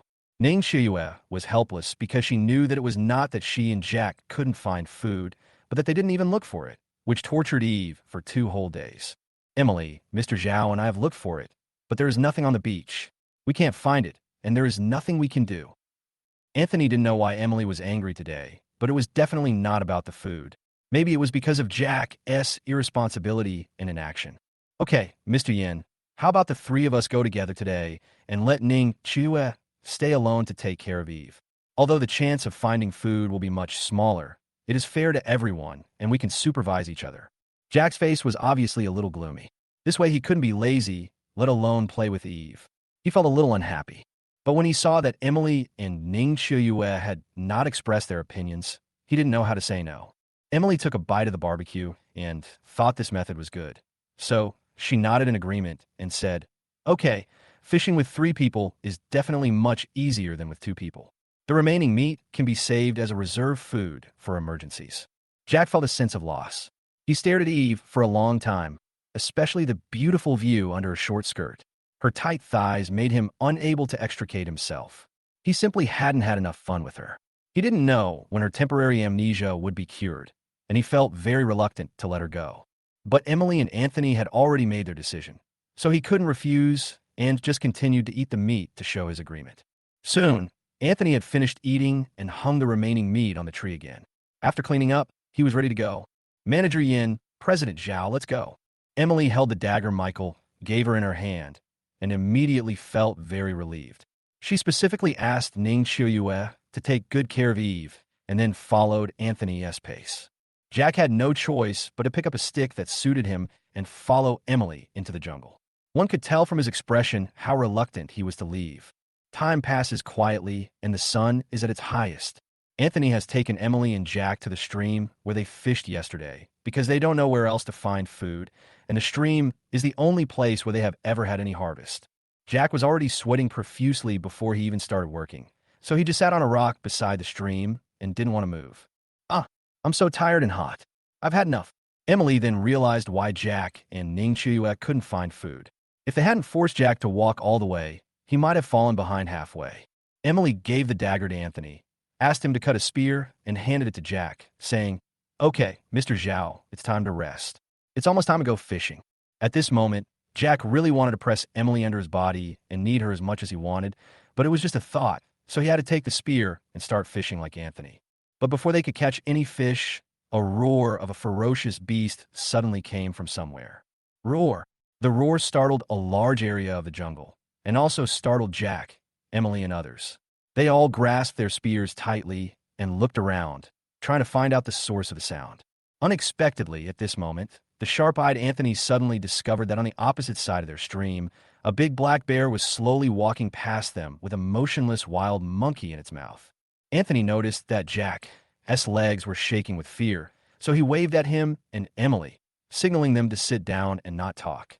"Shoo, keep quiet, don't move." For a moment, the jungle was silent.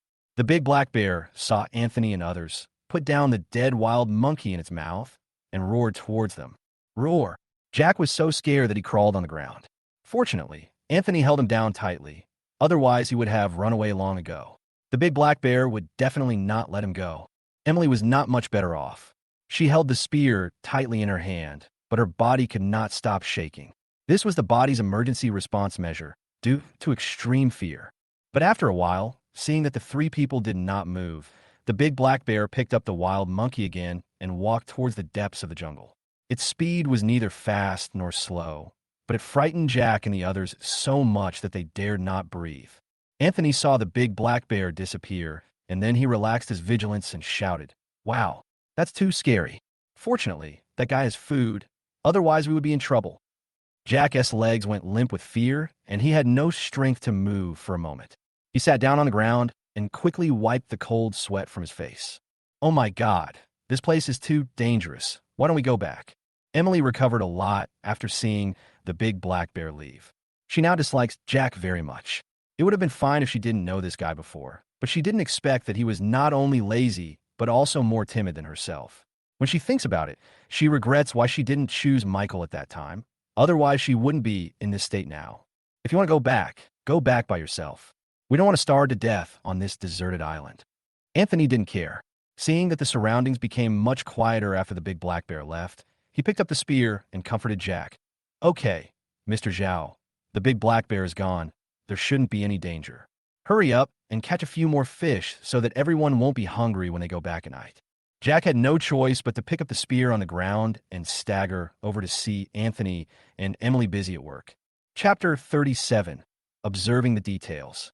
On the other side, towards the cave, Michael and Beata were heading to the beach at this time. They were not going back to the tent to look for Emily and others, but walking towards the beach from the mountainous road in the west, trying their luck to see if they could find an iron pot or even an iron box to boil water and stew meat. Michael, tell me the truth. Did I ask you to give the half of the mountain cat meat to Emily and the others? Michael felt a headache because Beata had been asking this question all morning. He said awkwardly, "Didn't I tell you that we sent them there last night? I'm not feeling sorry for them. I'm just worried that they'd starve to death before the rescue team arrived. That would be such a pity." Humph! Beata snorted coldly, saying disdainfully, "You are just being stubborn and saying one thing but thinking another." Michael's face was full of black lines, but it was understandable. He was really worried about Emily's safety and didn't want her to get into trouble. Soon they passed through the jungle and walked onto the beach. Beata was very excited when she saw the sea, which she hadn't seen for several days. "Wow, I can finally see the sea again, huh?" Michael brushed past her and said, "Sister Beata, if you like, how about we stay on the beach? I'll build a tent for you." Beata quickly shook her head and refused. No, I still prefer the cave. It's not afraid of wind or rain, and it can protect against wild animals. It's much better than the beach." Michael smiled evilly. Hee. The cave is so narrow and so secretive. Aren't you afraid of what I might do to you at night? Beata's aloof team leader temperament instantly emerged, and she said proudly, "I'm not afraid of anything, so why would I be afraid of a little brat like you? Just don't say that I bullied you." Michael's face was filled with embarrassment. He just wanted to tease Beata, but he didn't expect that she would dare to say anything. He had no choice but to admit defeat and admit defeat. But when he looked at the sea, he saw nothing useful except the waves hitting the beach and pushing some broken wood boards onto the shore. It looks like this is a wasted trip. At this time, Beata saw a floating object and ran over quickly. Unexpectedly, it was an empty plastic bottle. She wanted to throw it away with some disgust. Etc. Michael suddenly stopped her and explained, "Sister Beata, take it first. It will come in handy someday." Beata threw the empty bottle to Michael without hesitation and said, "If you want to take this broken thing, take it yourself. I don't care." Michael reached out to take the empty bottle that flew over, smiled bitterly, and shook his head. But after searching for a long time, they didn't see anything useful, and the dazzling sun became scorching. Michael looked at Beata's shirt, which was soaked by sweat and stuck to her chest, and her short skirt was fluttering in the wind. He was shocked and said, "Sister Beata, why don't we forget about it today? It looks like all the useful things have sunk to the bottom of the sea." How could Beata not understand that they had been looking very hard but still found nothing? "So what do we do now? Go back to the cave?" Michael shook his head, looked at the figure not far ahead, and said with a smile, "Let's go and say hello to our old friend." Only then did Beata realize that they had unknowingly walked near the tent, and Ning Chiuyue was walking towards them in small steps. "Michael, Beata, why are you two here?" When Beata saw Ning Chiuyue for the first time, she thought of what happened that night and felt a little resistant. "Oh, it's okay. We're just wandering around." Ning Chiuyue looked at the empty bottle in Michael's hand and knew that they were looking for floating objects. "Even you can't find anything useful? It looks like everything is really sunk to the bottom of the sea." Beata responded, "Indeed, nothing. Where are Emily and the others?" Ning Chiuyue did not hide anything and said bluntly, "Manager Yin, President Zhao, and Anthony went to find food. I stayed to take care of Eve." Beata was shocked and asked worriedly, "What happened to Eve? Is she okay?" Michael noticed that Ning Chiuyue seemed to be hesitant to speak, and he knew that something bad was going to happen. Without any hesitation, he walked straight towards the tent. Eve sitting in the tent with a dazed look on her face. He realized that she had a relapse of transient amnesia. But as a retired soldier, he was very observant. So how could he not notice the signs of pulling on Eve's collar, especially the serious missing of buttons? which made him even more suspicious. How could this happen? Could it be that Eve didn't suffer from a relapse of temporary amnesia, but was murdered by someone? The more Michael watched, the more frightened he became. He wanted to check Eve's body closely, but he was met with fierce resistance from Eve before he even stepped into the tent. No, don't come over. Ning Shiyue ran over when she heard the noise and pulled Michael out of the tent. She then went in and comforted Eve, saying, it's okay. Don't be afraid. Soon, Eve calmed down. Michael narrowed his eyes and asked, how did Eve get scared like this? Ning Shiyue's eyes were obviously evasive, and she replied, the day after you and Beata left, Eve and I were looking for floating objects along the beach. She suddenly needed to go to the bathroom, so she went to the jungle alone. When I found her, she was like this. Just you and Eve, no one else. Michael asked. Ning Shiyue didn't dare to tell Michael about Zhang Wei, for fear of being discovered, so she shook her head and said nothing more. Beata felt sorry for Eve, who was in her prime years, but her ship capsized and she was stranded on a desert island, which left her with psychological trauma. Michael always felt something was wrong, but he didn't dare to believe his suspicions, so he decided to go back first. Sister Beata, let's go back. Beata was stunned. She noticed Michael's abnormality, but it would be useless even if she stayed, so she had to agree. Okay. Michael and Beata disappearing into the jungle through the gap in the tent, so she hurriedly got up and followed them.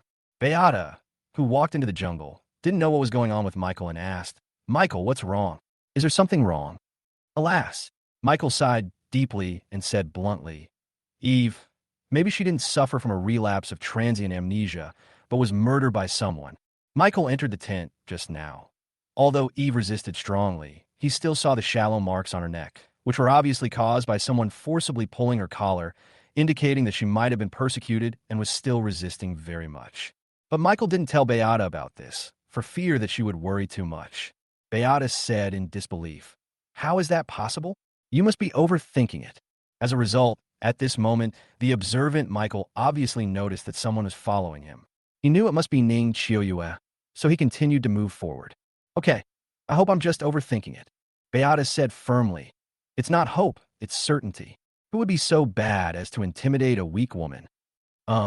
Michael hummed lightly and did not respond, but walked straight through the jungle towards the cave.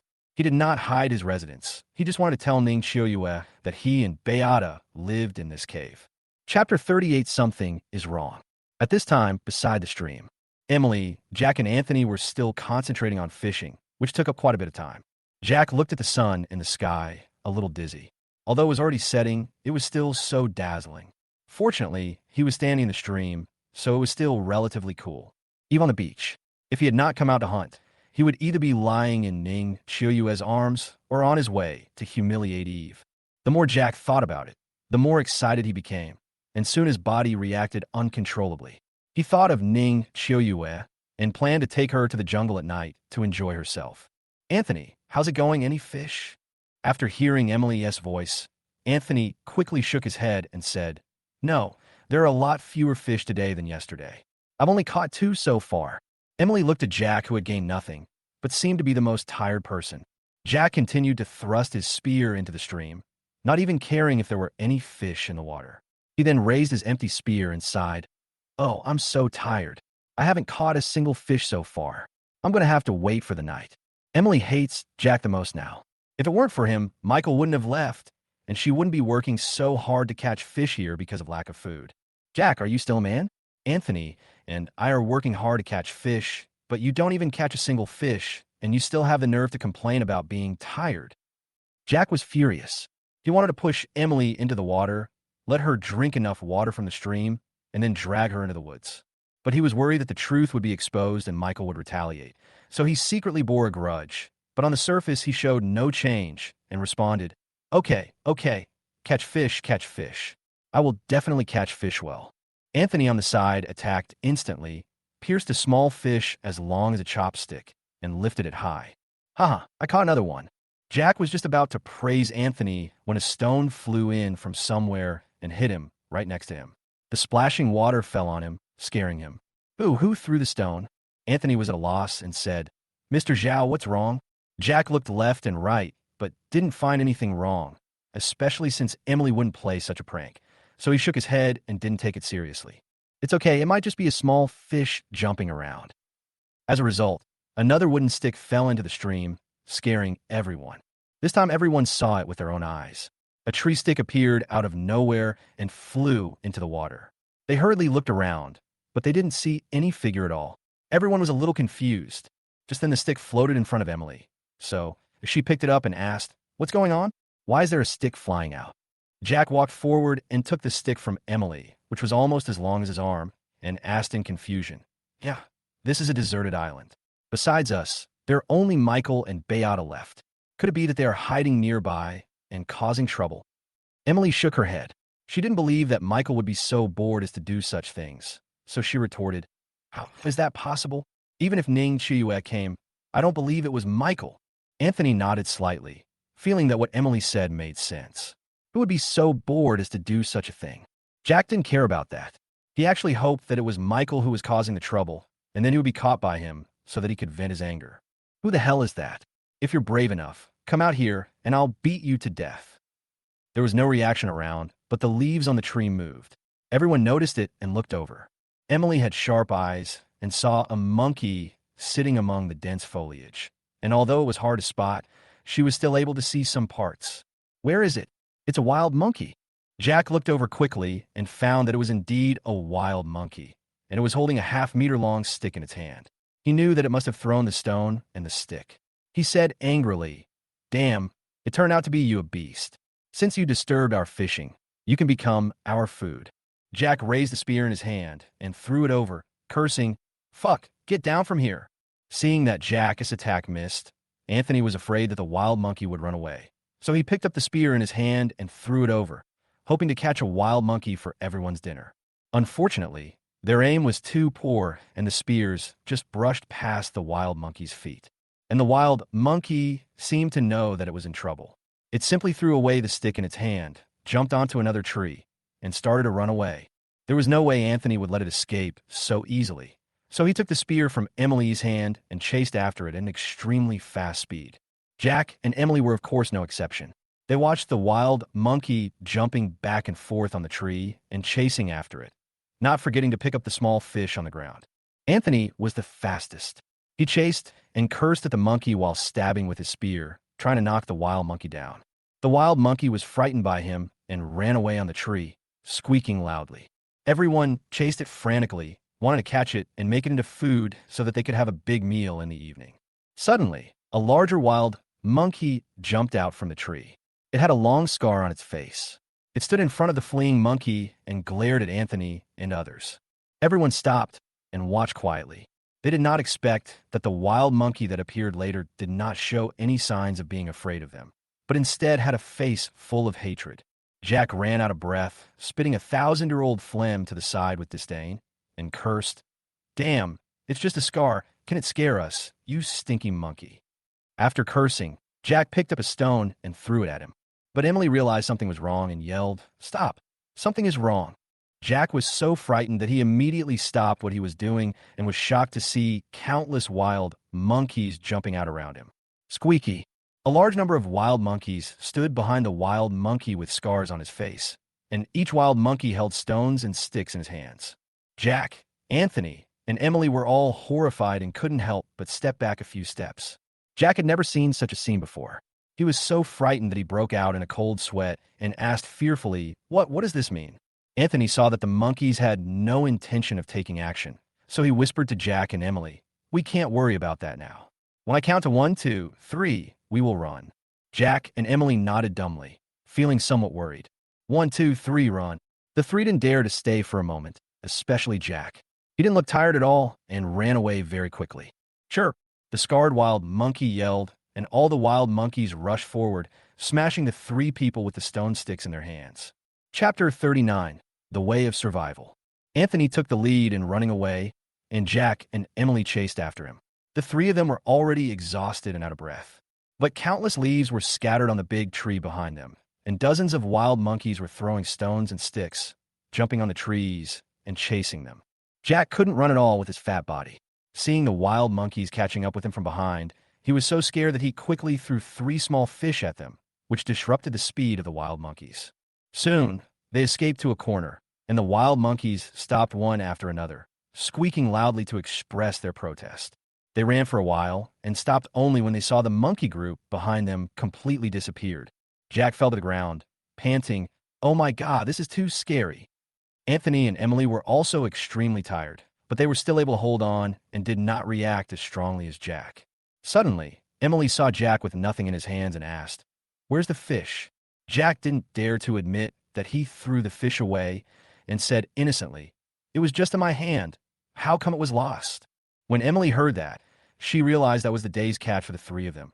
So she complained, "Why don't you just throw yourself away? Anthony and I worked so hard to catch that." Jack greeted Emily's family in his heart, and even imagined stripping her naked in his mind, forcing her to the ground and torturing her. Anthony quickly persuaded, "Okay, Manager Yin, the situation just now was too critical. It's normal for Mr. Zhao to lose the fish. Don't pursue it too much." "Oh," Emily sighed helplessly. She looked at the sky and saw that it was getting late. Even if there were no wild monkeys interfering near the stream, it would be too late for them to catch fish. "It looks like we're going to return empty-handed today." Jack kept staring at Emily's chest and snow-white legs. Her dress was almost transparent due to the sweat and stream water. Anthony saw Jack's reckless look and urged, "Okay, let's go back first. Michael just happened to have some meat. Let's make do with it tonight and think of a solution tomorrow." Emily had no choice but to do this, so she didn't object to returning the same way. Originally, the stream was not far from the beach, and since they were chased by a group of wild monkeys for a distance, they soon returned to the beach. Because no food was found, everyone was not in a very happy mood, let alone being happy. Ning Qiuyue was quite sensible. Seeing that everyone returned empty-handed and with gloomy faces, she put the remaining food next to the fire and started to roast it. Emily walked into the tent listlessly. Looking at Eve, who had not yet recovered, she felt sad. She wanted to cry, but didn't dare to. She could only hug her quietly to calm down. She thought of Michael, the young man who had rescued her on the beach, the man who did not bear a grudge against her even after she slapped him, the little employee who would appear at the first moment when there was danger, who took care of her meticulously when she was sick, who was kind to her and would never tell her to do anything. Unfortunately, everything changed after Jack and Anthony appeared. It wasn't Michael who changed, but she herself who changed.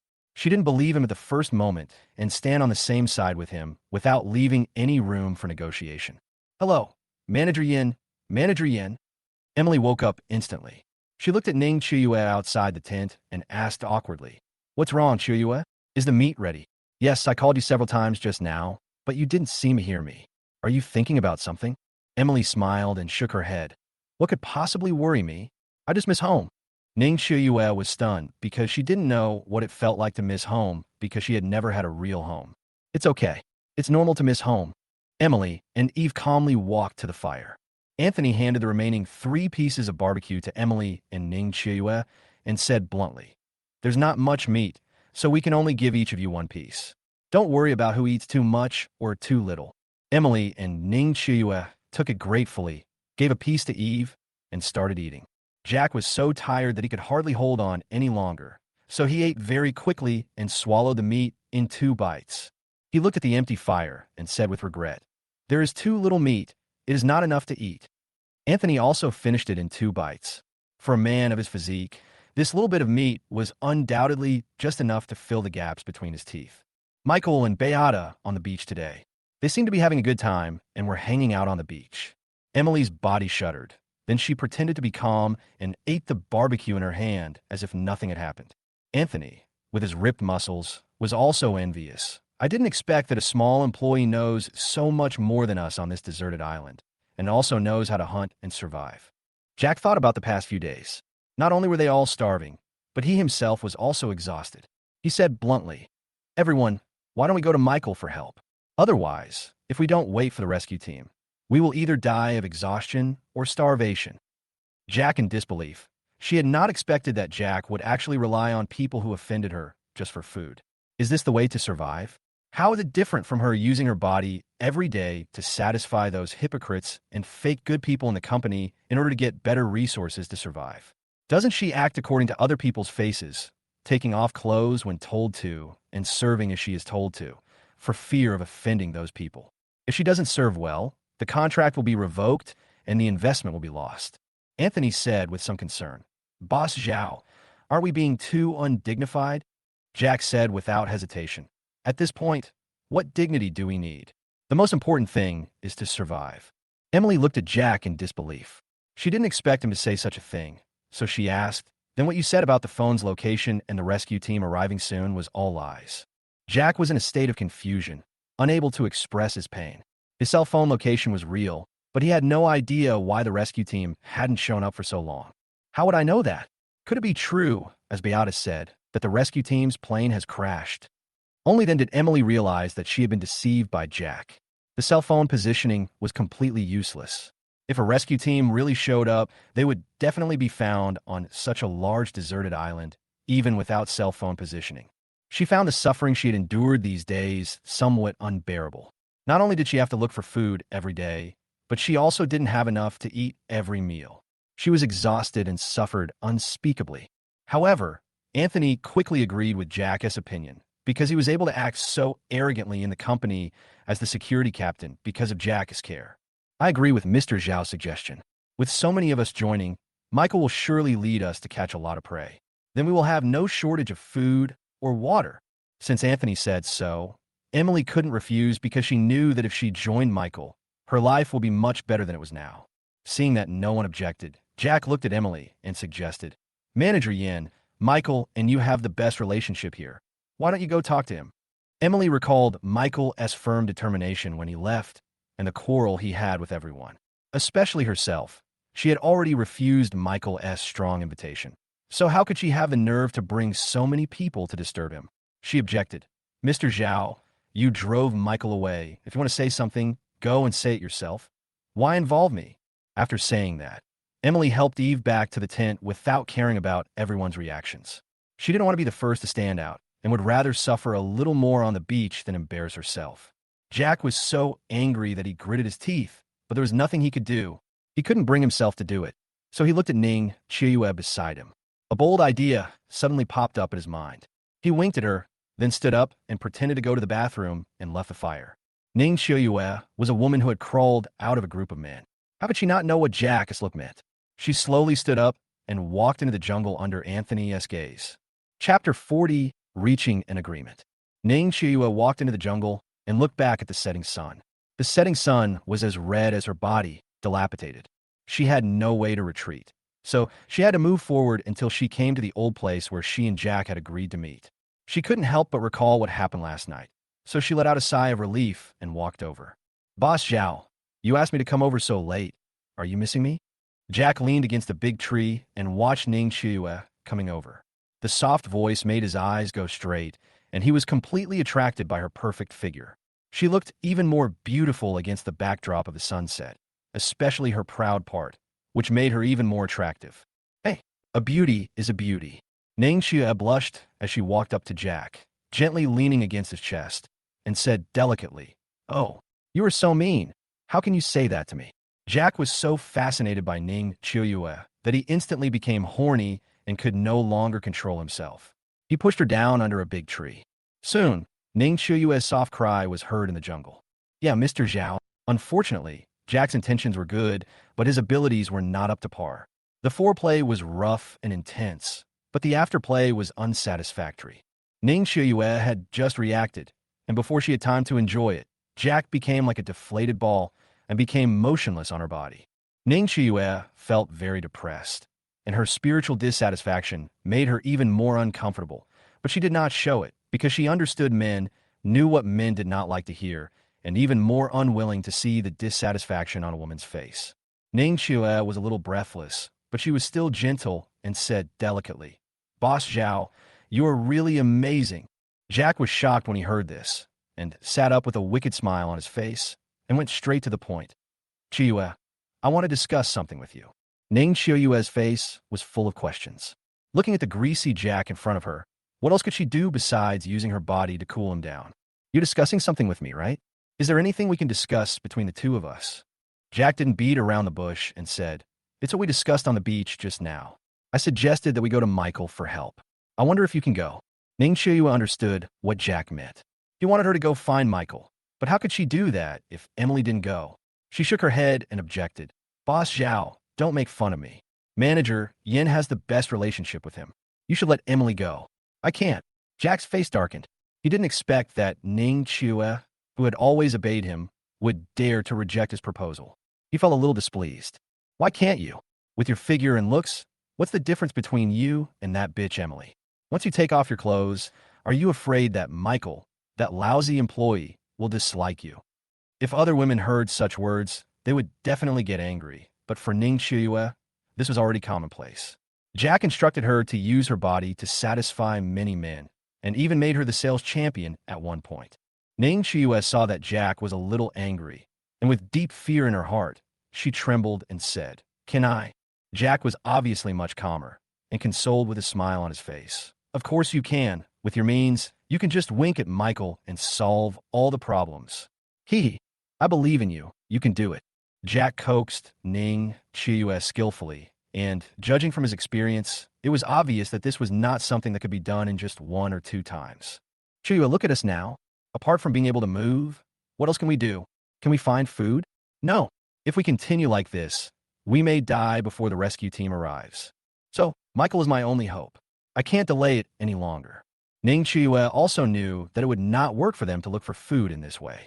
On the contrary, Michael lived in a cave, had water and meat, and had everything he needed, which was not bad. It's okay for me to go, but I have one condition, Jack said excitedly. As long as you are willing to go, let alone one, even 100 will be fine. It won't be a problem. Ning Chue shook her head and said softly, no, just one will do. But from now on, you have to get my consent before you can do that with me. Jack thought that he already had Eve, so he could do whatever he wanted, and he didn't need to have too high demands on Ning Chue, so he readily agreed. Okay, I'll wait for your good news tomorrow. Night falls, stars are shining, the cave is located. Michael and Beata came back from a stroll in the jungle with only a pangolin in their hands. Michael had to work very hard to catch this pangolin in the stone forest. He was so obsessed with the pangolin not because of the meat on it, but because of the scales on its body, which could definitely be used as the arrow tips of wooden arrows. Sister Beata, please go back to the cave first. I need to clean up the pangolin. Beata was already sweating from exhaustion, with the miniature fur clinging to his body, barely visible. He nodded slightly and walked into the cave. Michael was worried that the smell of the pangolin's blood would attract wild animals, so he took it to the stream to clean it up. He also threw all the pangolin's internal organs into the stream, allowing them to float downstream with the current, thus reducing the remaining bloody smell. When Michael finished cleaning the pangolin and walked to the entrance of the cave, he was worried that the strong smell of the leather would affect Beata, so he threw it outside the cave, and then pulled open the straw curtain and walked in. At this time, Beata had already added a lot of firewood to the fire. Seeing Michael coming in with a lot of meat, she was surprised and said, "Wow, I didn't expect that guy who is covered in shells has so much meat." Michael walked to the fire and noticed Beata's miniature fur, which was soaked with sweat. Although it had been dried a little by the fire, it was still faintly visible, which made him excited. Of course it is. It's at least half a meter long, so there is still some meat. Beata is not very picky about food, especially on this deserted island. No matter what it is, as long as it can be made into food, it's fine. Soon, the aroma of pangolin meat filled the entire cave, and the fragrance was everywhere. Wow, this little thing's meat smells so good. Michael smiled slightly and felt that it was almost done, so he picked up a piece and handed it to Beata. You must be starving, eat more. Beata took it without hesitation, smelled it first, and felt the aroma, then started to eat it. It tastes good. Michael picked up another piece and took a bite. The fragrance lingered in his mouth, but he felt that it would be more delicious if there was some salt, so he had some plans in mind. This is top quality game. Sister Beata, you should eat more of it. It will beautify your skin and is a great tonic. When Beata heard about the tonic, she said with a smile on her face, then you should eat more, otherwise you might not be able to bear it after all the hard work. Michael shook his head helplessly. He really had no way to deal with Beata. Time passed slowly, and after Beata fell asleep peacefully, Michael took a few scales from the pangolin's skin and polished them under the firelight. Soon, Michael had polished a piece of scale and quickly took a wooden arrow. He used an axe to chop a small crack on one end, then put the polished scale in. He then tore a strip of cloth from his shirt and tied the scale to the wooden arrow, securing it firmly. A brand new wooden arrow was completely completed. With the arrow tip, the strong bow was no longer just a decoration, but became a handy weapon. This time, there will be some killing power. Michael showed a look of satisfaction, but had no intention of stopping. Instead, he took out another scale and continued polishing. But at this moment, a roar came from outside the cave, which scared him. Roar! Michael was horrified. Although the growl was very small, his intuition told him that it was definitely a beast. Chapter 41. Dark Cave. Roar! Michael was horrified and quickly put out the fire, not daring to leave even a trace of sparks. Then he picked up the strong bow, tightly grasped the wooden arrow he had just made, walked carefully to the entrance of the cave, and looked outside through the gap in the straw curtain. Under the moonlight, everything seemed normal outside the cave, but Michael always felt something was wrong. He checked for a while again, but it was still the same, so he breathed a sigh of relief. Suddenly, a tiger jumped down from the top of the cave and stopped at the entrance, swinging its tail casually towards the straw curtain and Michael. Michael was terrified. He looked at the tiger with an injured front limb, tightly gripping the bow, an arrow in his hand, and even breathing carefully. Damn it! How did this big bug get here? Shouldn't it be in the grass in the east? The tiger looked around, sniffed again and again, slowly turned his body, and looked at the straw curtain. He was almost face to face with Michael, just separated by a straw curtain. At this time, Michael was already sweating coldly. If the tiger broke through the straw curtain, both he and Beata would be doomed. Just in case, Michael had to raise his bow and arrow and aim it at the tiger's forehead through the straw curtain. As long as it dared to touch the straw curtain, he would shoot the arrow. At such a close distance, Michael believed that even if he couldn't kill the big bug, he could at least seriously injure it. Just as the tiger was about to touch the straw curtain, it seemed to smell something, bit the pangolin skin next to it, let out a roar, and ran away. Fool! Michael was so scared by the tiger that his hands and feet were covered in sweat, but fortunately the tiger changed its target at the last moment. Beata was awakened by the tiger's roar and slowly opened her eyes, but it was pitch black in front of her. She was so scared that she screamed. "Gee, Michael, where are you?" Michael confirmed that the tiger had left, and then responded to Beata. "Sister Beata, it's okay, I'm here." Beata felt relieved when she heard Michael talking, because it was pitch black in the cave and she couldn't see anything, so she had to slowly climb up by feeling the stone wall. "Michael, how did the fire go out? And why was there a roar just now? What happened?" Michael was glad that Beata woke up late. Otherwise, her series of questions would definitely trigger the tiger's attack. "It's okay, go back to sleep. We can talk about any problems tomorrow." Beata felt that things were not simple, but it was pitch black in front of her, and she couldn't see her hand in front of her face. She was very scared. Just then, a faint moonlight shone through the gap in the straw curtain at the entrance of the cave. She saw Michael standing there, and she didn't know what he was doing, so she groped over there. "Then why are you standing at the entrance of the cave so late at night, instead of sleeping?" Michael had been paying attention to the situation outside the cave, but when he heard Beata's footsteps, he dissuaded her. "It's really okay. You don't have to come over. Just lie down and continue to sleep." But as soon as he finished speaking, Beata screamed and fell to the ground. "Ah," Michael hurriedly asked with concern. "Sister Beata, are you okay?" Beata cried and said coquettishly, "Wow, I couldn't see what was under my feet and tripped over a big rock. Oh, my feet hurt so much." Michael knew something was wrong. Beata must have sprained her foot, and he hurried over in the dark. "Okay, don't move. I'll be right there." Seeing Michael caring about her so much, Beata got up from the ground with a smile on her face, pretended to fall down again, and shouted, "Ah, it hurts, Michael. I can't move." Michael had no idea that Beata was teasing him. He was very worried, and his pace quickened significantly. "Be obedient and don't move." Michael was so anxious that the smile on Beata's face became more obvious, and she still said coquettishly, "Well, I'll sit here. It hurts." Because the entrance of the cave was blocked by straw curtains, only a hint of moonlight could shine in. The entire cave was like a dark hole with no sunlight. Apart from being able to distinguish the source of the sound, nothing else could be seen. Michael could only slowly move closer following Beata's voice, and it seemed to be right beside his right hand, so he gently groped his way over. However, before he could react, Beata slapped his hand away and said angrily, "You big pervert, please stop touching me." Michael knew what he had just touched, and he couldn't help feeling excited and happy.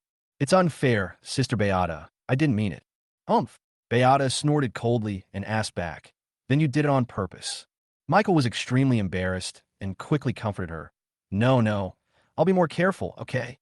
Beata was delighted in her heart and still a little excited, but on the surface she pretended to be angry, and her cold and aloof aura instantly emerged. Just know it, if you touch me again, I'll kill you. Seeing that Beata was not really angry, Michael felt relieved and went over to help her again. This time, he touched Beata's arm, which felt very smooth, and helped her up. Come on, be careful. Beata followed Michael's pull and slowly stood up. Because it was a deserted island, Michael was afraid that Beata had really sprained her foot, so he asked with great concern, Did you fall anywhere? Does your foot still hurt? Beata showed a hint of pride in the darkness, and his eyes turned, as if he had thought of some clever idea. It hurts. It hurts so much. Michael was very worried, but he didn't dare to make a fire, so he could only send Beata to her sleeping place and then check her. It's so dark. I'll help you back first. Be careful. Beata responded with a smile on her face, as if her trick had worked. Yeah, okay. Michael supported Beata and walked along the stone wall towards the sleeping place. But after taking a few steps, Beata suddenly fell down and fell right into his arms. The incident happened suddenly, and Michael was not careful for a moment, and his back was unstable and he fell backwards. He hugged Beata tightly out of instinct and fell heavily to the ground. But Michael said nothing and quickly asked Beata, Sister Beata, how are you? Beata fell into Michael's arms, her little face pressed against his chest. The warm chest made her feel relaxed and happy, and she was reluctant to leave. Michael saw that Beata didn't answer and was still lazy on him. Especially the soft sound from her chest made him unable to calm down for a long time, and his mind was instantly distracted. Beata was shocked and said, What are you thinking, little rascal? What should I do with you? Michael smiled bitterly and tried every means to hide his embarrassment, but unfortunately he was firmly suppressed by Beata, so he had to try his best. Who else can I think of besides you? Beata immediately sneered and said, Huh, you miss me.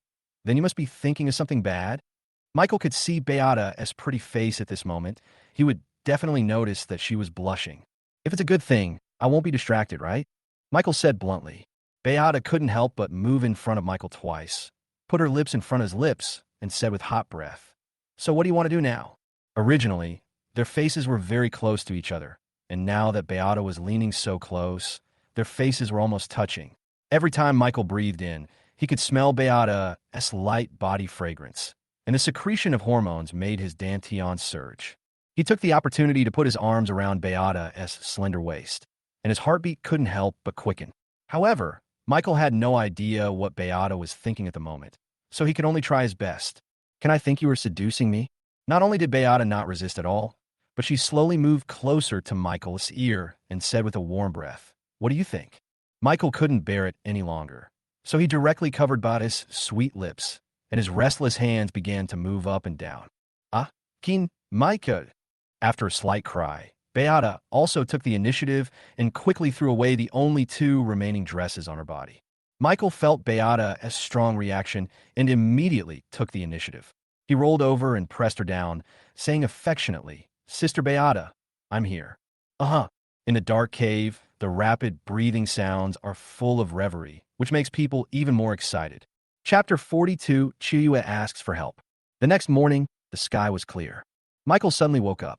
He looked at the empty cave and asked in confusion, No way. How could I fall asleep? Did Sister Beata go there again?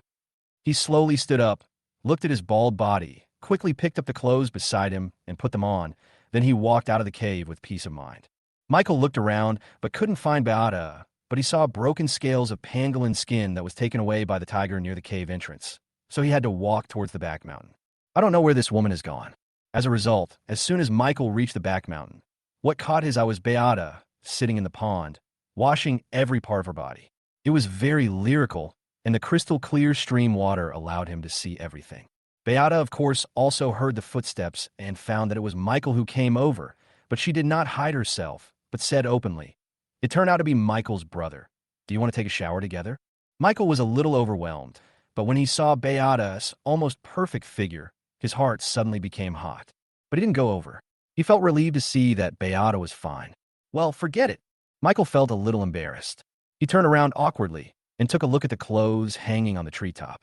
He thought of everything that happened last night and felt very embarrassed. He quickly slipped away, causing Beata to laugh behind him. Michael was helpless, but he did not sit idle. Instead, he fixed the scales that he had polished last night onto the wooden arrows, completing the strengthening of all 6 wooden arrows, turning them into powerful bows and arrows with real lethality. After he finished all these, he originally planned to make a fire and barbecue, but when he saw that Bada had not come back yet, he picked up the plastic bottle he picked up on the beach, walked out of the cave, and headed towards the sea.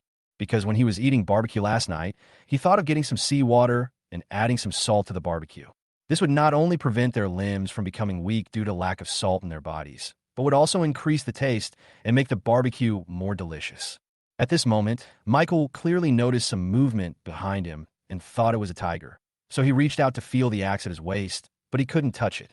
Then he remembered that the axe was placed inside the cave, and he suddenly became nervous. He had no choice but to clench his fists, muster up his courage, turn around and punch behind him, but he found that it was Ning Chiuyue, so he stopped immediately. Ah! Ning Chiuyue screamed and was frightened. She had originally intended to scare Michael, but she almost got punched. Looking at the fist so close to her, she was still frightened and let out a sigh of relief, which made her feel much more relaxed. Michael retracted his fist and said awkwardly, Ning Chiuyue, why is it you? Ning Chiuyue, it didn't feel the slightest bit of strangeness, and said tenderly, Oh, I was going to scare you, but you scare me half to death with one punch. Michael knew that Ning Chiuyue was frightened by him, so he shook his shoulders helplessly and said, Beauty, this is a deserted island. If I were to hold an axe, it would be very dangerous. Ning Chiuyue was really scared when she thought of the scene of the axe chopping down on her. That's scary. Are you that nervous? If Michael told Ning Chiuyue that he encountered a tiger last night, she might not have found the atmosphere so creepy. But he didn't say that. Instead, he asked, Why are you the only one here? Where are the others? Ning Chiuyue said without hiding anything, We are short of food. Emily, Mr. Zhao, Anthony, and others set out to look for it early in the morning. Michael felt that Ning Chiuyue was in trouble, so he asked, Then why are you here? Ning Chiuyue was very straightforward and said, I came here early in the morning just to find you. Before she finished her words, her face suddenly turned red, and she explained her experience in the morning. Originally, I saw Beata walk out of the cave and went to the back mountain. I wanted to go in and look for you, but when I opened the straw curtain, I saw you, though without any clothes. Michael's clothes embarrassedly and continued, I was embarrassed to go in, so I had to wait for you outside. Michael thought that he was so exhausted after fighting Beata for hundreds of rounds last night that he fell asleep without having time to get dressed. He only put on his clothes when he woke up in the morning. If Ning Chiuyue went in before he woke up, he would definitely be seen naked by her. No way, you saw it all. Ning Chiuyue nodded slightly, her face still a little rosy as she said, I didn't realize that you have so much muscle in your small body. Michael was a little overwhelmed, but Ning Chiuyue came to see him early in the morning. There must be something wrong. So he quickly changed the subject and said, Why are you looking for me so urgently? What's the matter? Ning Chiuyue noticed Michael's embarrassment and told him the purpose of her visit. I came to find you. Everyone called me. Michael looked surprised. He couldn't understand why Ning Chiuyue was called instead of Emily or Jack. It didn't seem like a simple matter. Just tell me straight. Don't keep me in suspense. Ning Chiuyue was becoming more and more optimistic about Michael's straightforwardness and simply said, We have discussed it and want to rely on you. Otherwise, if we continue like this, we will not be able to find food and will surely die. Michael then understood why Emily didn't come, and Jack would definitely not come. He shook his head cautiously. No, it's hard for me to support such a large group of people by myself. Sorry, you better think of another way. Ning Chiuyue was shocked. She didn't expect Michael to refuse so directly. She quickly persuaded him, Michael, please think about us and manage our yen again. You can't just stand by and watch us die. Michael was obviously stunned for a moment, but he knew his ability was limited, and he objected without hesitation. The food I can catch is limited, only enough for me and Sister Beata to consume, and can only feed the two of us. Any more will be a burden.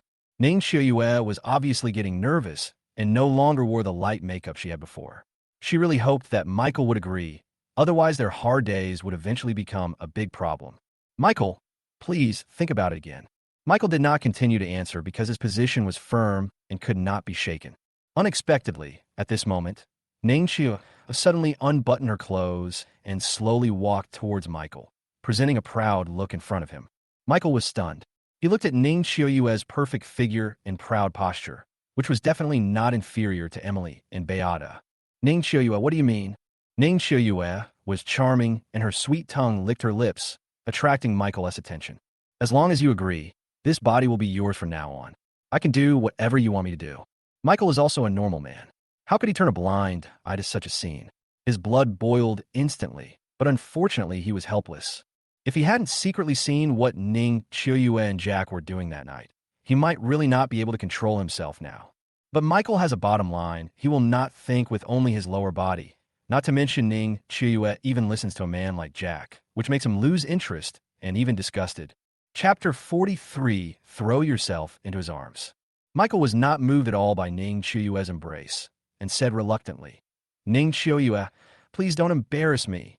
Michael was also helpless because this kind of thing was too difficult to choose. If he didn't let them join, they wouldn't be able to find food and would die. If he asked them to join, he alone would not be able to find so much food, and everyone would die. This choice really gave him a headache. Michael still disagreed. Ning Qiuyue had no choice but to use her ultimate move, because in the past, whenever she used this move, there was no contract she could not get.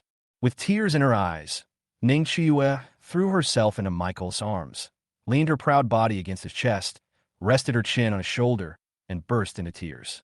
Woo woo woo. Well, this is a deserted island and we're all trying to survive. We won't blame you for making this choice. We can only blame ourselves for not having the ability to survive. Michael had never seen such a scene before, crying and being so soft. When he saw Ning Qiuyue crying, the whole situation seemed to be out of control, and he felt overwhelmed with sympathy. Michael thought that the food problem was not unsolvable, so he comforted her. Okay, don't cry. Isn't it enough that I agree? Ning Qiuyue was instantly delighted when she saw that her plot had succeeded. She hugged Michael's neck tightly and jumped up and down, extremely excited. Wow, Michael, you are so nice. I love you so much. Michael clearly felt Ning Qiuyue's proud figure bumping against his body, and he sighed his heart. This woman is really thoughtful.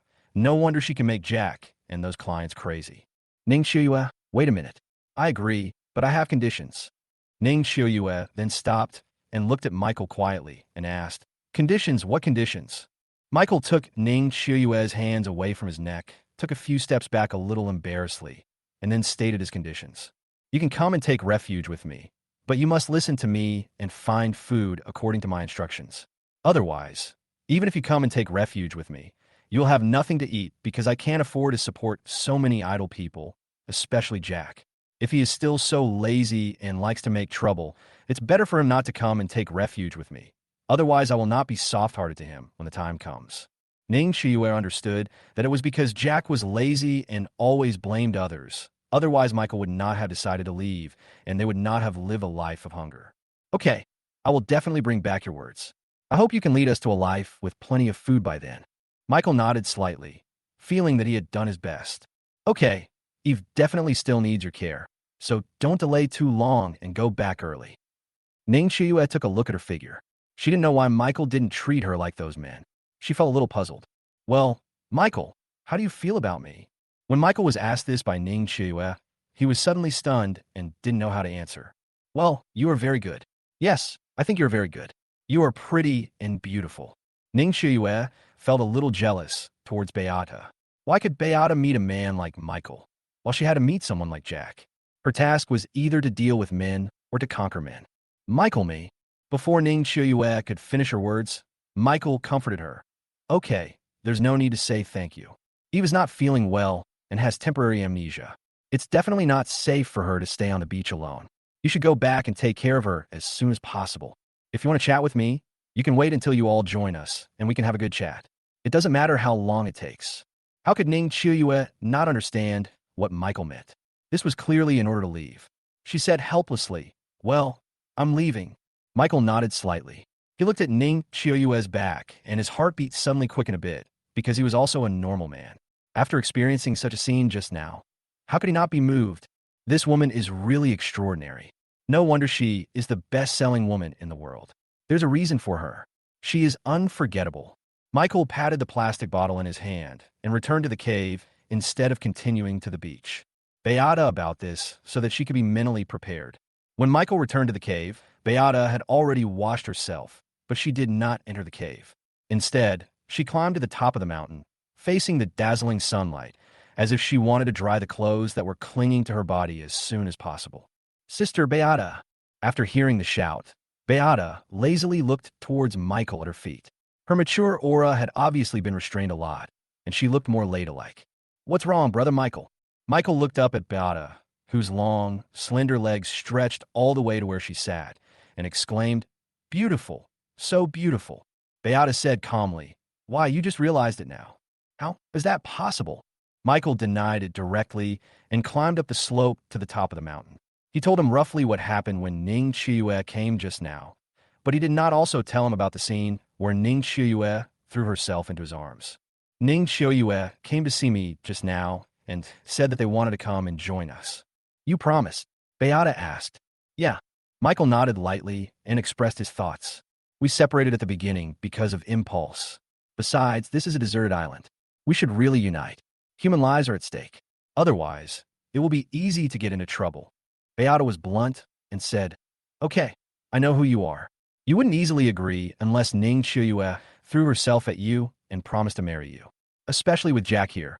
How could you easily change your mind and join them? Michael was a little embarrassed and said, I admire you. I didn't say anything, but you know everything. Beata said angrily. The rumors about Ning Qiuyue in the company have been going on for a long time. The reason why she is so successful in the company is entirely Jack's idea. She is just doing the work. Okay, you're right, but I didn't touch her at all. Michael retorted, and then continued. I agreed to her only because of Eve. I was worried that her transient amnesia would relapse, and Emily didn't have time to take care of her. If she continued to stay on the beach, something might happen.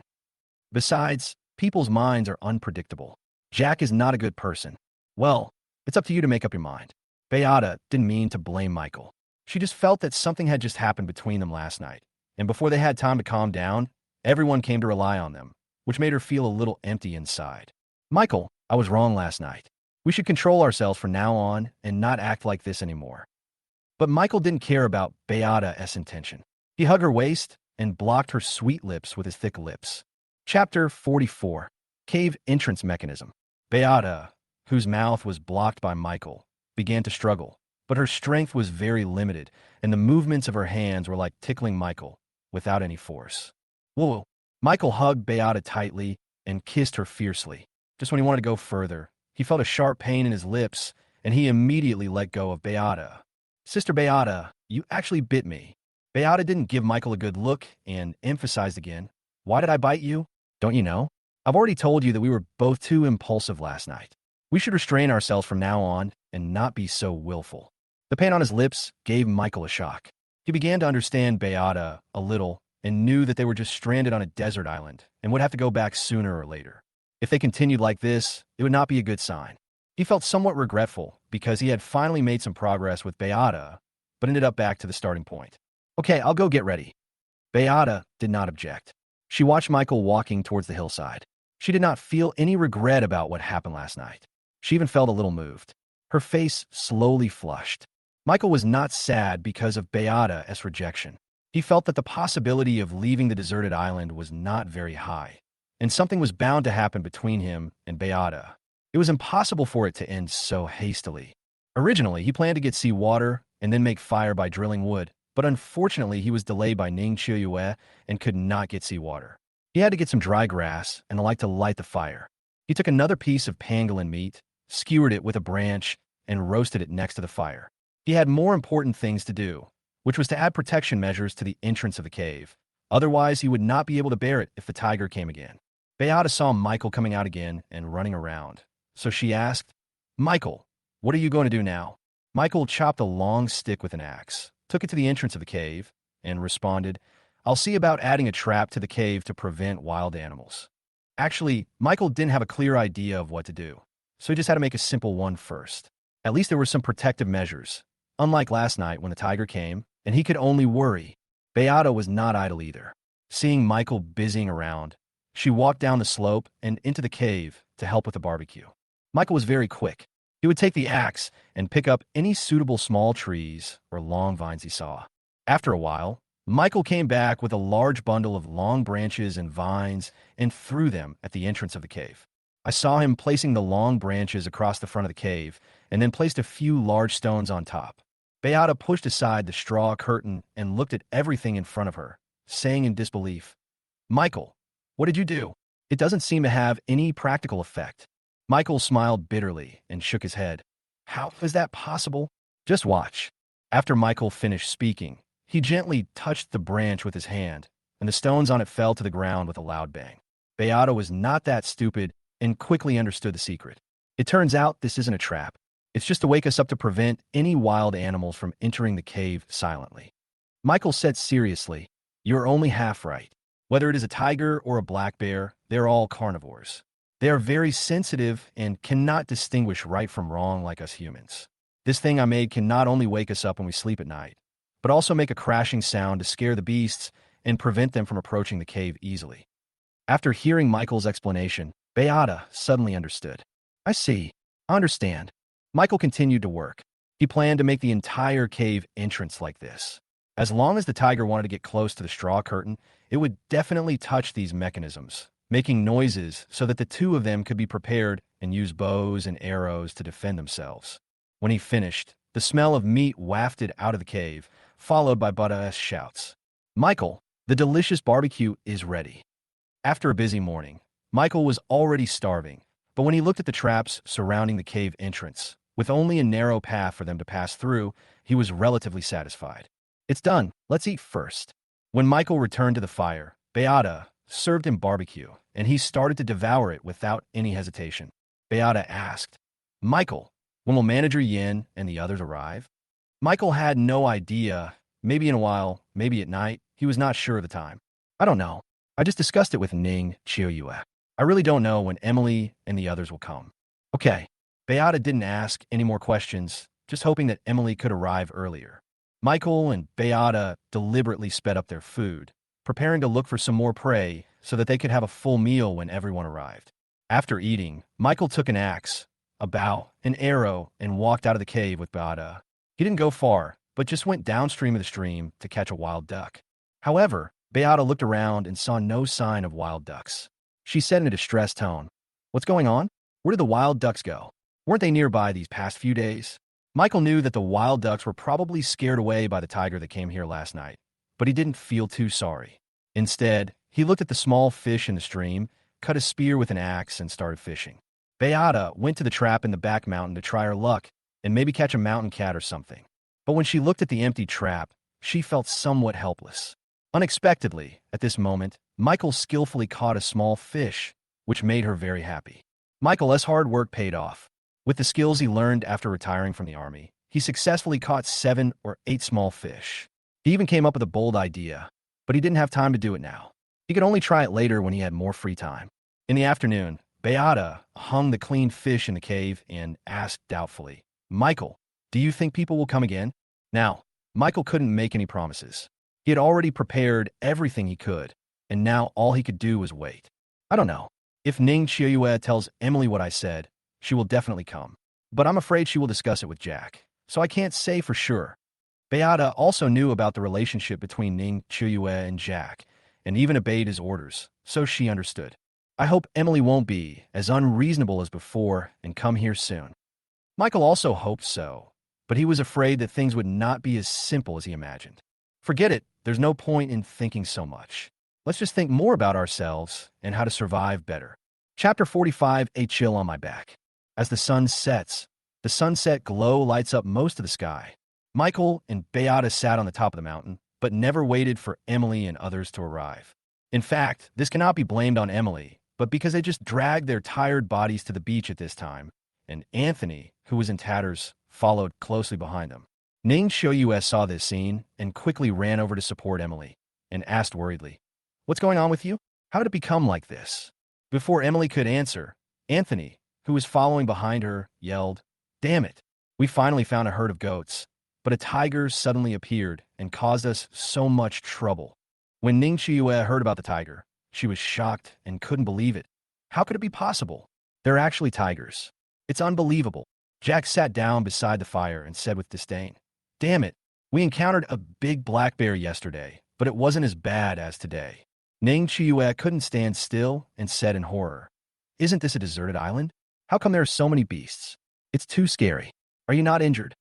Anthony patted his thigh and said with some heartache, "It's not injured, but it's a pity for the lamb. Otherwise, we could have a feast now." Jack thought about what had just happened. He and Anthony were carrying the lamb that they had caught with great difficulty and were about to leave the eastern grassland when a tiger suddenly jumped out.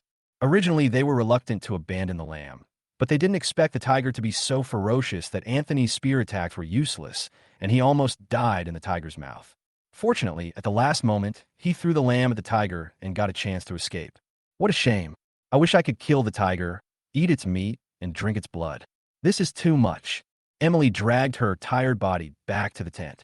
Seeing that E's complexion had recovered a lot, her fatigue instantly disappeared.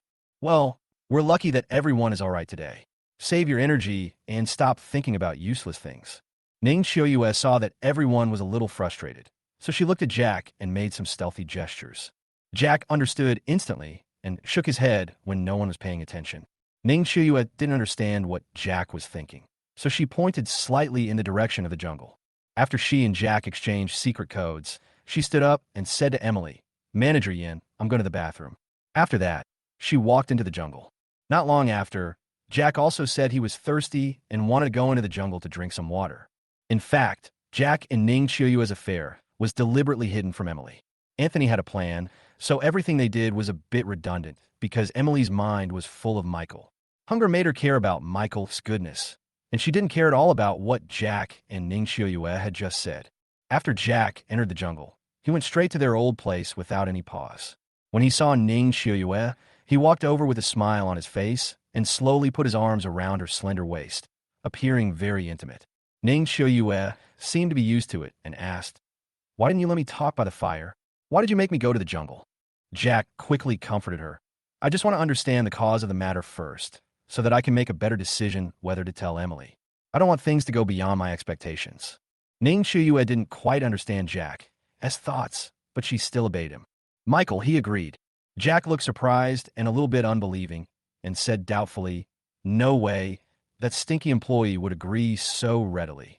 Ning Qiuyue shook her head slightly and said bluntly, "He agreed, but he also set a condition." "Conditions? What conditions? Tell me quickly." Jack's face was obviously much darker.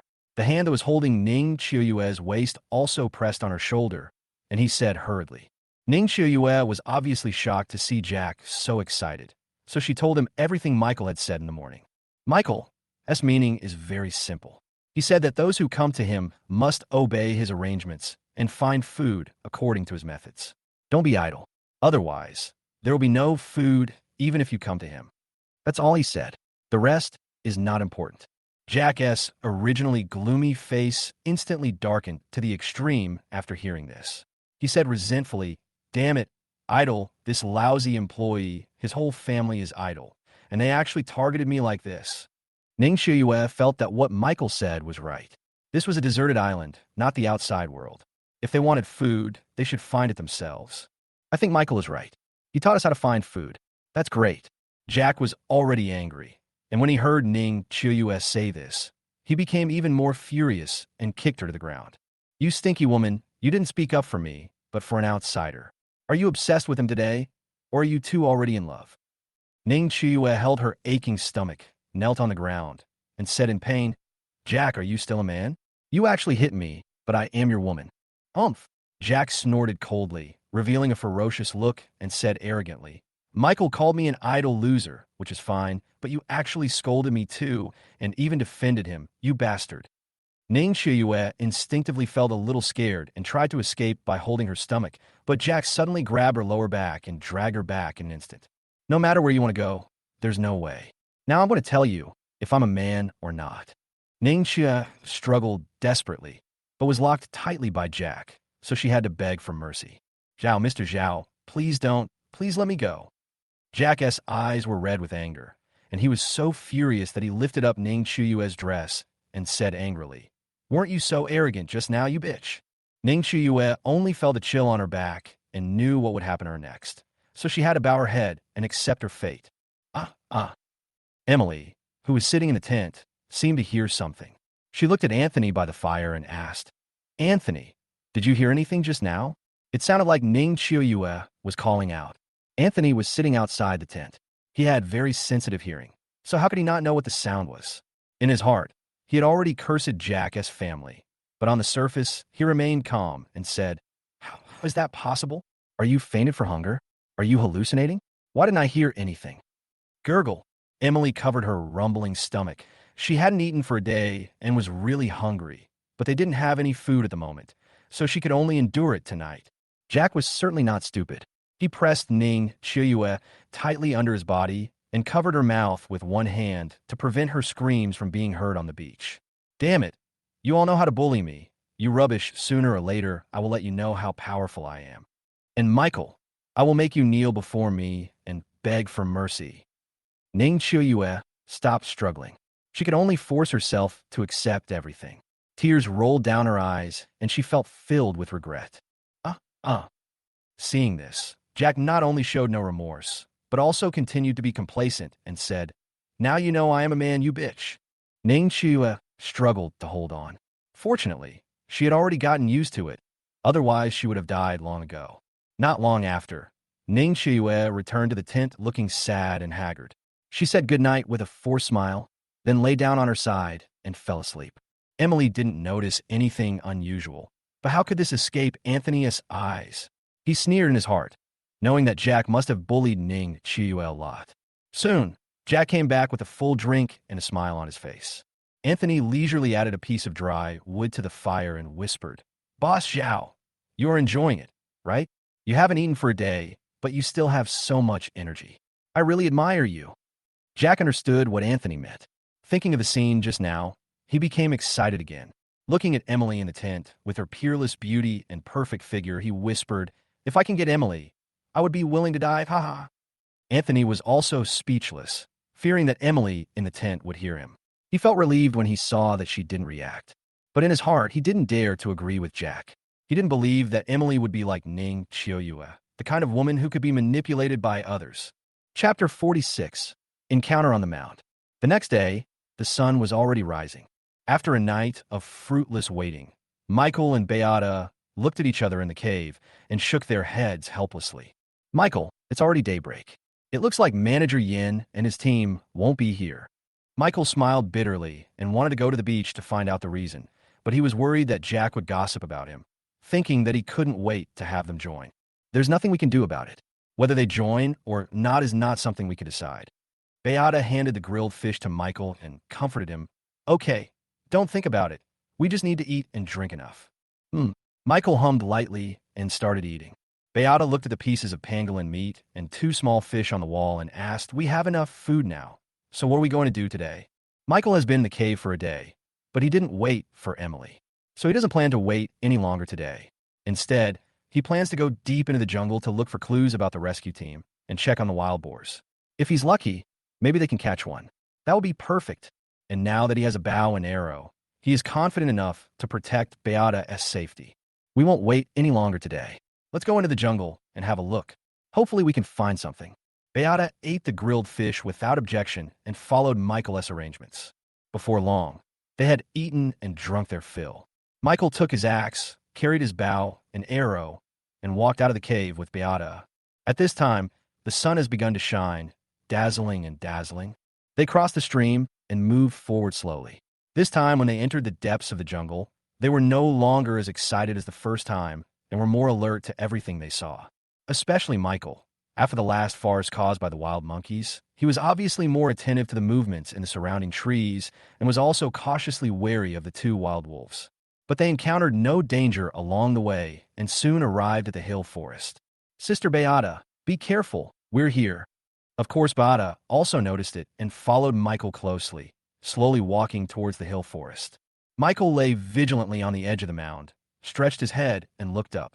There was still a large group of wild boars, at least a dozen of them, all pitch black and with fangs, and looked very ferocious. There were also 2 larger ones chasing and fighting, causing dust to fly all around, as if they were fighting for territorial sovereignty. Michael retracted his head and seeing Beata still staring at him, he gently pulled her skirt, but suddenly remembered that she was topless and was afraid that it would be pulled down if he pulled too hard. Beata then stepped back. Seeing Michael remain silent, she knew what he meant and asked in a low voice, "There are so many wild boars. If we catch just one, it would be enough to eat for several days." Michael wanted to do it too, but he knew that it was impossible to do it in the Earth Hill forest unless they wanted to seek their own death. This is a wild boar, not one of those raised in the countryside. We need to think long and hard. Beata also found that these wild boars were obviously much scarier, so she said worriedly, "Yeah, no wonder they look so fierce." Michael put the axe back to his waist, slowly took out the bow and arrow, looked around, and felt that this was the only place that was relatively hidden.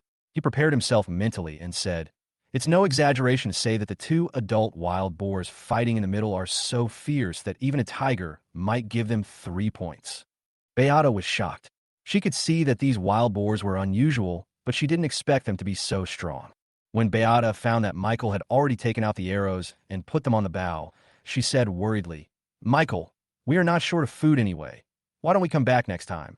Michael shook his head slightly, because he was not hunting the wild boar for food this time, but to test how thick the wild boar's fur was, and whether he could kill it with one shot with a bow and arrow like this. "Don't worry, Sister Beata. I have a plan. You just need to hide aside and watch." Beata knew Michael had made his decision, so she didn't try to stop him. Instead, she lay quietly by the side and watched everything in front of her. At this time, a smaller wild boar came over here, but it was still about 7 or 8 meters away from them. The sharp-eyed wild boar also spotted Michael hiding beside the mound and became a little defensive, not daring to move forward. Michael always felt that the distance was still a bit far. Even if he was sure to hit the little wild boar, the power of the wooden arrow would be weakened and it would not be able to kill with one blow. Beata was afraid that the wild boar would run away, so she urged him, "Michael, hurry up, or it will run away." Michael did not hesitate at all, shook his head and refused. "No, wait a little longer. We are not in a hurry to hunt anyway. Let's wait until it gets closer." At this moment, on the other side of the hill forest, Anthony jumped out with a spear in his hand, roared, and stabbed a smaller wild boar. "Ah, give me your life." In an instant, more than a dozen wild boars were frightened and ran around in panic, and the situation was extremely out of control. Anthony also successfully stabbed the wild boar that had been waiting for a long time, but the wild boar had thick skin and flesh, and it was impossible to kill it easily with his wooden stick sharpened by a dagger. He only scratched a little bit of the wild boar's fur. Emily and Jack, both holding spears, followed Anthony into the hills and continued to chase the wild boar. But suddenly, the situation changed drastically. An adult wild boar suddenly turned its body, turned back in an instant, and directly rushed towards Anthony, who was still trying to attack. "Ah!" Anthony screamed and was knocked 3 or 4 meters away by the wild boar. He rolled and crawled on the ground and fell at Jack's feet. "Anthony, are you okay?" Jack hurriedly said worriedly, and helped Anthony up fearfully. He looked at the wild boars that had already reacted and looked at the 3 of them, each of them glaring at them like evil spirits. Anthony shook his head to indicate that it was okay, but he was stunned when he saw the herd of wild boars surrounding him. Only then did Beata believe that what Michael had just said was actually true. She had never expected that these wild boars were so scary and could be as ferocious as black bears and tigers. Hee. The wild boars screamed and attacked instantly, rushing towards Jack, Emily, and others. Jack finally reacted, and in fright he dropped the spear in his hand and ran away with Anthony. But Emily was completely separated from Jack and the others because of a sudden charge from the wild boars. Seeing that the wild boars were about to charge again, she had to run in the opposite direction. Even so, there were still 5 or 6 wild boars following her, bearing their long fangs and chasing her relentlessly. Michael felt that something was wrong. Even if Emily was smart and escaped around the tree, she could not be a match for the wild boars and would definitely be in danger. Beata saw it all clearly and was extremely anxious. "Michael, think of a solution quickly. Manager Yin is about to be caught up by the wild boars." How could Michael not be worried? He wanted to use a bow and arrow, but was afraid of hurting Emily by mistake. So he had to look around, quickly picked up a big rock, and threw it at the wild boars. I don't know if Michael really has the ability or it was just an accident, but he ended up hitting a wild boar on the spot, causing it to scream, which scared all the wild boars away. Emily turned around after hearing the noise and found that it was Michael and Beata. However, The herd of wild boars behind her did not allow her to think much. She did not dare to stop and had to continue running away. Sister Beata, let's go too. After Michael finished speaking, he took Beata and went around the hills and forests in the direction Emily escaped, fearing that she would run around and encounter wild wolves or monkeys, which would be bad. Chapter 47, Wild Wolf Chase. Not long after, Michael caught up with Emily with Beata. Beata panted and said hurriedly, "Manager Yin, it's okay now." Emily heard the shouting and stopped panting. Seeing that the wild boars had long disappeared, she looked at Michael and Beata with relief and said gratefully, "Michael, Beata, thank you so much for what you did just now. If it weren't for you, I might have already—" Emily hadn't finished her words yet, and she was visibly choking up. Although Beata was much lower in rank than Emily in the company, he was slightly older and more stable. He slowly hugged Emily and comforted her. "It's okay, it's okay." Michael was also distressed and said politely, "How can you be so polite to us? It's too formal." Emily slowly wiped away the tears from her eyes, and finally she felt much better. "By the way, why are you guys here too?" Michael said bluntly. "Sister Beata and I have already discovered this place, but we were afraid that the wild boar would be too ferocious, and we didn't dare to take action." Beata quickly gave Emily a thumbs up and said, "You guys are awesome. You actually dared to charge forward and fight against the wild boars with just a few sticks." Emily's face turned red, but suddenly her stomach growled. She said with some disappointment, "Actually, we are only like this because we are desperate. I can't even remember when I had my last meal." "What? No way." Beata couldn't believe it. "How is it possible? Last time, Michael couldn't bear to eat it and secretly gave you half of the mountain cat meat. How can you be so hungry?" Michael was a little overwhelmed by what he said, and at that moment his eyes met with Emily's. In order to avoid it, he had to look around to ease the embarrassment. Emily was obviously a little shy, but she didn't hide it and told the truth. "Since you left the beach, Anthony and I have had a hard time finding food. It's all thanks to the meat Michael sent us that time. Otherwise, we wouldn't have been able to hold on until now." While Beata felt sorry for Emily, she was also glad that she followed Michael. Otherwise, she didn't know what her life would be like now, and it might not even be as good as Emily's. Michael yesterday and said, "Up." As a result, at this moment, a wolf howled, which frightened the three of them. Emily was so frightened that she didn't know what was going on, so she hid behind Beata in an instant. "What's that sound? It seems very close." Up. Another low growl was heard, and Michael looked in the direction of the sound. Surprisingly, he found that it was the two wild wolves, who emerged from behind the tree with murderous eyes, glaring at the three of them. Michael was horrified. Although he knew there were two wild wolves lurking here, he didn't expect to actually run into them. He felt worried. "Sister Beata, listen to my orders. You take Emily and run towards the cave. No matter what happens, don't look back and don't stop." Beata knew the seriousness of the situation, so she held Emily's hand tightly and nodded quickly, saying, "Okay, I understand." But the two wild wolves didn't give them any time to prepare. They jumped over the tree in an instant and rushed towards them quickly. "Run!" Almost at the same time, Michael also shouted to Beata, and the three of them began to flee all the way south, not daring to stop for a moment. The wild wolf was moving very fast. Its four claws dug deeply into the soil, and then it threw a lot of soil behind it, speeding up its body. Michael was horrified and hurriedly urged, "Sister Beata, run faster." Even so, how could their speed be compared with that of the two wild wolves? They were simply not on the same level, and the distance between them was quickly closed by the two wild wolves. Both wolves roared, and Michael charged quickly, pulling Beata and Emily to escape around a big tree, leaving the two wolves helpless for a moment. Michael knew that, even so, they had no hope of escape. The wild wolf glared at the three people in front of it, jumped up instantly, and pounced on them with its long claws stretched out. "Sister Beata, this way." How could Michael not see it? He quickly pulled Beata and Emily around behind a big tree, and with the help of the tree, they avoided the wolf's pounce. The wild wolf didn't react in time and flew far away in an instant. It used its claws to firmly grasp the soil, and then it stabilized its body. Beata looked at the ferocious wolf and said worriedly, "Michael, what should we do?" Michael didn't dare to stay at all, and hurriedly said, "There is no other way. I can only keep running." Of course, Beata and Emily knew they had to run away, and they followed Michael closely, not daring to slack off for even a moment. Up. Michael saw that the two wild wolves were about to catch up with him again, and he was as anxious as an ant on hot pan. Emily no longer looked like a goddess. She said in fear, I don't want to die in the mouth of a wild wolf. It must be so painful to be bitten by it. A bloody scene suddenly popped up in Michael's mind, and his whole body went numb. He didn't expect that Emily could still say something shocking at this time. He quickly turned around to check the movements of the two wild wolves and found that they had instantly rushed behind the three of them and were very close to them. No, run away. Michael no longer hesitated. He took out an arrow, put it on the bow, and shot an arrow that flew past the wolf in front and hit a big tree heavily. The arrow was still trembling, and you could feel how powerful Michael's arrow was. When he saw that the wooden arrow had slowed down the wolf, he hurriedly said, Sister Beata, Emily is now in your hands. Beata knew what Michael was going to do, so she quickly objected, No, we can't let you take risks alone again. If you want us to stay, the three of us will stay together. Even if it means death, we will let these two wild wolves have a taste of our power. Michael frowned and said seriously, What's the use of life or death? They're just two wild wolves. I will be fine.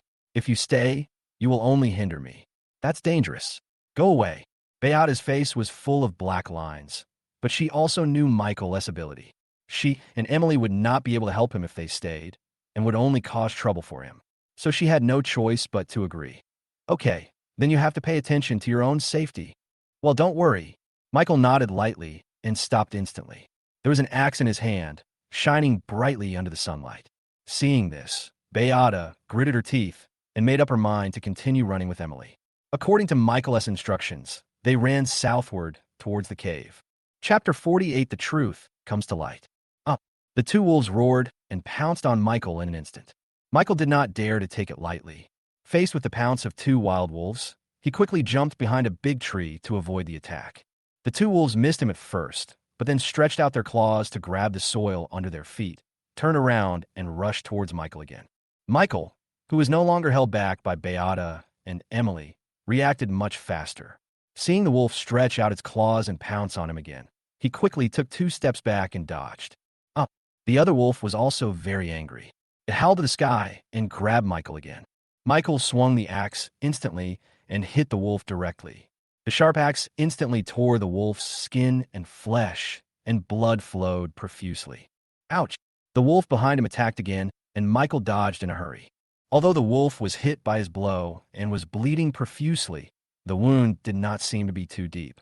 It soon glared at Michael again. The two wolves formed a pincer attack and surrounded Michael. Michael knew the strength of himself and the two wild wolves. It would take some effort to kill them. Besides, this was a deserted island, and he didn't want to fight a life-and-death duel. If he wasn't careful, he might get hurt. It would be troublesome on this deserted island. Up. Seeing two wild wolves attacking him from the front and back, he quickly jumped away and hid behind a big tree.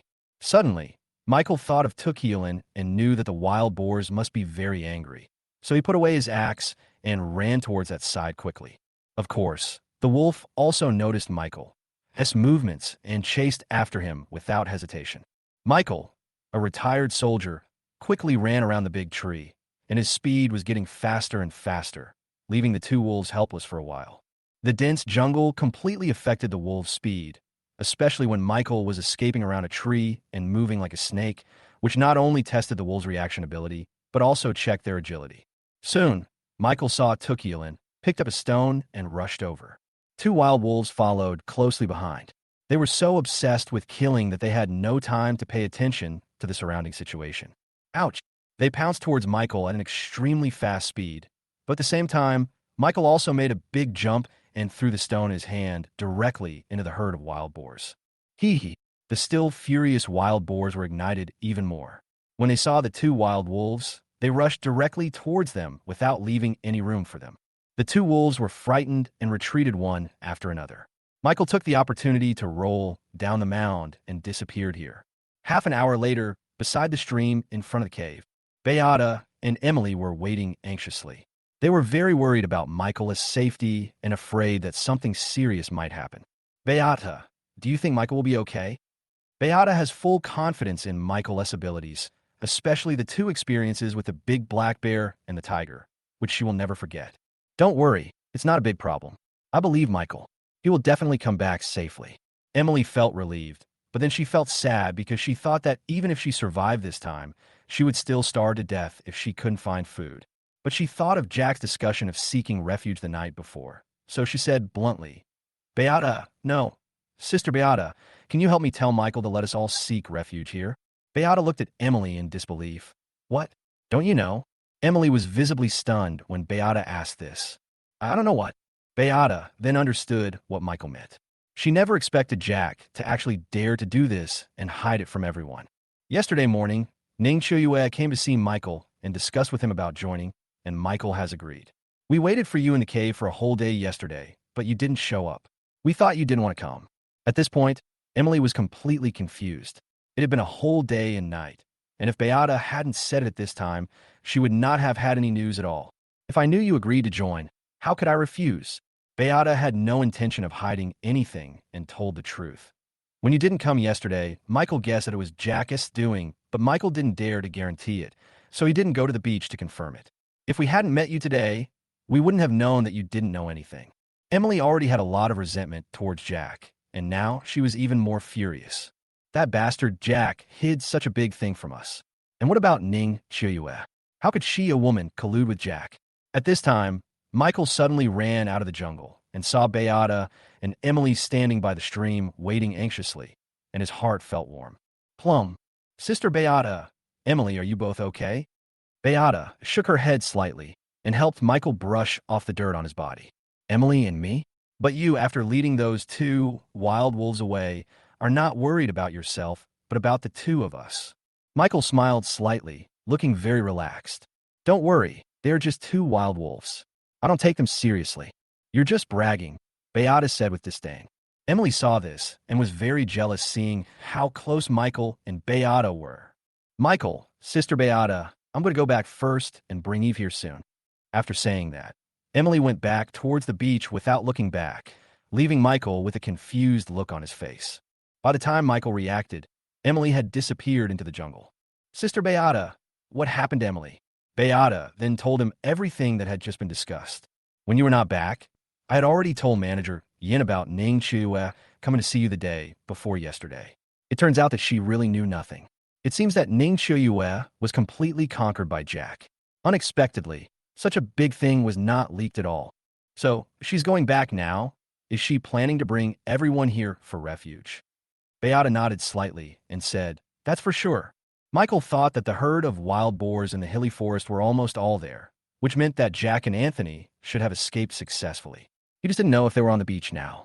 Beata on the side said worriedly, Michael, I'm a little worried that if Manager Yin goes back in anger like this, he might have a conflict with Jack and Ning Chuyue.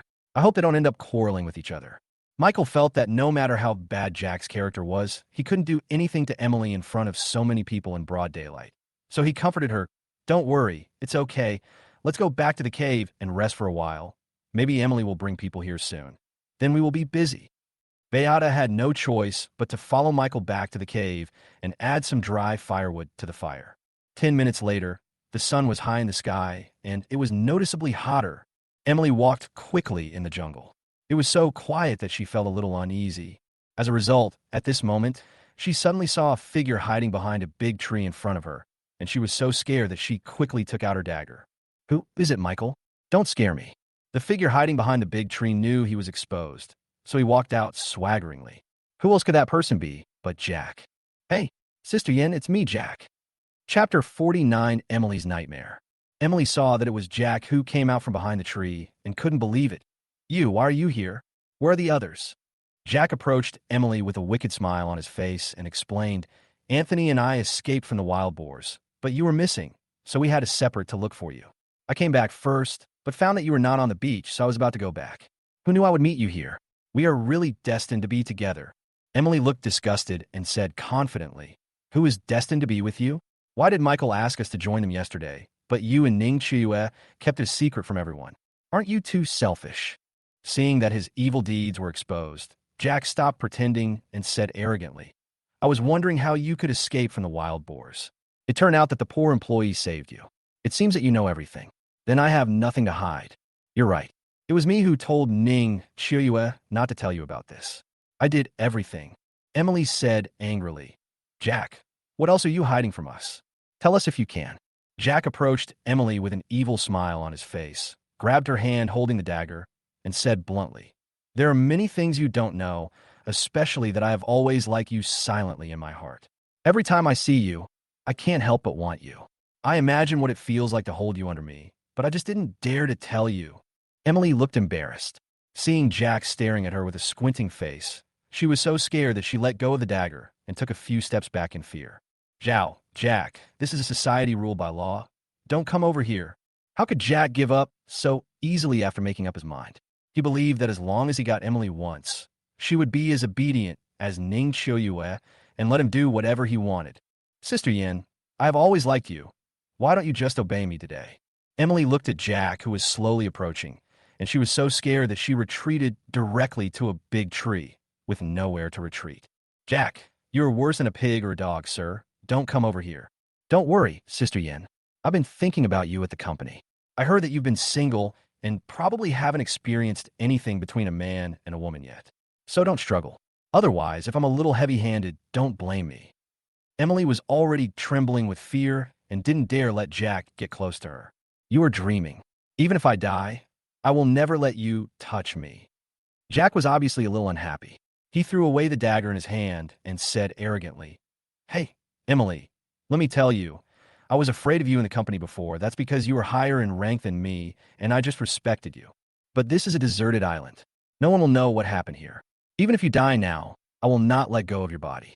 I will need every inch of your skin until I am happy. Emily was frightened by Jack's cruel and devilish face. She didn't care about her own safety anymore and turned around and ran towards the cave. Ah, help! Michael, help! On the beach, Ning Chue, who was sitting by the fire, suddenly heard Emily's scream and knew what had happened. She cursed in her heart. This bastard Jack actually attacked Emily. He really doesn't know whether to live or die.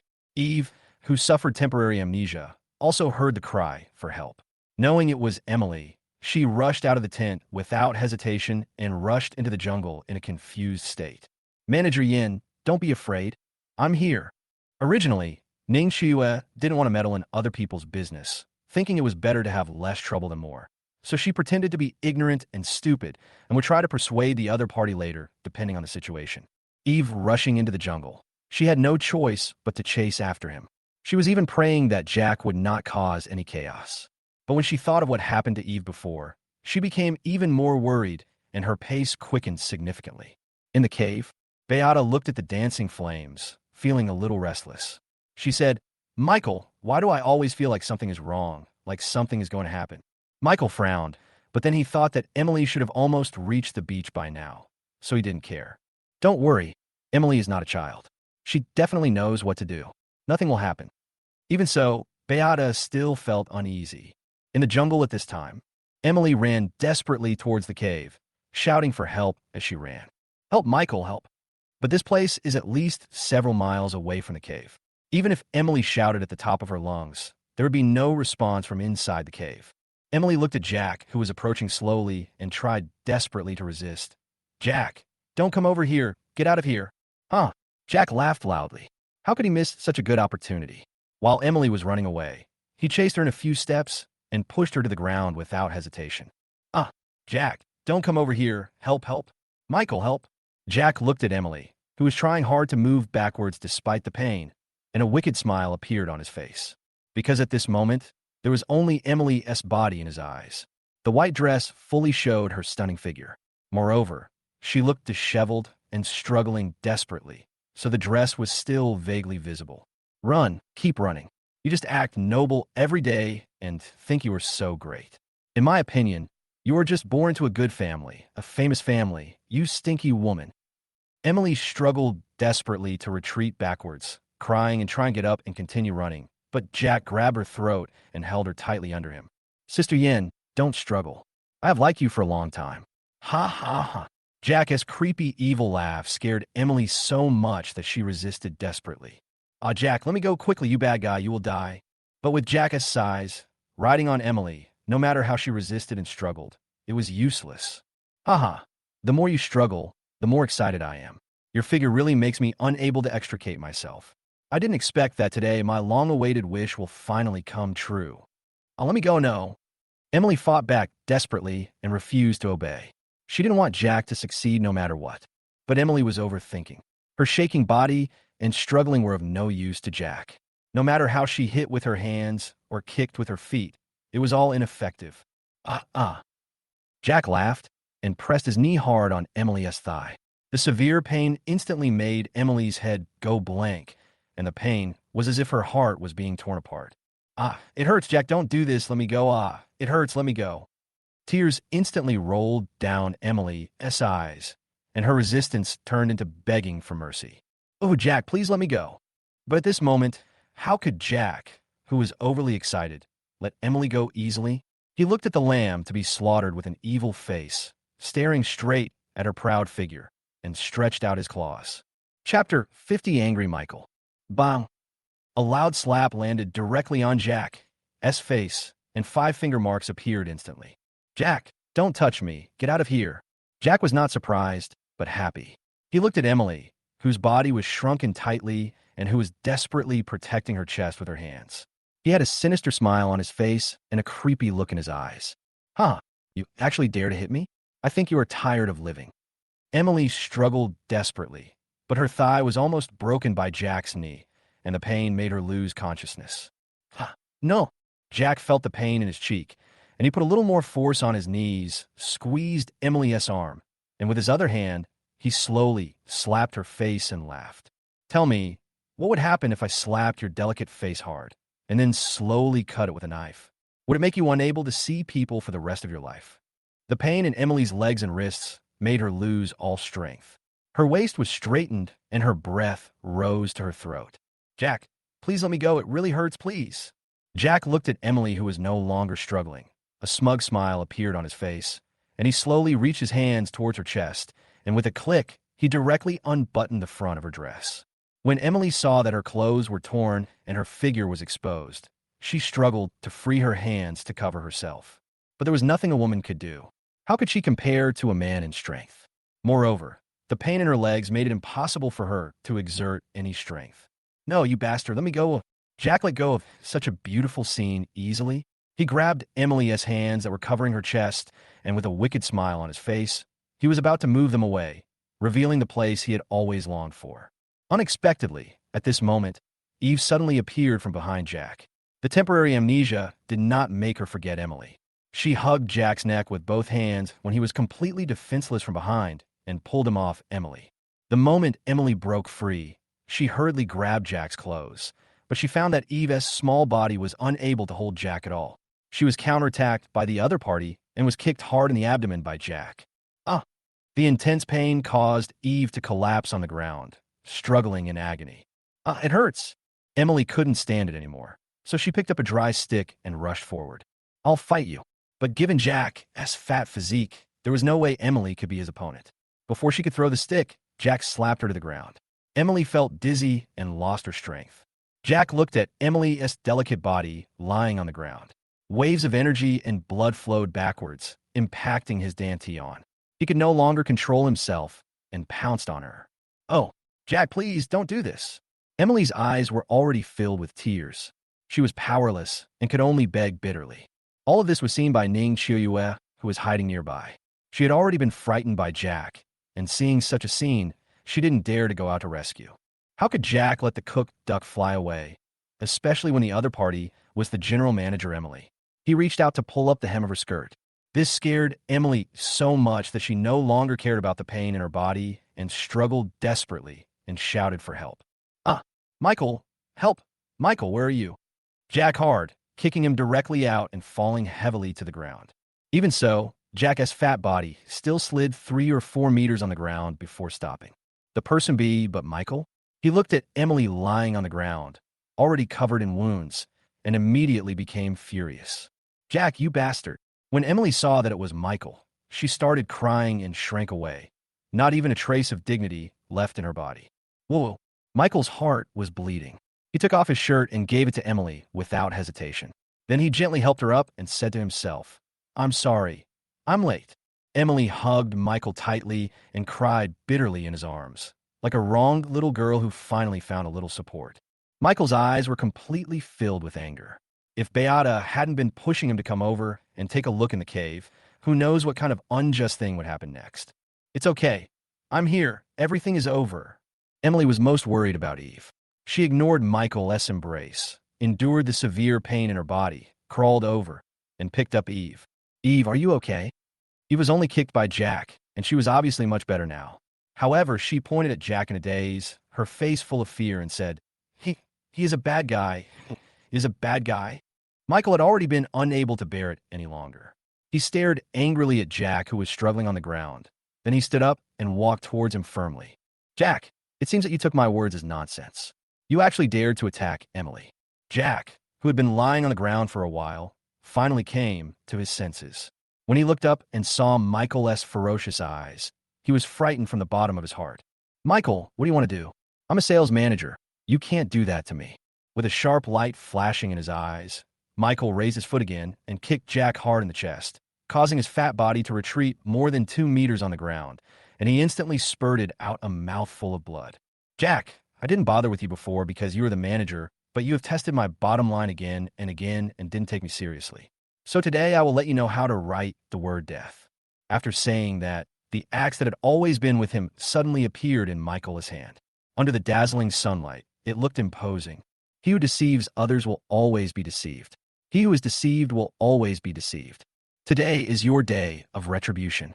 Jack spat out a mouthful of blood, and looking at Michael's murderous eyes, he was suddenly possessed by a cold and chilling feeling that made him feel like he was falling into an icy valley. Originally, Jack didn't believe that Michael dared to kill him. Now he was scared and completely panicked. No, I don't want to die. Michael, you can't kill me. This is a society ruled by law. You can't kill innocent people. Killing someone means paying with your life. At this time, Michael's mind was already filled with anger. He thought about his previous patience on the beach, which was purely to help the villain succeed and destroy his prestige, so he didn't want to endure it anymore. He walked to Jack step by step with heavy steps, holding up the sharp axe in his hand. God is watching what we do. Jack, since you have done something you shouldn't have done, you must pay the due retribution. Good deeds will be rewarded with good, and evil deeds will be punished with evil. Today, I am your retribution. You will pay a heavy price for everything you have done before. Chapter 51, Gathering in the Cave. Jack was so frightened by Michael that he immediately fell to his knees and kowtowed for mercy. Michael, don't kill me. Please don't kill me. But Michael remained unmoved, determined to kill, and no matter how much Jack begged for mercy, it was of no avail. Jack saw Michael's determination and knew that he would not live long. So he quickly asked Emily for help. Sister Yin, no. Manager Yin, please ask Michael to spare my life. I beg you. Emily didn't react at all. She hugged Eve tightly in her arms and turned her head away. She didn't expect that this scumbag would have the nerve to beg her. It was really a pipe dream. You'd better die early, otherwise you will only bring harm to others. Seeing Emily being so heartless and looking at Michael holding the axe high, Jack was already disheartened. Michael was furious, with a cold light flashing in his vicious eyes, and he chopped down the axe in an instant. Go to hell. Ning Chiuyue, who has been hiding in the dark, has cursed Jack's ancestors for 18 generations, saying that he is so evil and he still feels that having Eve is not enough. She looked at Michael chopping with the axe and felt that she could no longer sit idly by.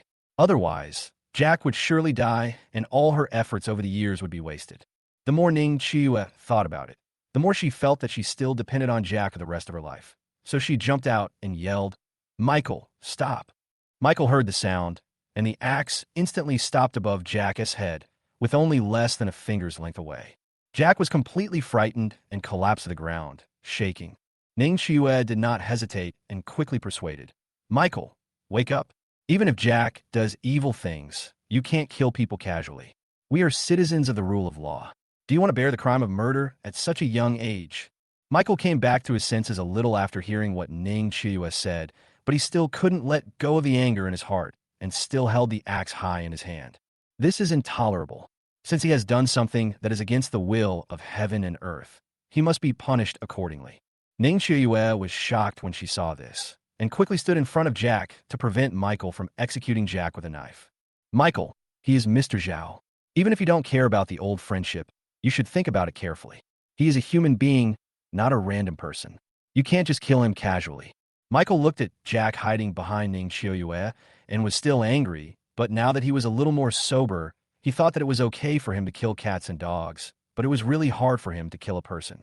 However, Michael thought about what Jack had done to Emily and realized that it would be impossible to let it go so easily. Even if he didn't kill him, he had to cut off one of his hands as an apology. Then cut off one of his hands and see if he dares to do evil again in the future. Ning Qiuyue blocked the angry Michael. She felt very regretful now that she used to hang out with such a scumbag every day. Michael, you still need to calm down. Even if you destroy Jack now, what will happen? What has happened has already happened, and it cannot be undone. Anthony, who had just returned from the depths of the jungle, heard the noise here and ran over quickly. He was shocked to see the disheveled Emily hugging Eve tightly, and the furious Michael pointing an axe at Jack, who was kneeling on the ground. He was already able to guess what was going on, and he angrily cursed Jack as a bastard. It would have been fine if he had treated Ning Qiuyue like that, but he actually dared to catch Emily's attention. Manager Yin, are you okay? Emily saw that it was Anthony who ran back, so she shook her head slightly and said, It's okay, luckily Michael came in time. Anthony looked at Ning Qiuyue, who was standing in front of Michael, and quickly walked over to hold Michael's right hand holding the axe, and comforted him. Okay, Michael, Mr. Zhao has been punished. Don't really cause a death. Michael's face showed ferocity. He had always thought that his tolerance would make Jack change, but he didn't expect that he would become even worse, and he felt resentful. He now understood that there is no fairness or justice in this world. Only when others are cruel to you, and you are even crueler to others, will you gain the respect of others. Michael looked at Anthony and Ning Qiuyue in front of him, and he knew that it was impossible for him to kill Jack. Okay, Anthony, I'll give you a favor today and let this bastard go. Tell him to be more careful in the future and never show up in front of me again.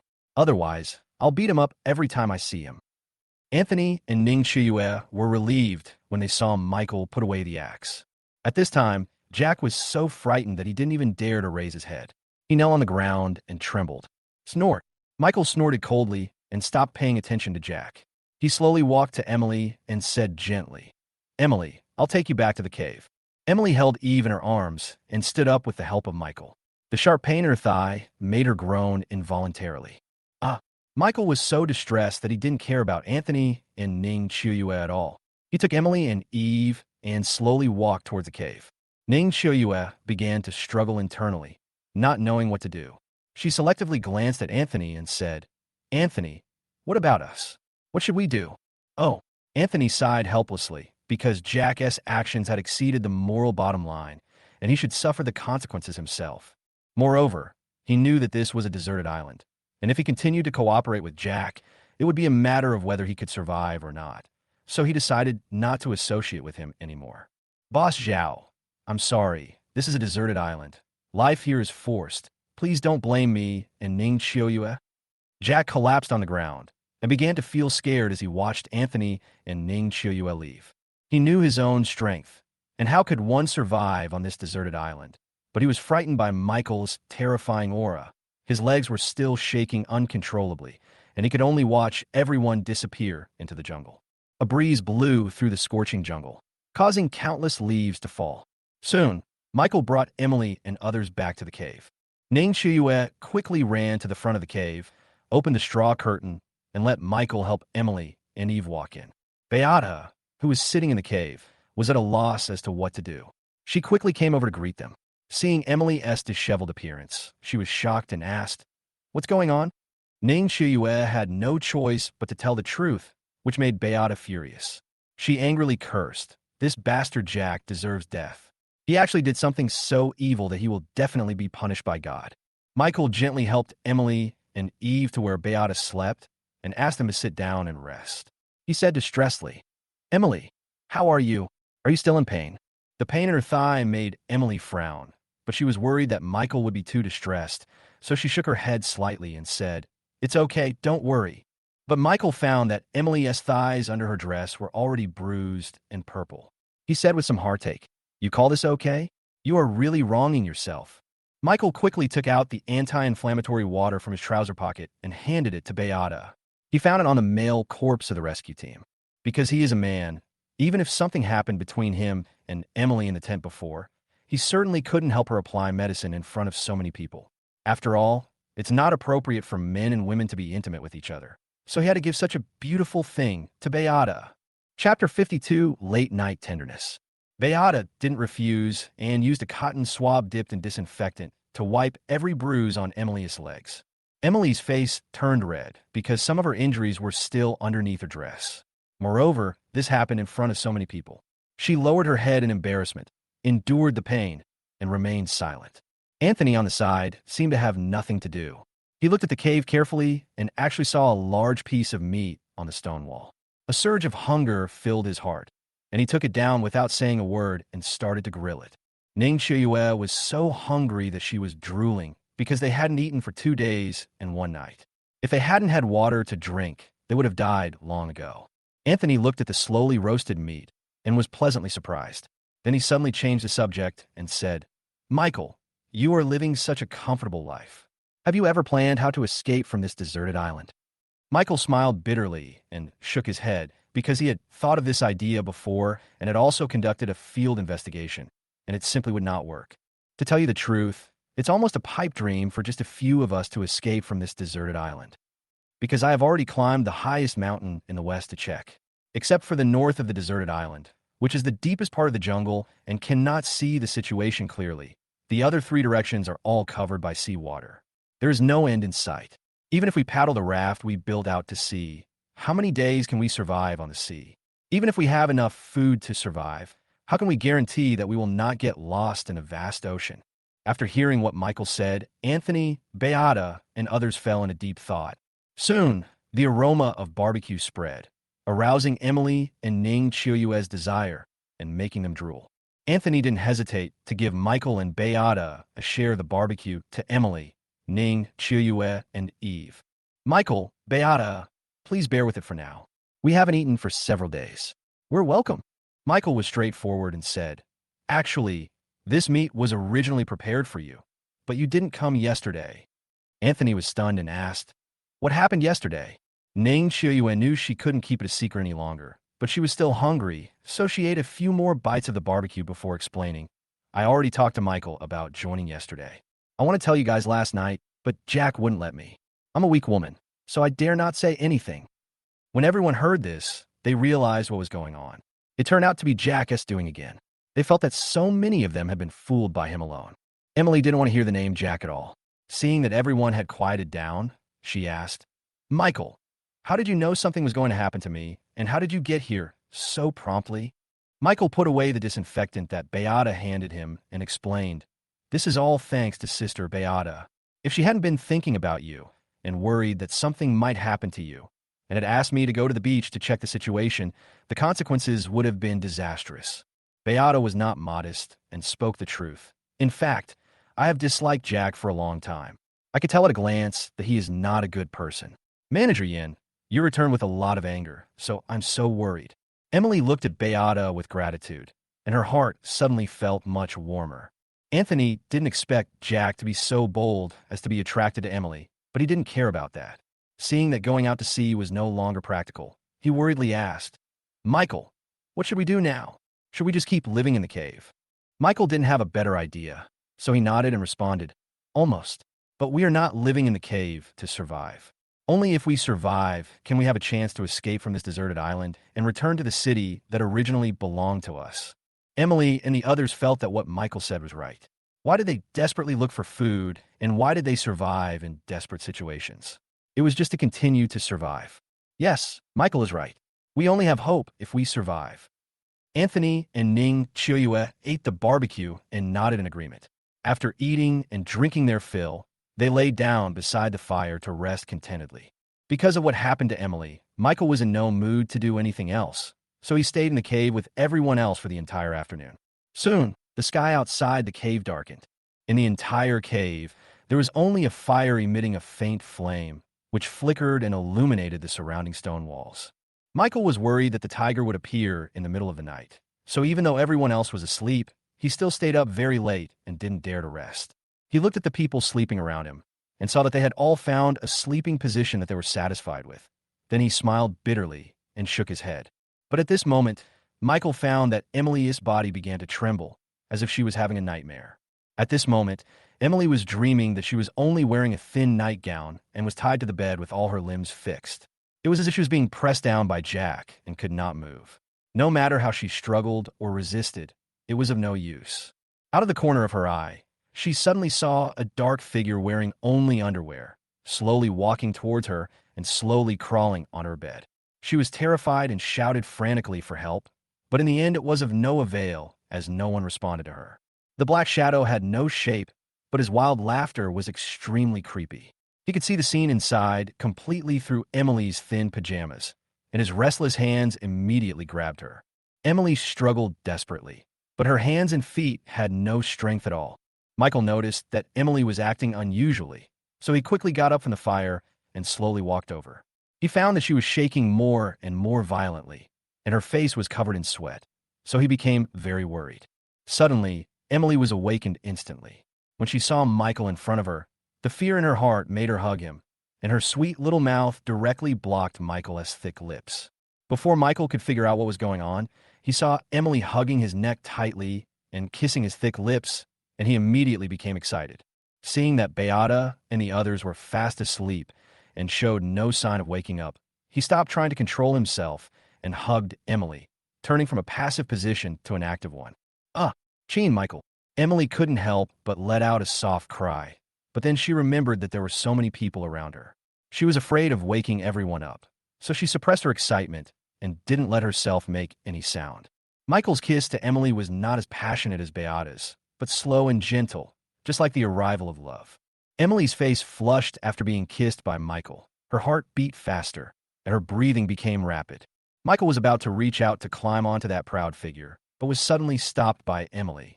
Michael, no, there's so many people here, listen, no. Michael came back to his senses then, and thinking of what happened to Emily during the day, he slowly suppressed the heat in his dantian. Not wanting to do anything against her, he gently hugged Emily and slowly kissed her forehead. Well, I'll listen to you.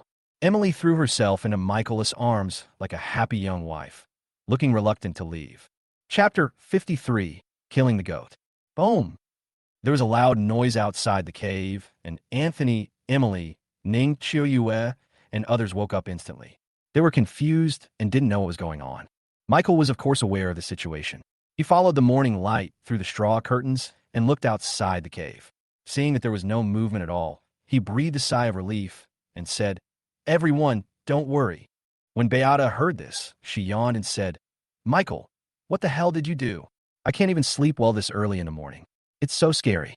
When Anthony heard this, he remembered the large rocks placed on tree sticks outside the cave entrance when he entered the cave yesterday. He was puzzled and asked, "Michael, why are there so many rocks made of tree sticks outside the cave? What is their use?" Michael was about to speak when Beata on the side spoke first, because a tiger suddenly appeared outside the cave a few nights ago and almost discovered us. Fortunately, there was a straw curtain covering the cave entrance. Otherwise, Michael and I would have been in great danger. That's why Michael came up with this plan to deal with the sudden attack of the beasts, so that we wouldn't be caught off guard by the beasts when we were sleeping in the middle of the night. Anthony and the others finally understood and could finally explain it. No wonder so many stones outside the cave looked so complicated and messy. Michael is really amazing. He has every solution. Ning Chiuyue also flattered him. Yes, he is very experienced and can definitely lead us to catch enough food. Michael smiled slightly. He was frightened by the rocks outside the cave and lost all sleepiness. He had a look at the dying fire and added a few more pieces of dry firewood. "Everyone, the meat has been consumed. We must go out to find food today, otherwise we can only wait and starve." Emily, who was standing by, thought about what happened between her and Michael last night. Her face turned slightly red and she felt a little embarrassed. Anthony felt that he had joined Michael's team, so he stopped hiding it and said bluntly, "By the way, Michael, the day before yesterday, Jack, Manager Yin, and I found a group of goats at the easternmost part of the deserted island. It's a pity that there's a tiger guarding them. If you have a way, why don't we catch one and bring it back as food and have a roasted whole goat meal, haha." Emily had already been frightened by the tiger and hurriedly stopped them, saying, "No, absolutely not. The tiger is huge and can bite us to death in one bite. It's too scary. I strongly oppose it." Beata was more in favor of it, because they were now numerous and what they lacked most was food. If they could really catch a goat, That would definitely be a good thing. I agree with Anthony's suggestion. We are outnumbered now. It's just a tiger. Maybe it's not on the grass in the east now. Michael looked at the bow, an arrow in his hand, the shining tip of the arrow. He knew that there was no hope of hunting the wild boar. If the tiger was really not on the grass, it should be easier to hunt a goat. Okay, then Ning Chiuyue, you stay and take care of Emily and Eve. Sister Bada, Anthony, the three of us are ready to go. We're going to catch a goat today and give everyone a feast. When Anthony heard this, he was immediately excited. He didn't expect that Michael would be so to his liking without any hesitation. Emily on the side was not happy and hurriedly said, Michael, after a night of recuperation, I am fine now. I want to go too and help everyone. Michael felt sorry for Emily. Looking at the bruises on her thighs, he quickly refused. No, you have to at least wait until your injuries are healed. There's still a long time to go. There is no need to rush today. Of course, Emily understood that Michael was worried about her. She looked at the injury on her thigh and had to nod and agree. Oh well. But when Emily saw Michael was shirtless, she took off his shirt from yesterday and gave it back to him. You should wear this yourself, just in case you don't cut yourself. Michael looked at Emily's broken chest, which was half exposed, and was too embarrassed to refuse, so he took it and walked out of the cave with Anthony and Beata. The three of them kept moving forward, and soon they were out of the jungle and reached the broad grassland. Michael said it was impossible for him not to be afraid. He stopped and looked around carefully, fearing that he would encounter a tiger again. Anthony on the side was very brave. Seeing that there was no movement around, he stood up and walked behind a big tree, hiding himself and watching the herd of goats not far away. Michael, look, it's goats. Michael saw it clearly, and when he saw no tiger, he said, Anthony, Sister Beata, let's follow the strategy we talked about on the way. Find the weakest goat first. I'll shoot it with a bow and arrow, and Anthony, you use the axe to decisively harvest it. Then we'll quickly leave here with the prey. Anthony nodded quickly, smiling, and said, this way, even if there's a tiger, we're not afraid. By the time it reacts, we will have already run away. In fact, Michael was not afraid, but he did not want to die in vain. Emily was waiting for him in the cave, so he had to survive. I'd like to reiterate that life is the most important thing. If there is anything unusual, run away immediately. Anthony and Beata agreed. They also thought it was best to be careful because this was a deserted island, not a vacation spot, and everything was full of dangers. Good. I know, Michael. May. Michael didn't want to waste any more time, so he quickly handed the axe on his back to Anthony. Then he took the arrow and put it on the bow and began looking for the target. Anthony looked at the goat closest to them and said excitedly, Michael, that's the one. It's up to you. Michael nodded solemnly and aimed at the target. He knew in his heart that his wooden arrows would not be able to kill wild boars, but they should be more than enough to kill goats. Whoosh! The wooden arrow shot out in an instant, like a wild horse breaking free from its reins, and shot straight towards the target goat. Puff! Anthony saw the wooden arrow penetrate directly into the goat's body, and then he rushed out, scaring all the goats to flee in panic. However, the goat that was shot by the wooden arrow seemed to be weak and fell to the ground after running a few steps. How could Anthony miss such a good opportunity? He pounced forward, and the axe fell instantly, hitting the goat on the head, killing the goat on the spot. Seeing that the kill was complete, Michael quickly put on his bow and arrow and ran quickly towards Anthony. Beata had been observing the situation around her. Although everything seemed quiet on the surface, she had a bad feeling and hurriedly urged, Michael, Anthony, hurry up. Fool!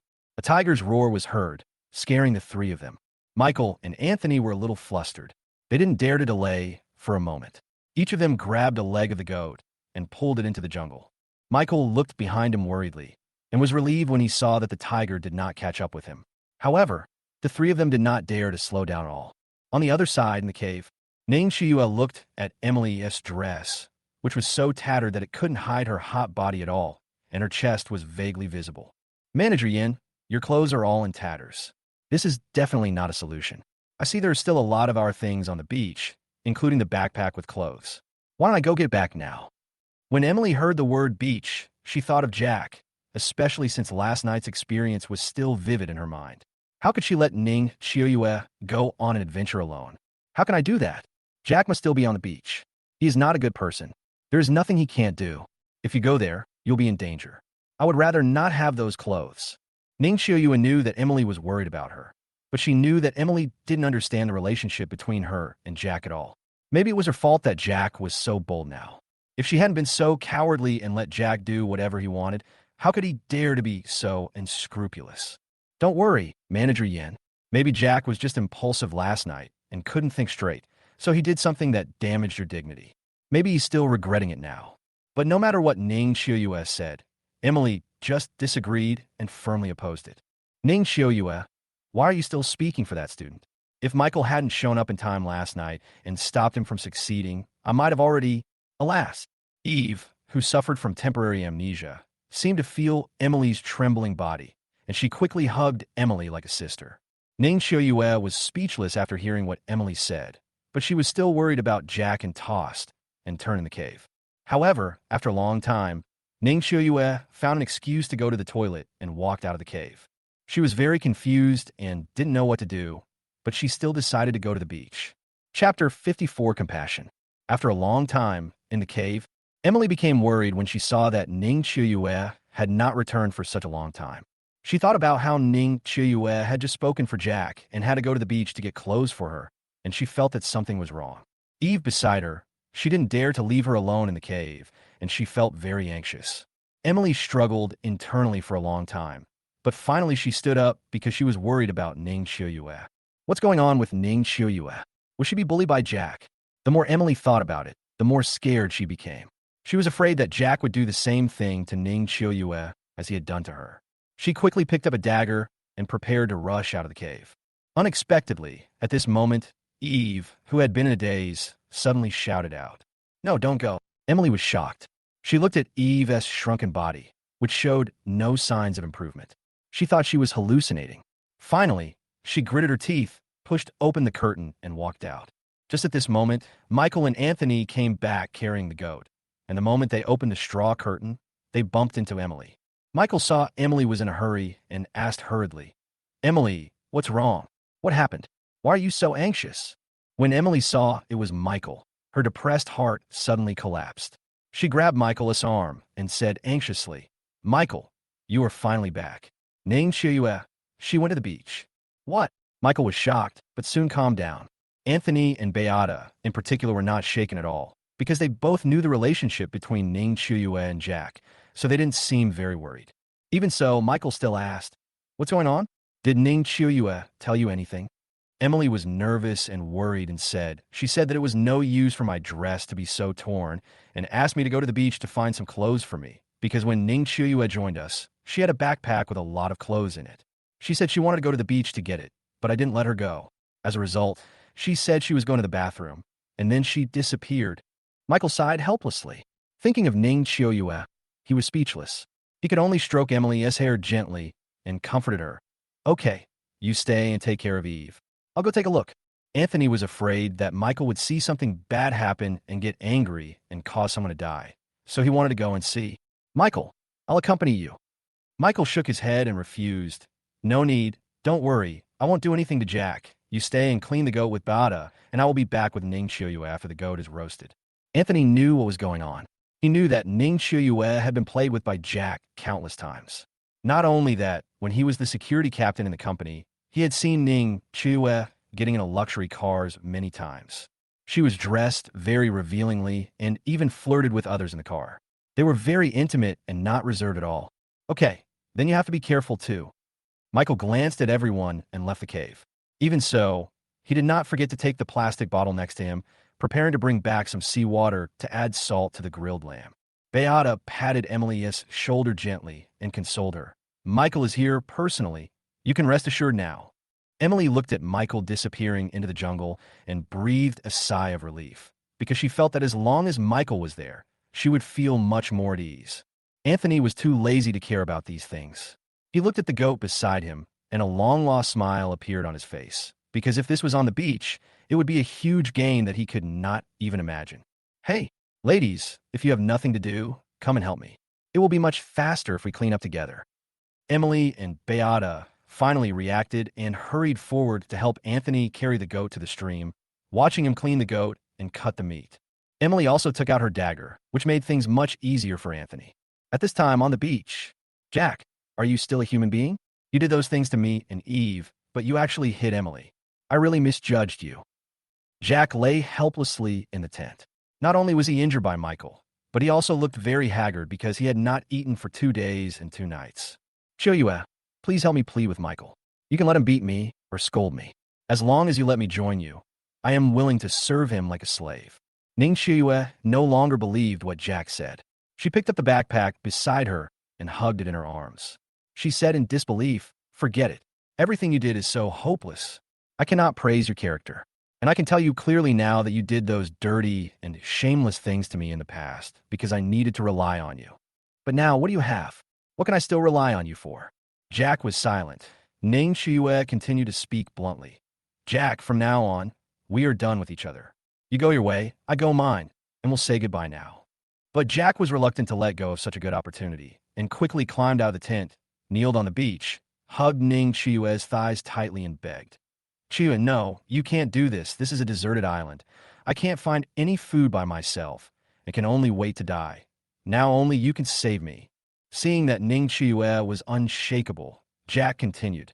"Chiyue, I beg you, no matter what I did in the past or how I treated you, it's all in the past. I promise you that I will never bully you and will listen to you in the future. Please, just help me talk to Michael. As long as you let me join you, I will be willing to do anything you ask me to do in the future. I will listen to you." Jack's words became more and more outrageous, and now he, who had always been strong, actually burst into tears. "Whoa. Chiyue, please help me beg for mercy. Chiyue, I will be willing to do anything you ask me to do in the future. Okay, Chiyue." Ning Chiyue looked at the miserable Jack, and she, who was born with a miserable life, actually felt pity for him again. Michael's voice suddenly came from the jungle. "Hey, Ning Chiyue, where are you?" "I'm Michael. Ning Chiyue, are you on the beach?" Ning Chiyue heard Michael shouting and suddenly became panicked. She quickly slapped Jack and asked him to leave as soon as possible. "Jack, hurry up. Michael is coming, hurry up." But Jack still held Ning Chiyue's thigh tightly, begging bitterly. "If you don't help me, even if I escape now, it will still be a dead end. Chiyue, I beg you. Only you can help me now." "Hey, Ning Chiyue, are you on the beach?" Ning Chiyue became visibly nervous as she listened to the sound getting closer. If Michael saw her and Jack being so close, she wouldn't know how to explain it. Chapter 55, Secret Passage. "Hey, Ning Chiyue, please answer if you hear me." Ning Chiyue listened to Michael's shouts, and it was obvious that they were about to reach the beach. Looking at Jack, who was still holding her thighs, she had to grit her teeth and agree.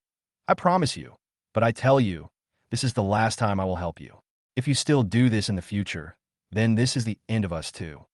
Seeing Ning Chiyue agreed, Jack didn't care about anything else and nodded and said, Yes, I will definitely change." "Really, Chiyue? I will definitely change. So what should I do now? What do you need me to do?" Because women understand women best. Ning Chiyue felt that no matter how strong Emily was, she was still a woman in the end. So how could she withstand other people's pity? "I'll go back and talk to Emily. And then tomorrow morning you put aside your so-called dignity, kneel at the entrance of the cave, and act as pitiful as possible. We will work together from the inside and outside. Even if we can't convince Michael, can't we convince Emily?" "Ning Chiyue, if you hear me, please answer, my Michael." Jack heard the shouts getting closer and closer and knew that Michael was about to reach the beach. Without thinking twice, he turned around and rushed into the jungle. Ning Chiyue didn't know whether Jack understood what she meant, but it was too late for her to ask more questions, because at this moment, Michael walked out of the jungle. Seeing that she was safe and sound with her backpack, he breathed a sigh of relief. Michael did not forget to check around, even inside the tent, but he did not find Jack. He said in disbelief, "Hey, where's Jack? He's not here." Ning Chiyue quickly made up a story. "I don't know either. I didn't see him when I came here. Look, I got my backpack and was just about to go back. Why are you here too?" Michael was directing and acting all this. He had seen Jack running over in the jungle just now. So he had to continue pretending. "You bastard, didn't Emily tell you not to come to the beach? Why didn't you listen? Fortunately, you didn't meet that old pervert Jack. Otherwise, a weak woman like you would have let him rub you, without any ability to fight back." Ning Chiyue was an experienced veteran. She knew that this was a deserted island and Jack was definitely unreliable. So she slowly approached Michael, gently stroked his chest, and said, "If it were you, I would definitely not resist. Michael was shocked and quickly took a few steps back. He didn't expect that this woman was so powerful. A rookie like him couldn't handle it at all. I'm not Jack, and I'm not tempted by your beauty. How could I possibly lay hands on you, right? Michael with great interest. Her heartbeat could not help but quicken. She did not expect that she actually had feelings for Michael, especially after these 2 days of getting along. Ning Chuyue admired Michael even more. Every time they were alone together, she felt that she couldn't control herself and said seductively, "Men always lose control sometimes. We're all adults. We know it in our hearts." After saying that, Ning Chuyue ignored Michael's objection and hugged his waist from behind, leaning her whole body against him. Michael was obviously startled when he felt the softness on his back, but he quickly calmed down because he didn't want anything to happen between him and Ning Chuyue, especially since she was Jackastal. He broke free and urged, "Okay, everyone is worried about you. Let's not waste time. Let's go back quickly." After saying that, Michael ignored Ning Chuyue's feelings, took the plastic bottle, and walked to the beach and filled it up. Ning Chuyue knew that Michael's mind was not on her, so she nodded in boredom and agreed. "Well, let's go back and don't keep everyone waiting anxiously." Michael glanced at the wide beach, feeling a lot of emotions in his heart, because this was where he and Emily first met, and their intimate contact also started from here. Especially the time when Emily was sick in the tent. It was also the closest time they had ever been. If Beata and Eve hadn't shown up at that time, they might have really made it a fait accompli. Hey, what is that? Just when Michael wanted to leave the beach and take a closer look at the sea, he suddenly found a shiny, reflective object floating on the beach, bobbing up and down in the waves. When Ning Chuyue heard this, she also looked in the direction Michael was looking, but she didn't see anything. She asked with some doubt, "Michael, what did you see?" Michael didn't know either. He put down the plastic bottle in his hand and stepped into the waves. He didn't care whether the corners of his pants would get wet and walked straight towards the reflective object. The closer he got, the more real it seemed to Michael. He was shocked. He didn't expect it to be a stainless steel box with a sealed lid that would drift on the sea. What a damn good luck. I got what I wanted. It's great. Michael was afraid that the stainless steel box would be washed away by the waves, so he quickly put it in his pocket. Ning Chuyue asked in doubt, "What is this?" Michael looked left and right, but it was empty. He finally concluded that it was a dining storage box and said bluntly, "It might be a storage box used in the kitchen. Fortunately, there is nothing in it, otherwise it would have sunk to the bottom of the sea long ago." Although Ning Chuyue didn't know all this, she knew that this stainless steel box would definitely play a big role in their survival, without a doubt. Michael did not forget to bring a few wooden boards with him. He felt that the wooden arrows would definitely not be enough, and he would definitely need these wooden boards, so he took them back first. "Ning Chuyue, please help me get that plastic bottle." Ning Chuyue put on her backpack, powdered her lips, and picked up a plastic bottle on the beach, looking very pitiful. "Michael, I can see that you are not here to see me, but to get these things." Michael was so happy that he was beaming with joy, especially the stainless steel box, which was a completely unexpected gain and made him extremely happy. But he still lied and said, "How is that possible? I came here to take you back, and only to take these things." Originally, Ning Chuyue just wanted to tease Michael, but unexpectedly she ended up making herself laugh. With a smile on her face, she followed him into the jungle and headed towards the cave. Along the way, they chatted a lot, especially after talking about family matters. Michael learned about Ning Chuyue's miserable childhood and felt heartbroken for a long time. No wonder she would embark on such a shameful path. Soon, they returned to the cave with heavy hearts. Emily and others felt relieved when they saw Ning Chuyue return safely. Ning Chuyue was generous and handed the backpack to Emily, asking everyone to take a look and see if they needed anything. When Beata heard that there were clothes, she started looking for them without hesitation. She actually found what she had always needed. She no longer had to go out braless, and she was very excited. Michael was not idle. After handing the seawater in the plastic bottle to Anthony, he walked out of the cave with an axe, trying to find a stronger stick and make a strong bow. However, it was not easy to find a strong and elastic stick. It took him a long time to finally find one downstream of the stream, and he put it in his pocket without hesitation. As soon as Michael returned to the cave with the stick, Beata happily called him to eat mutton. "Michael, dinner is ready." Michael walked into the cave with great joy and enjoyed the food. Needless to say, adding some seawater made the barbecue even more delicious. "Anthony, I didn't realize that you were quite good at this." Anthony smiled bitterly and shook his head. I don't have the skills to do this. Beata taught me well. Michael took a good piece of meat from the lamb leg and handed it to Emily, saying with concern, Emily, eat more. Emily took it with satisfaction and started eating with Eve without any hesitation. Ning Chua looked at everything in front of her, feeling a little envious and jealous. She thought of Jack and the clients she had met. She felt very unhappy as to why she could only meet these scumbags. She looked at Michael, and suddenly a bold idea popped up in her heart. Chapter 56, Chioyue sends her. Michael had no idea what Ning Chioyue was thinking. Looking at the hot water boiling in the stainless steel box on the fire, he knew that everyone would have hot water to drink in the future. Soon, Michael had eaten and drunk his fill, and he found some cloth strips, twisted them into hemp ropes, and started making a strong bow. Anthony saw that Michael was struggling alone, so he joined forces to help, and they finally completed the making of the strong bow. Not only that, Michael also planned to make wooden arrows, but making wooden arrows was much more troublesome than making a strong bow. Not only did he have to grind each wooden strip into a stick, but he also had to grind pangolin scales into arrow tips. Each wooden arrow took a lot of time to make, because the last few he made took him about an afternoon to complete. This time, Michael was not stupid enough to do it himself. Instead, he handed the wooden strips to the group of women in the cave, while he and Anthony concentrated on polishing the scales. Everyone was busy for a while, especially Emily, who did not forget to change her clothes and walked out of the cave to show off in front of Michael. Soon, the sun sets and the sunset fades. Michael looked at the dozen or so wooden arrows in front of him and felt secretly delighted. Now I finally have enough.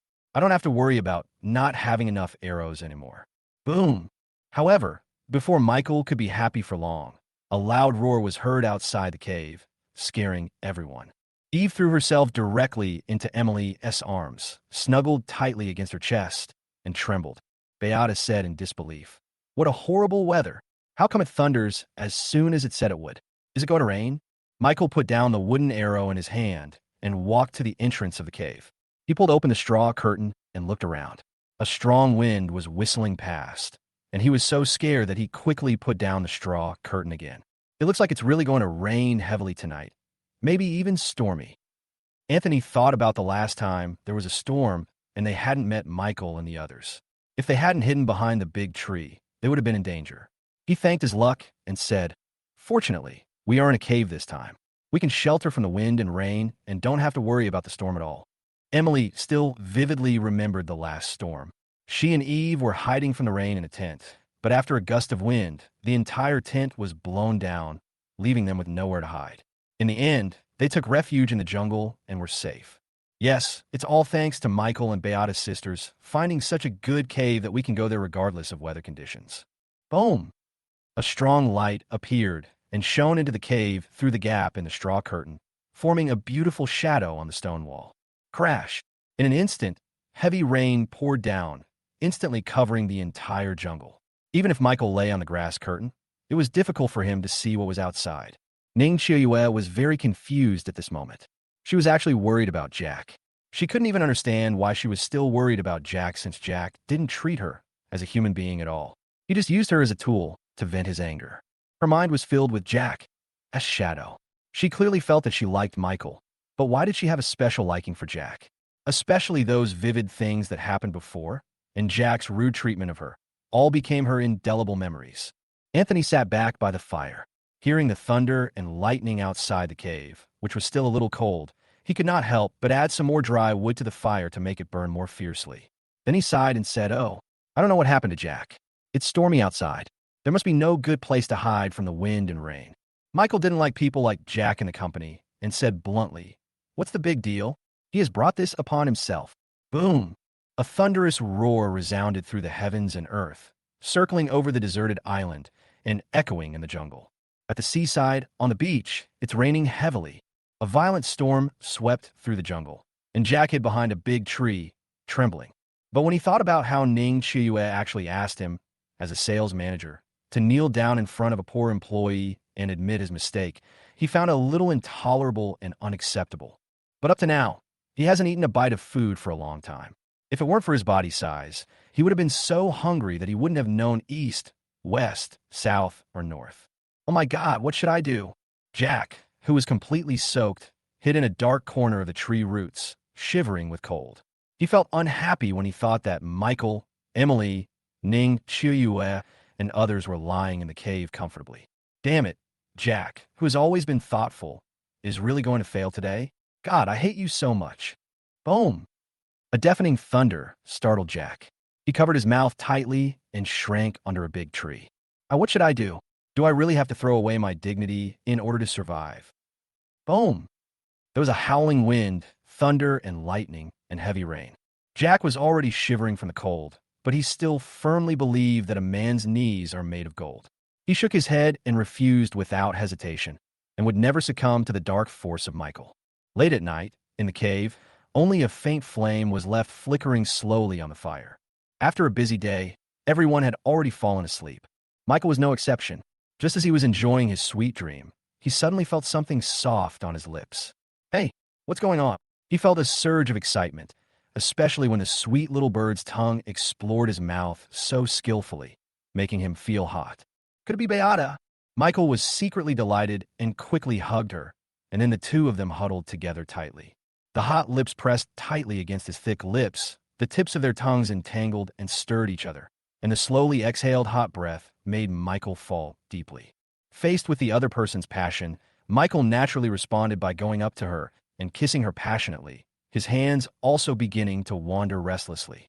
A familiar voice woke Michael up instantly. It was not Beata, but Ning Chiuyue. Michael thought about what happened between Ning Chiuyue and Jack in the jungle, and suddenly became annoyed. His passion collapsed instantly, and he pushed her away and whispered, Ning Chiuyue, what are you doing? Ning Chiuyue's face flushed as she explained, Chin, Michael, I've actually liked you for a long time. What? Stop teasing me. Michael could easily guess that Ning Chiuyue gave up Jack purely for her own benefit and wanted to find another man she could rely on. Jack for him on the deserted island, but after leaving the deserted island, she would still return to Jack's arms without hesitation. Okay, everyone is asleep. It would be bad if they wake you up. Ning Chiuyue still wanted to pounce on him, but Michael was resolute, and they ended up parting on bad terms. Michael didn't feel sorry at all. Instead, looking at Emily not far away, he felt that this deserted island was the turning point of his life. Chapter 57. Obsessed. The next morning, the sky was light and the calm after the storm was very peaceful. At this moment, Eve suddenly woke up. She held her head with both hands, had a splitting headache, and looked confused. Where is this? How did I get here? Eve was still a little confused, but when she saw Emily still sleeping beside her, she felt relieved. She did not disturb everyone, but slowly stood up and walked out of the cave. However, when she pushed open the straw curtain, she was suddenly frightened by the scene in front of her and screamed. Everyone was awakened instantly, especially Michael, who jumped up from the fire, thinking it was a tiger. He didn't care about his own safety and rushed out of the cave with an axe. But after he ran out of the cave, he was stunned. Then everyone felt that there was no danger and surrounded him. Frightened, Eve threw herself into Emily's arms and said timidly, Manager Yen. Emily was shocked and said in disbelief, Eve, you recovered? Eve was confused and asked, What do you mean I'm fine? What's wrong with me? Emily knew that Eve's temporary amnesia had passed, and she seemed to have returned to normal, which might be the reason why she lived in the cave with everyone else. Ning Chiuyue had already guessed that it was Jack, so she walked out calmly. Seeing that Jack was not in a good mental state and looked shaky, she pretended to be worried and asked, Jack, why are you here? Jack had been caught in a storm all night, and finally reacted when Ning Chiuyue asked him this. He looked at Emily in a somewhat insane manner and kowtowed in panic to apologize. Manager Yen, I know I was wrong. Please forgive me. I really know I was wrong. Isn't it enough for me to kowtow to you? Emily looked at Jack, who was soaking wet and kowtowed half dead, and thought of the scene in the jungle the day before yesterday, when she was brutally kneaded and pressed tightly under him without any resistance. She was so angry that she didn't want to look at him at all, especially with Eve's recovery. Emily paid less attention to Jack and took her hand and walked back to the cave. Michael knew that Emily was kind-hearted and couldn't bear to see Jack in such a miserable state, so he snorted coldly and said bluntly, Oomph, you still have a nerve to beg for mercy? Get as far away from me as possible. After that, Michael returned to the cave without any mercy and was unwilling to pay any attention to Jack. Jack felt a little panicked when he saw this. If Michael and Emily ignored him, he would be dead for sure. So he slapped himself in the face desperately, looking very pitiful. Michael, Manager Yin, I know I was wrong. Please give me another chance. But at this moment, Jack's heart was filled with hatred. Not only did he not repent at all, but he was also very resentful and wanted to take back the dignity he lost today in the future. I'll remember them one by one, and I'll pay you back double in the future. No one knew what Jack was thinking at the moment and was completely deceived by his superficial appearance. Beata was still angry about Jack's bullying of Emily. She didn't even dislike thieves in her life, but she disliked men who insulted women. What's more, Jack hit Emily, which made her even more angry. Asshole, you are worse than a virgin. It is just as Michael said. How dare you beg for mercy? After Beata finished cursing, she returned to the cave angrily, as if nothing had happened. Anthony had no choice but to follow Beata back to the cave, as he was now living under someone else's roof. Ning Qiuyue was also deceived by the pitifulness shown by Jack. Knowing that he had been caught in the storm all night, she actually felt a little distressed in her heart. However, Michael and Emily did not let Jack join in, so she had no choice but to let Jack continue to play the victim. Jack looked at Ning Qiuyue in front of him and nodded slightly to him, then continued to wave his palms and slapped himself on the face left and right, crying and shouting, Manager Yin, I know I was wrong. It was my fault. I was bewildered and did such an outrageous thing. Please, I really know I was wrong. Just let me join you. Ning Qiuyue felt that Jack had done his best, so she turned around, pulled open the straw curtain, and walked in. Seeing Emily and Eve talking about what had happened in the past few days, she felt even more distressed for Jack. But when she thought about the recurrence of Eve's transient amnesia, which was caused by Jack, she was worried that Eve would become suspicious, especially the physical changes which every woman could feel, and then it would be even more difficult to resolve. Sister Eve, are you okay? Yeah. Eve hummed lightly to indicate that she was fine, as if she had no idea that she was no longer a girl, but had become a woman. Only then did Ning Qiuyue feel relieved. Jack's miserable, pleading voice was heard from outside the cave again. I know I was wrong. Anthony, Ning Qiuyue, please help me beg Michael. I really know I was wrong. Emily seemed calm on the surface, but in fact her mind was filled with everything that happened the day before, especially Jack's evil laughter which kept repeating in her mind, and the scene of her clothes being torn, which made her suffer greatly. I don't want to see that beast again. It's so abominable. Michael felt very sorry for Emily. He was very angry when he heard Jack shouting outside the cave, without a trace of sympathy in his heart. Anthony, who was standing by, was taken care of by Jack and the company. It would be hard for him to watch Jack die like that, so he had to say a few good words for him. Michael, Manager Yin, Jack was just in a moment of despair that day and did something like that, but he has already received the punishment he deserves. I think we should both take a step back and let it go. Michael looked at Anthony, and before he could say anything, Beata couldn't help but said, It's not that easy. If we easily forgive Jack for what he did today, can you guarantee that he will behave himself in the future? He will definitely not do anything out of line again.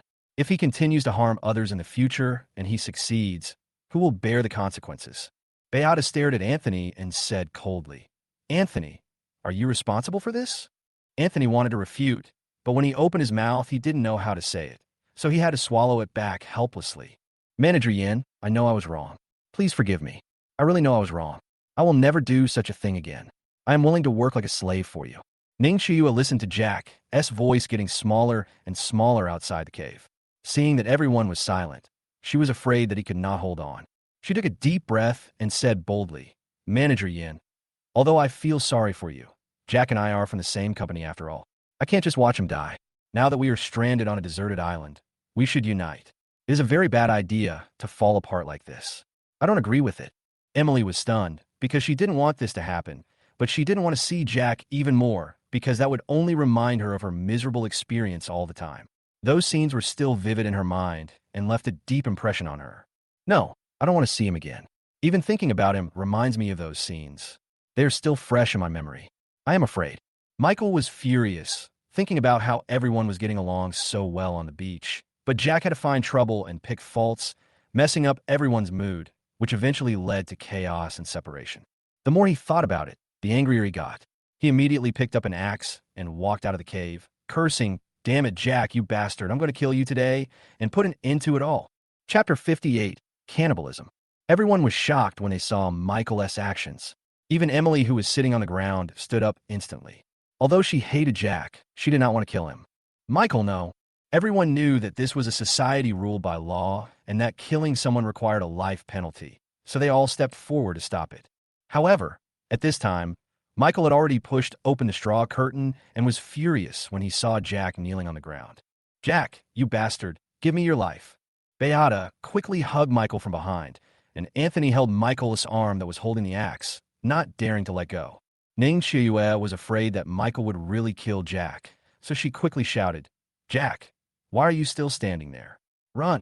Jack then realized the seriousness of the situation. Looking at Michael with the axe raised high, he hurriedly got up and ran away, thinking that if Beata and Anthony had not stopped him, the axe would have hit him. However, he had not eaten for a long time, and because of last night's storm, he was already exhausted. He fell heavily to the ground after running only 2 steps. Even so, Michael did not give up. Although the axe was taken away by Anthony, he broke free from Beata's arms and rushed over angrily, saying, Asshole Jack, today I will rid the people of this evil. Because there had just been a storm, Jack was frightened by Michael and crawled into the mud and water, swimming desperately, trying to leave this place of trouble as soon as possible. Michael rushed over without mercy and kicked him hard on the back, causing him to roll on the ground in pain. Michael, please let me go. Beata quickly stepped forward to stop Michael and persuaded him.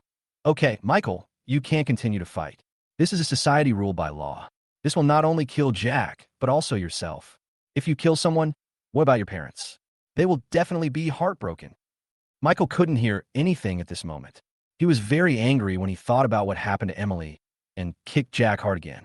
Jack rolled on the ground after being kicked by Michael, and the pain in his body made him beg for mercy. Michael, please stop hitting me. We are employees of the same company. Even if you don't want to see the face of the monk, please spare me.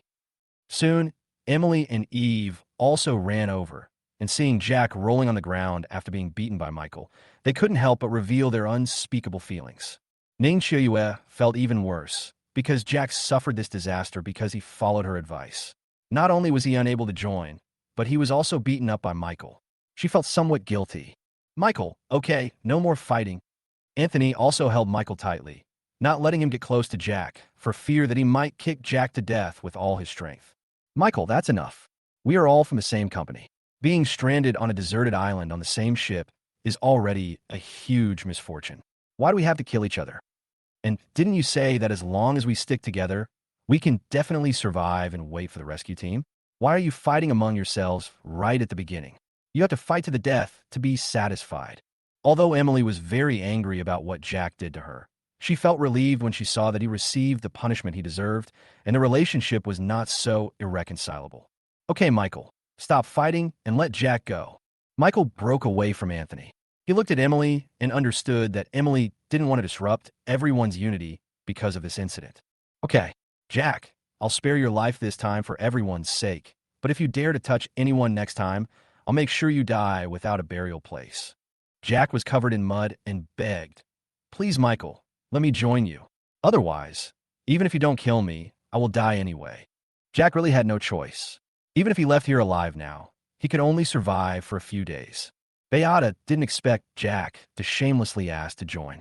Although his joining could strengthen the team, how could anyone feel at ease with such a fake good guy and a pervert? I disagree. How can a person's character change so easily? Leaving such a person in the cave is like a time bomb. It will not only affect Emily, but also pose a great threat to the safety of me, Eve, and Ning Chiuyue. Ning Chiuyue agreed. I agree. If we leave Jack alone outside, he will starve to death in no more than 3 days. Then everyone here will be a sinner, claiming to be righteous but not helping him. Beata wanted to stop it, but was stopped by Michael. Although he was also very angry, what Ning Chiuyue said made sense. And looking at Jack's condition, if he didn't eat something, he might not be able to survive tonight. Okay, let's get this over with. Jack, you can join me, but I hope you will remember today's lesson. If you do it again, I will kill you with my own hands, even if I have to pay you with my own life. Jack was so excited that he burst into tears of gratitude towards Michael, and he forgot about the pain in his body. Thank you so much. But Jack was extremely vicious in his heart and had a strong desire to kill Michael, but there was no change on the surface. Michael had no idea that Jack would not change his ways. He only knew that he and Anthony were close, So he asked Anthony, Anthony, I'll leave Jack to you. After giving all the instructions, Michael no longer paid attention to Jack's situation and returned to the cave with Emily, Beata, and Eve. Not long after, Jack came in with the help of Anthony and Ning Chiuyue. He was shaking weakly all over, but he did not forget to apologize to Emily. Manager Yan, I was sorry for what I did to you before. Please forgive me. I'm sorry. Although Emily didn't object to Jack joining because this was a matter of life and death, it didn't mean that she would forgive Jack. She turned her back slightly and didn't even want to look at him. Michael hated Jack the most. It was fine if he was idle, but he dared to do such a thing. He said angrily, I said that whoever dares to bully Emily, I will make him die without a burial place.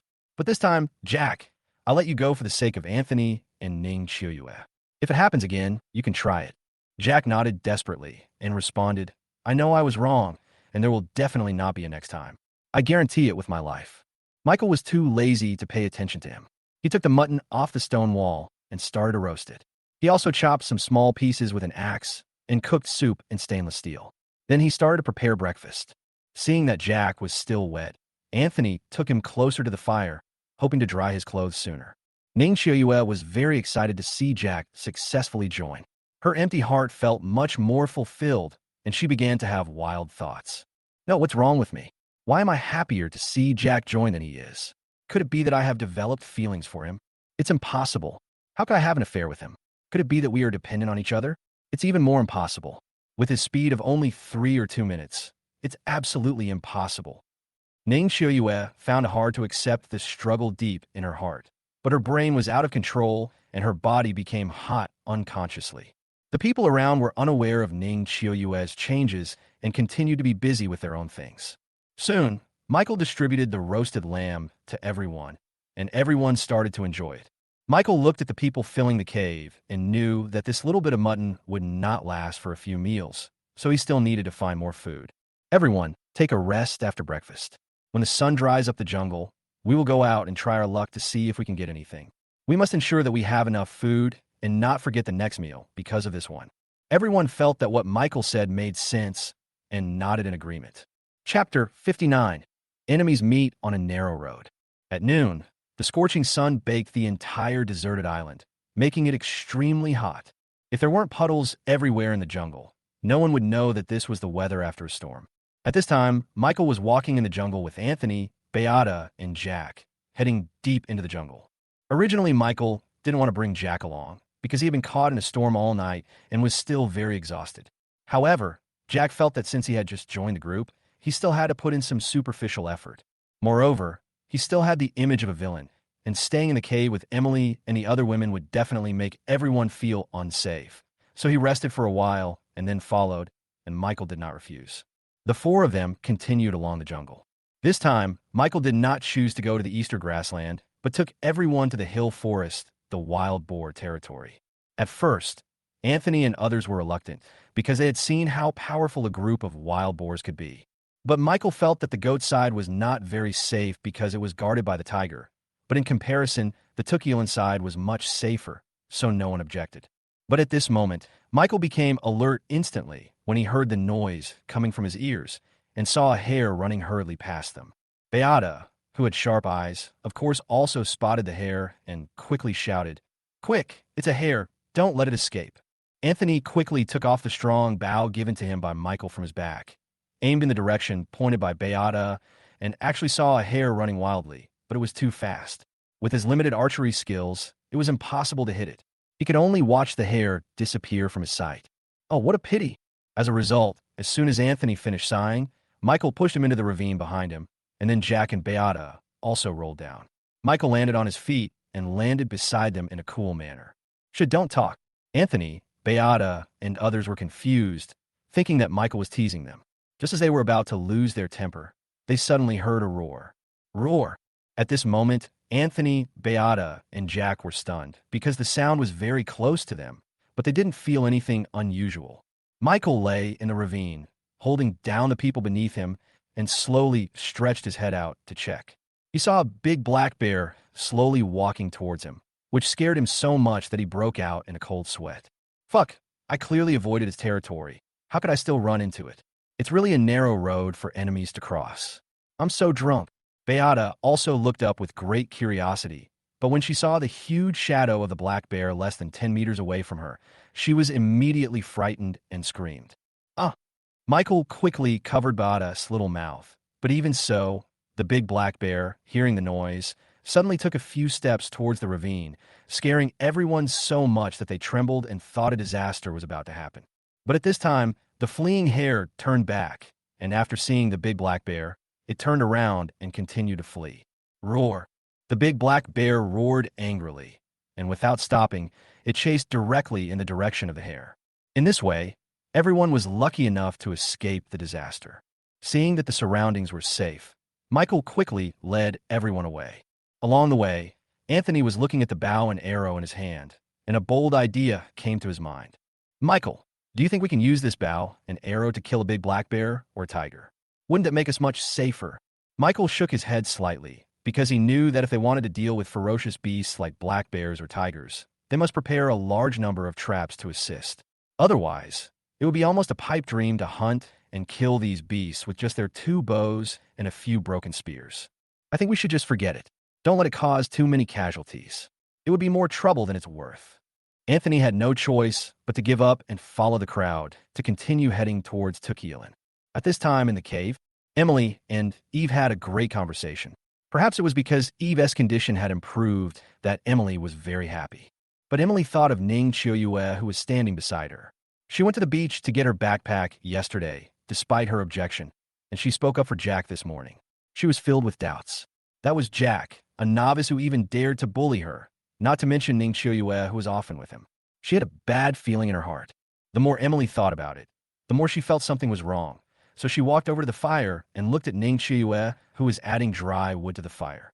She asked with a worried look on her face, Ning Chiuyue, are you okay? Ning Chiuyue was a little confused when she heard Emily's question and asked quickly, Manager Yin, what do you mean? Emily was too embarrassed to say such a thing openly, but she was also worried that Ning Chiuyue would be held hostage by Jack and forced to do something she shouldn't do, which would affect her future. So she asked directly, Jack, has he ever done anything out of line with you? Eve, who was drinking warm water, instantly became interested and found it hard to believe when she heard Emily's gossip.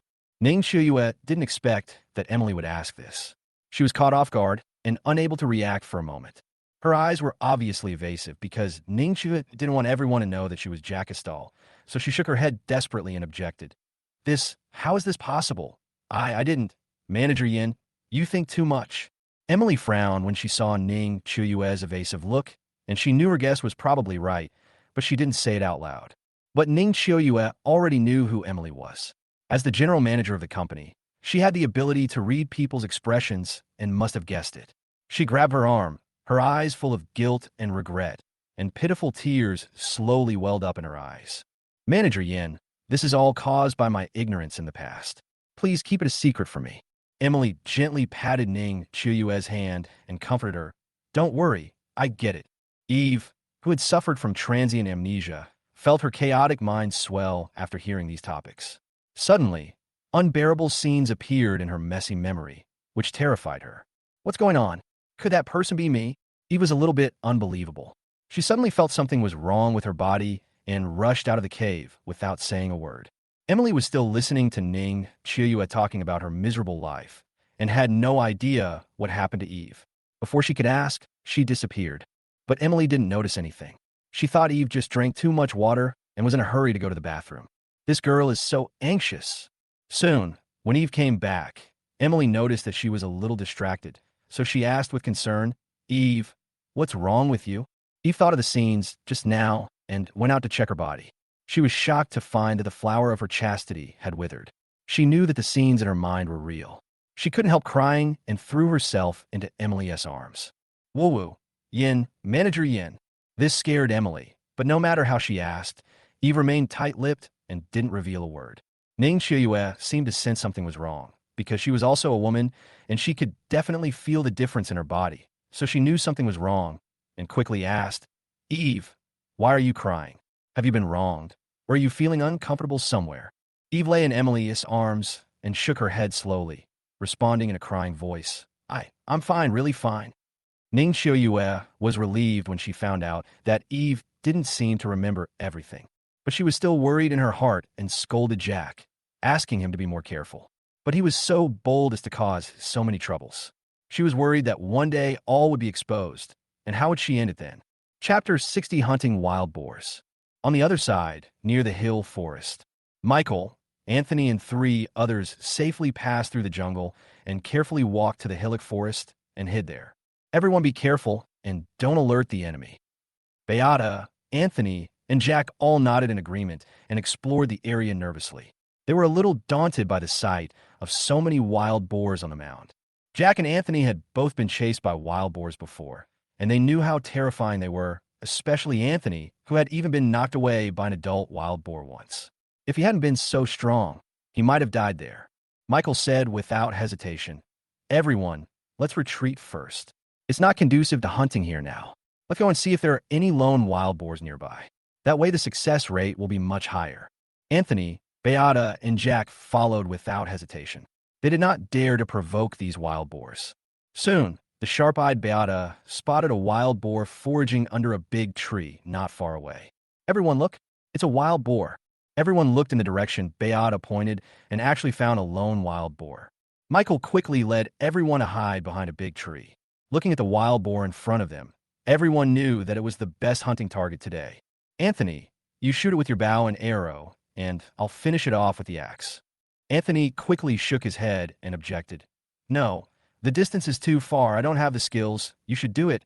I will use the axe to solve it." Michael thought of the last time they hunted goats and felt that the two of them had a good understanding of each other. So he did not object and nodded in agreement. "Okay, but you have to be careful this time.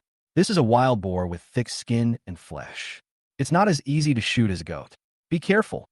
Anthony put the bow and arrow back on his back, took the axe from Michael's hand, stretched his muscles, and looked very relaxed. "Don't worry, just shoot and kill. I'll take care of the rest." Michael hummed lightly, then took out an arrow and put it on the bow, aiming at the lone wild boar. Beata and Jack also split into 2 groups to block the wild boar's escape route to prevent it from being frightened and escaping back to the mound. Whoosh! The bowstring trembled, and the wooden arrow flew out in an instant with great force. The moment Anthony heard the wooden arrow being shot, he quickly rushed towards the wild boar with an axe. Michael knew that one arrow could not cause fatal damage to the wild boar, so he quickly took out a wooden arrow from his back and put it on the strong bow. Everyone saw that the wooden arrow was sharp and unstoppable, going straight into the wild boar's belly and piercing deep into it. The wild boar let out a miserable cry and began to charge around with its shaking body. Just at this moment, Anthony rushed up with an axe, raised the axe high, and chopped at the wild boar's head. "Go to hell, you stinky wild boar." As a result, Anthony was careless and was knocked to the ground by the wild boar. Before he could get up, the wild boar hit his butt hard and knocked him out. Anthony fiercely and felt a little panicked. Whoosh! Another sound of breaking through the air was heard, and a wooden arrow instantly passed by Anthony and shot into the wild boar's neck in full view of everyone. Anthony also reacted quickly. Regardless of the pain in his body, he leaped forward and hit the wild boar on the head with an axe. The wild boar bleeds on the spot and falls to the ground. Michael saw that the hunt was successful and was worried that Anthony was injured, so he asked with concern, "Anthony, how are you?" Anthony smiled awkwardly and said, "A wild boar is a wild boar. It's much more ferocious than a goat. It hurts my butt so much." Everyone felt relieved when they knew that Anthony was fine and began to pack up their spoils and return home. Because it was summer by the time Michael, Anthony, and Jack, the 3 grown men, carried the wild boar back to the cave, they were already sweating profusely.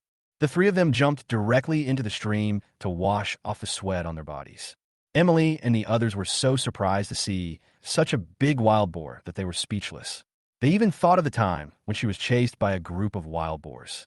If Michael hadn't rescued her at that time, she didn't know what would have happened to her. "Michael, this wild boar will at least last us a few days, but in this hot summer, the meat won't last long." Beata was also a housewife. She clapped her hands and said hastily, "I know that salt can increase the resistance of meat to decay." Of course, Michael also knew that meat cured with salt could be preserved longer, but this was a deserted island, and he had no idea where to find salt. It's no different from not saying anything. Where can we get salt? For a moment, everyone was silent, knowing that this was a very troublesome matter. Eve stood aside without saying a word.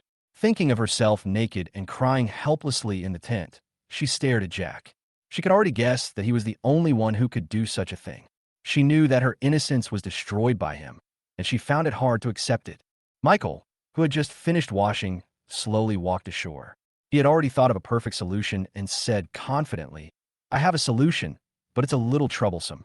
Everyone felt that it was okay to have a little trouble, as they were stranded on a deserted island and had nothing else to do. "Tell me, how should we preserve it?" "Yeah, Michael, don't keep me in suspense." Michael looked at the wild boar under his feet and said quickly, "Smoked meat. We can roast the wild boar meat over a fire first, and then smoke it with a layer of black smoke for preservation. This way we don't have to worry about the wild boar meat going bad in a short time."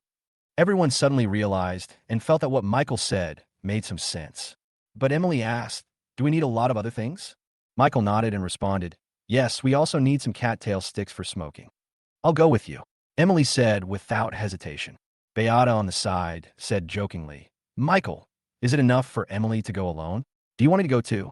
Michael didn't know whether to laugh or cry. He knew what Beata meant by that, so he agreed, "Sure, one more person is fine with me."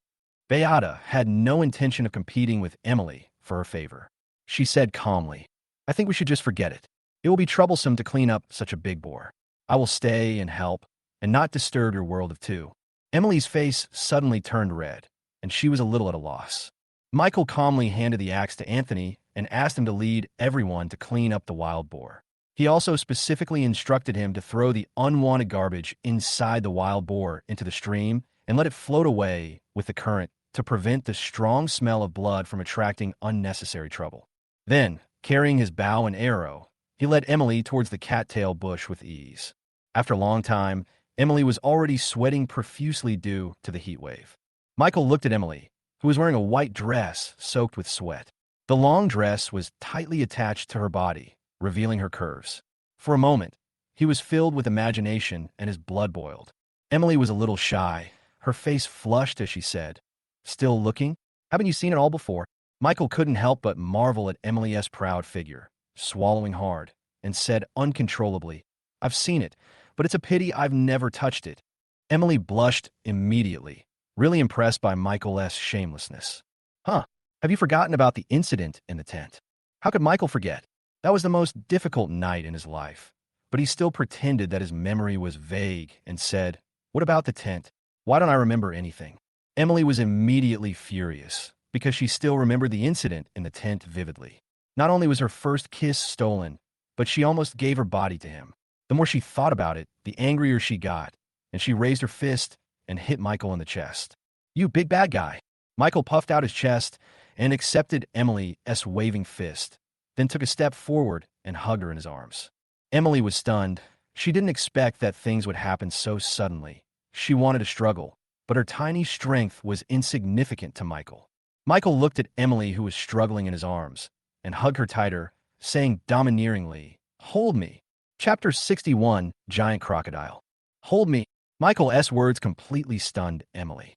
Feeling Michael's warm embrace, her little hands were a little hesitant, and she was struggling in her heart. "What should I do? I really want to hug you, but isn't this too casual?" Emily was struggling internally, but she gritted her teeth and remained steadfast. "Never mind, just be casual. Hug her first."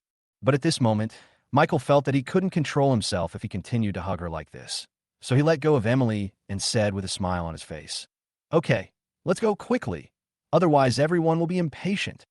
Emily felt extremely lost, as if she had been thrown into hell from heaven in an instant, leaving her with no desire to live. She really wanted to act on impulse and hug Michael tightly from behind, but as the general manager of a company, how could she, who was so proud, do such a ridiculous thing?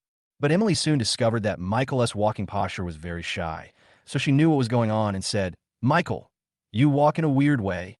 Michael forced a wry smile on his face. Fortunately, he was walking in front of Emily. Otherwise, he would have been laughed at for his embarrassing situation. 10 minutes later, Michael saw the pond, surrounded by cattails. "Emily, we're here." Emily looked at the cattail bushes in front of her and finally breathed a sigh of relief despite being sweaty all over. "Finally here, it's so hot." Seeing that the surroundings were still safe, Michael put away his bow and arrow and began to collect cattail sticks. Emily followed closely behind Michael, holding all the cattail sticks he had collected. Ah! But at this moment, Emily screamed, slipped, and fell backwards. Michael reacted quickly and didn't care about the cattail stick in his hand anymore. He just grabbed Emily. But the incident happened suddenly and in a hurry. Michael had no time to control his body's shape, and he and Emily fell to the ground carelessly. As luck would have it, Michael and Emily's mouths touched each other. Just now, Emily was still regretting not hugging Michael quickly. At this moment, she was completely stunned and couldn't react at all for a while. Michael was stunned for several seconds before he calmed down. He slowly raised his head and left Emily's lips, then asked with concern, "Are you okay?" Emily's face flushed, and she shook her head slightly. She didn't dare to look Michael in the eye and began to avoid him nervously.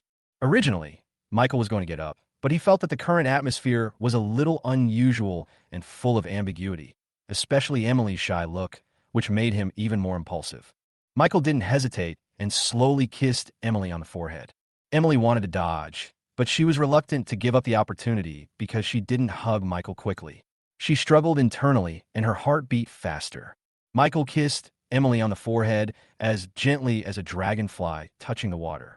Seeing that she did not dodge at all and looked delicate and vulnerable, he became bolder and kissed her on the lips. Emily looked at Michael obsessed. Her face turned red instantly. Her breathing became rapid, and her body began to tremble uncontrollably with nervousness. She was very flustered and didn't know what to do, so she closed her eyes and shouted, "Gene, Michael!" Michael's heart was moved when he saw this. He could clearly feel Emily's rapid breathing, especially such a gentle call, which made him unable to extricate himself.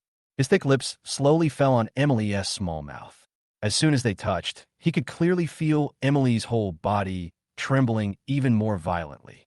As expected, Emily not only did not resist, she even took the initiative to move her body closer to Michael, pressing tightly against his chest. "Michael, don't." However, how could Michael listen to Emily at this moment? He kissed her passionately, and his thick tongue easily opened that sweet little mouth. Wow! Seeing Emily struggling unwaveringly, Michael's hands also began to wander restlessly. For a moment, Emily lost her resistance to the kiss of those heavy lips. Her whole body went limp and relaxed, and then her whole body tensed up instantly. Crash! At this moment, there was a sudden splash of water in the pond, which scared them both. "Michael, something's wrong?"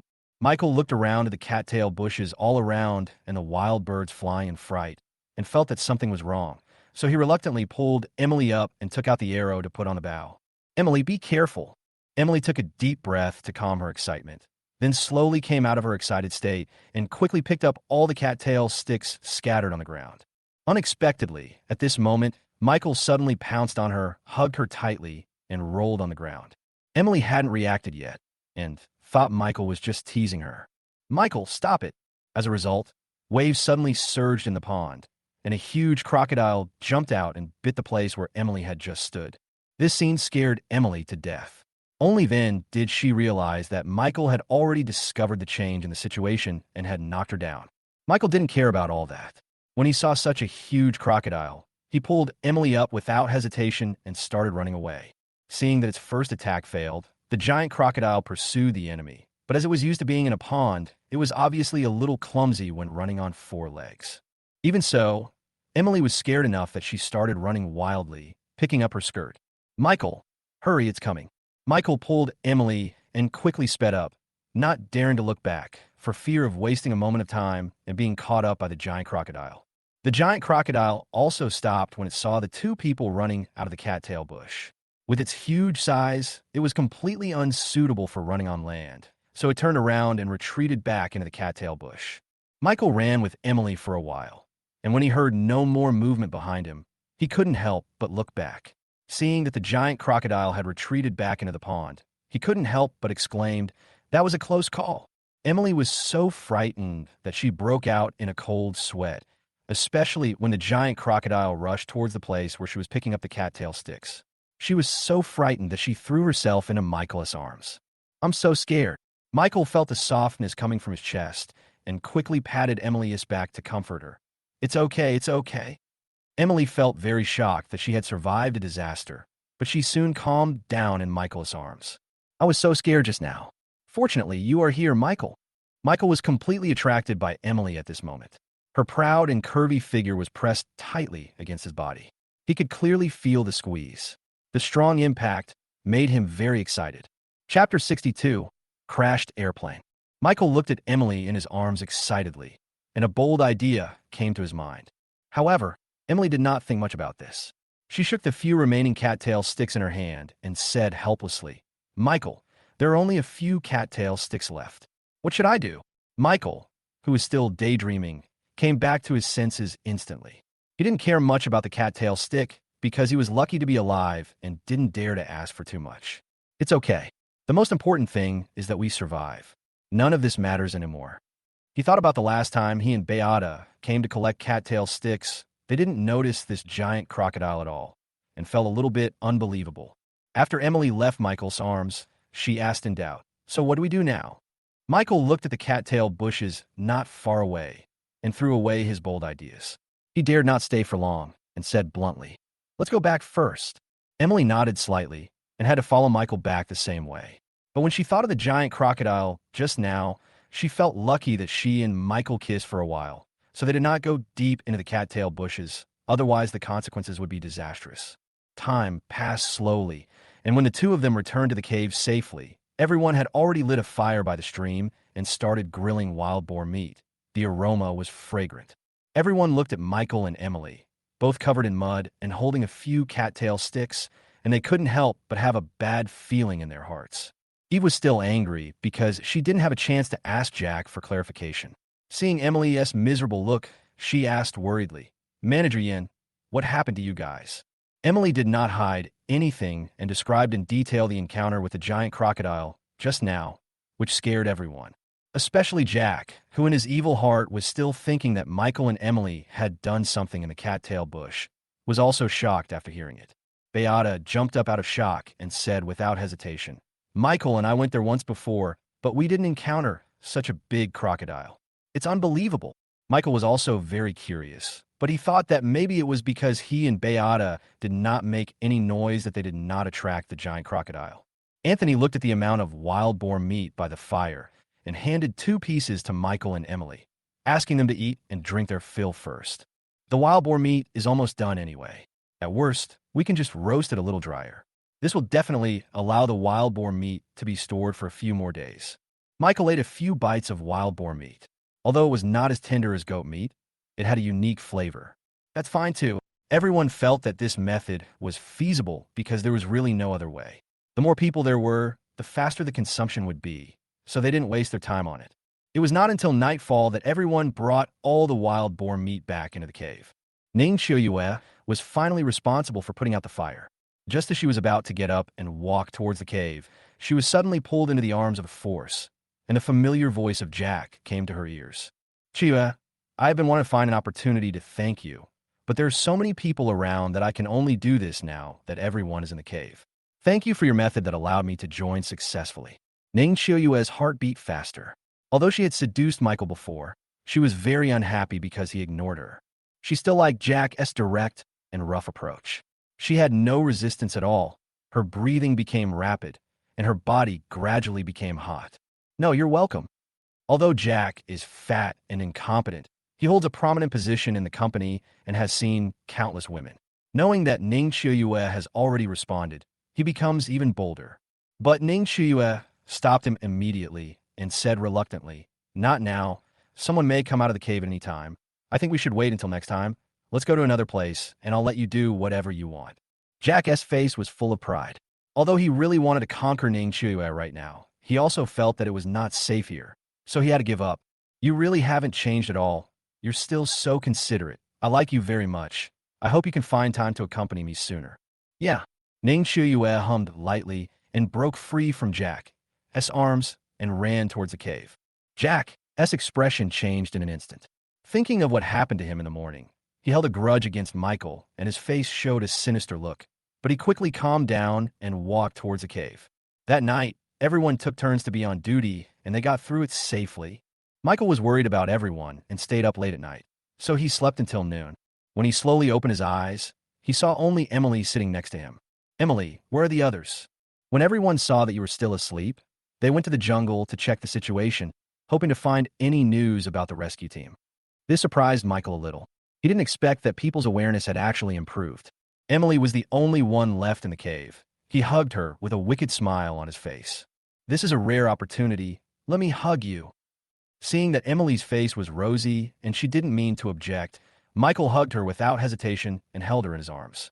Michael has a different feeling every time, especially the faint body fragrance that wafts over, which makes him unable to extricate himself, and he can't help but kiss Emily's hot and fragrant lips. As a result, at this moment, the straw curtain outside the cave was suddenly pulled open, and Eve was seen staring at everything in front of her with wide eyes, showing an expression of disbelief. Wake up, wake up. Sorry to bother you. I'll leave now. You guys continue. You guys continue." The straw curtain blocked the hole again, but Emily was too shy to face the situation. She looked at Michael angrily and said, "Let's see if you dare to do this again next time." Humph. Michael forced out a trace of embarrassment and watched Emily run out of the cave with a red face. He helplessly put his clothes in order and stood up. But before he walked out of the cave, he heard Anthony's voice outside. "Hey, everyone, we found something here." Michael heard that Anthony was very anxious, so he felt that something was wrong and quickly pushed open the straw curtain and ran out. "Anthony, what's wrong?" Anthony said bluntly. "Boss Zhao, Bada, Ning Chiuyue, and I went deep into the jungle to look for clues about the rescue team this morning, and we actually found a crashed passenger plane, so we came back to ask you to come over and take a look." Airliner. Michael became interested when he heard this and said hurriedly, "Let's go, lead the way." Without any hesitation, Anthony led Michael, Emily, and others to rush towards the crashed plane. Michael originally thought he might get something, even clues about other victims, but when he arrived at the place, he found that the crashed plane was already covered in rust. Even the outer shell of the plane was covered with a thick layer of moss and was leaning diagonally across several large trees. It was unknown how much time had passed. "Hey, where's Sister Beata?" Emily asked. Ning Chiuyue explained. "She has already climbed into the plane to check the situation." Seeing this, Michael was worried that Beata might be in danger, so he and Anthony climbed up the tree towards the plane.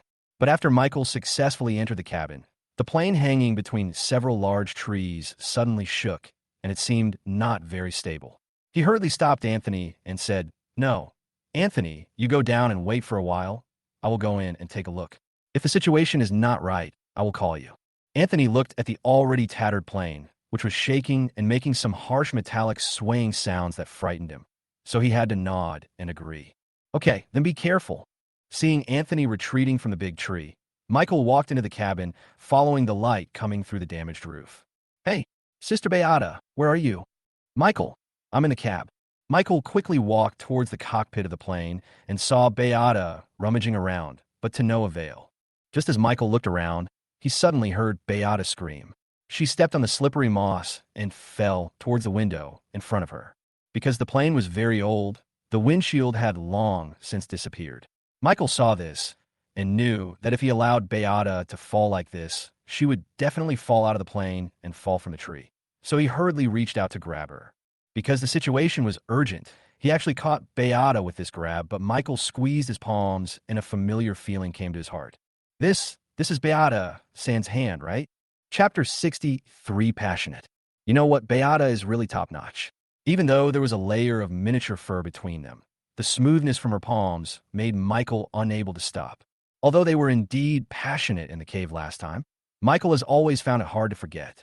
Beata had no choice but to stand firm with Michael's help. She blushed and said, "You really never miss any opportunity." Michael let go of her hand awkwardly and explained hastily, "I was not afraid that you would fall out of the plane, so I grabbed, your hand in a hurry." "What's the emergency?" Beata asked, pretending not to understand. Suddenly, Michael's mind was full of imagination. It would be wonderful if something could happen between him and Beata here. Michael had been under too much stimulation these days, so just such simple random thoughts made his dantian burn. As a person who has experienced this, how could Beata not notice Michael's abnormality? She asked with a smile, "What are you thinking about, little rascal?" Michael was afraid of getting too close to Beata and being discovered by her, so he took a few steps back guiltily and said with a wry smile, "No, what can I think of?" However, Beata stared at Michael for a long time with a look of disbelief, looking him up and down, and said, "Haha, it's like this. You must be up to no good." Michael was caught red-handed and was feeling a little embarrassed when Beata suddenly pounced on him and blocked his thick lips with her hot and fragrant lips. Michael was obviously stunned, but then he became excited and immediately took the lead. He then took the opportunity to hug Beata's slender waist, and thinking of the people waiting anxiously under the plane, he said excitedly, "Sister Beata, there are quite a few people waiting for us downstairs. Isn't this very exciting? Do you want to do something here?" For a moment, Beata was so excited by the kiss that she didn't agree directly. Instead, she asked with a smile, "I didn't expect you to enjoy it so much." After hearing these words, Michael felt that Beata was really brave, and he covered her mouth without hesitation. Thinking of the people staring at him eagerly below the plane, they would definitely not guess that the two of them were doing these things on it at this moment. Beata is a rare, mature goddess, and it is no exaggeration to describe her as a beauty on earth. Michael had no mercy on the woman, and just when he was about to do something big, there was a sudden sharp creaking sound from the passenger plane, accompanied by a violent shake. This scared both of them, and then Emily's worried voice was heard from under the plane. "Hey, Michael, Sister Beata, you two should be careful. This plane doesn't seem very stable." Michael knew that he and Beata must have acted too violently, and at the front of the cockpit, they had completely disrupted the balance of the entire plane. He had no choice but to take a deep breath and said, "Okay, don't worry." Later, when Michael looked at Beata as a perfect figure in front of him, he felt sad that he could not go on, because he was afraid that if he continued, he would be discovered. If he really overturned the passenger plane, they might both lose their lives. Beata also saw Michael's depressed thoughts and quickly comforted him. "Okay, as long as you don't leave the deserted island, I will always be yours." Michael felt much better and stopped acting recklessly. Instead, he continued to carefully look for useful things with Beata. Because the passenger plane was not stable after crashing into a big tree, Michael moved very carefully and soon found a black box in a hidden corner. Michael opened it slowly and found several well-preserved daggers inside, which he put into his pocket. Crack! A crisp sound was heard, and Michael knew that it was bad and it was not suitable to stay here for long. So he hurriedly said, "Sister Beata, leave here quickly." Without any hesitation, Beata followed Michael and escaped from the plane through the entrance. Just as she jumped onto the tree and had not yet gained a firm foothold, the plane behind her made a loud noise and then fell from the tree. Boom! The people standing below were frightened by the scene before them and stepped back one after another. They saw the passenger plane crashed into the swamp and turned into ruins in an instant. Emily looked at Michael and Beata on the tree branch with fear and asked worriedly, "Michael, Sister Beata, are you two okay?" "Fine." After Michael responded, he slid down from the tree with Beata and distributed the daggers he had just found. Just in case, Michael did not give the dagger to Jack, but put it in his pocket first, wanting to wait and see how he would perform before making other plans. Michael looked at the crashed plane and saw that there was nothing left to use, so he led everyone back to the cave. After a busy morning, everyone was already hungry, so they roasted a lot of wild boar meat and ate it. After Michael finished eating, he walked to the entrance of the cave and rearranged the traps he had made before. If any wild animals touched them, they would fall to the ground and make a noise, alarming everyone. But he was not satisfied with the status quo. He moved a lot of stones from all around and piled them at the entrance of the cave to reduce the size of the entrance and exit, which would help with defense. Seeing this, Jack, Anthony, Beata, and others also stepped forward to help. Soon, most of the cave entrance was blocked by the crowd, and Michael finally felt relieved. He wandered around the cave for a long time. Although Emily was with him, they just talked and chatted about family matters, that was all. Time passed until late at night. Everyone was already asleep, and only Ning Chi, who was on night duty, was left sitting boringly by the fire, paying attention to everything outside the cave. The quiet cave not only made Ning Chiuyue feel sleepy, but also reminded her of her past, especially when she entered the sales industry. She realized how deep the water was. Although she thought Jack was just a hypocrite, she had been with him for so many years and had dated him countless times, so she still had some feelings for him. But Ning Chiuyue knew that she liked someone like Michael who was responsible and manly, but her past was not satisfactory. She stared absent-mindedly at Michael beside the fire. His delicate face reminded her of every time Jack treated her well. In her mind, she imagined all those unbearable scenes as Michael's appearance, and she couldn't help but feel excited. After a long time, Ning Chiuyue saw that the night duty was almost over, so she stood up, walked to Jack, and kicked him lightly twice. Boss Zhao, it's almost your turn to take the night shift. Jack, who was half asleep, had slept for a long time. He had got enough sleep, so he stretched out and sat up. He was shocked when he saw Ning Qiuyue's face flushed, and he knew that his guess must be correct. He rubbed his palms and said with a sly smile, "Yesterday you said that if I change places, please do as I please. Look, tonight is just right." How could Ning Qiuyue not know Jack's bad intentions? Knowing what he wanted to do, she blushed and wanted to escape and go back to sleep. But how could Jack let her escape so easily? He pulled Ning Qiuyue tightly into his arms from behind, and his restless hands instantly reached into her clothes. Chapter 64 Nothing. Ning Qiuyue was overwhelmed by the sudden change and almost couldn't help screaming out, "Mr. Zhao, this isn't a good place. Let's go out." Jack kissed Ning Qiuyue on the face excitedly, then picked her up by the waist and walked out of the cave. He was afraid of making too much noise and waking everyone up, so he was very cautious and careful throughout the whole process. Ning Qiuyue was so nervous that she covered her mouth with her hands and did not resist at all. Jack carried Ning Qiuyue to the back mountain and stopped. He placed her gently on a big rock. Regardless of whether she agreed or not, he directly blocked her sexy little mouth with his thick big mouth. Ning Qiuyue kept her eyes closed the whole time, leaning on a big rock and letting Jack do whatever he wanted. "Qiuyue, you are so beautiful tonight. I really like you more and more." Ning Qiuyue was so delighted by the sweet words that her mind became empty. Soon, the back mountain was filled with Ning Qiuyue's soft calls, which were even clearer in the quiet night. I don't know how long it was before Ning Qiuyue shyly tidied her clothes and ran back to the cave. Tired Jack did not rush back, but drank a few sips of cool water by the stream before returning. When he returned to the cave, Ning Qiuyue was already lying on the grass, exhausted and sleeping without any sound. But Jack knew that Ning Qiuyue was definitely not asleep, so he looked at the other beauties with a sly smile. Especially when he saw Eve lying tightly on Emilia's chest, he couldn't help but recall the brief and beautiful time on the beach, especially when he pushed her against the big tree. A hint of evil rose in his heart again, but he didn't dare to act recklessly now, for fear of Michael's crazy revenge. He could only wait for the right time. But just now, Jack had consumed a lot of energy and felt hungry, so he took a piece of wild boar from the stone wall and roasted it. Soon, the aroma of wild boar meat filled the air. Jack was afraid that the aroma would disturb everyone's rest, so he tiptoed out of the cave with the roasted wild boar meat and sat under a big tree to enjoy his meal. Delicious food is just like this, haha. By the time he finished eating, the sky in the east was already turning pale. He knew that it would be dawn in a dozen minutes or so he did not waste any more time and went back to the cave to take another nap. As soon as the sun rose, Michael got up and started grilling food, and also boiled a lot of hot water in a stainless steel box. Michael didn't know what happened last night. For him, it was nice to have a good sleep. Then everyone woke up one after another, especially Jack and Ning Qiuyue, who slept until noon because of their fatigue last night. Anthony pushed Jack to wake him up and teased him. "Boss Zhao, did you have an affair last night? You slept for so long, huh?" Jack was not scared, but Ning Qiuyue, who had just woken up, was startled. She thought that the bad things she and Jack did last night were discovered, and she was suddenly at a loss.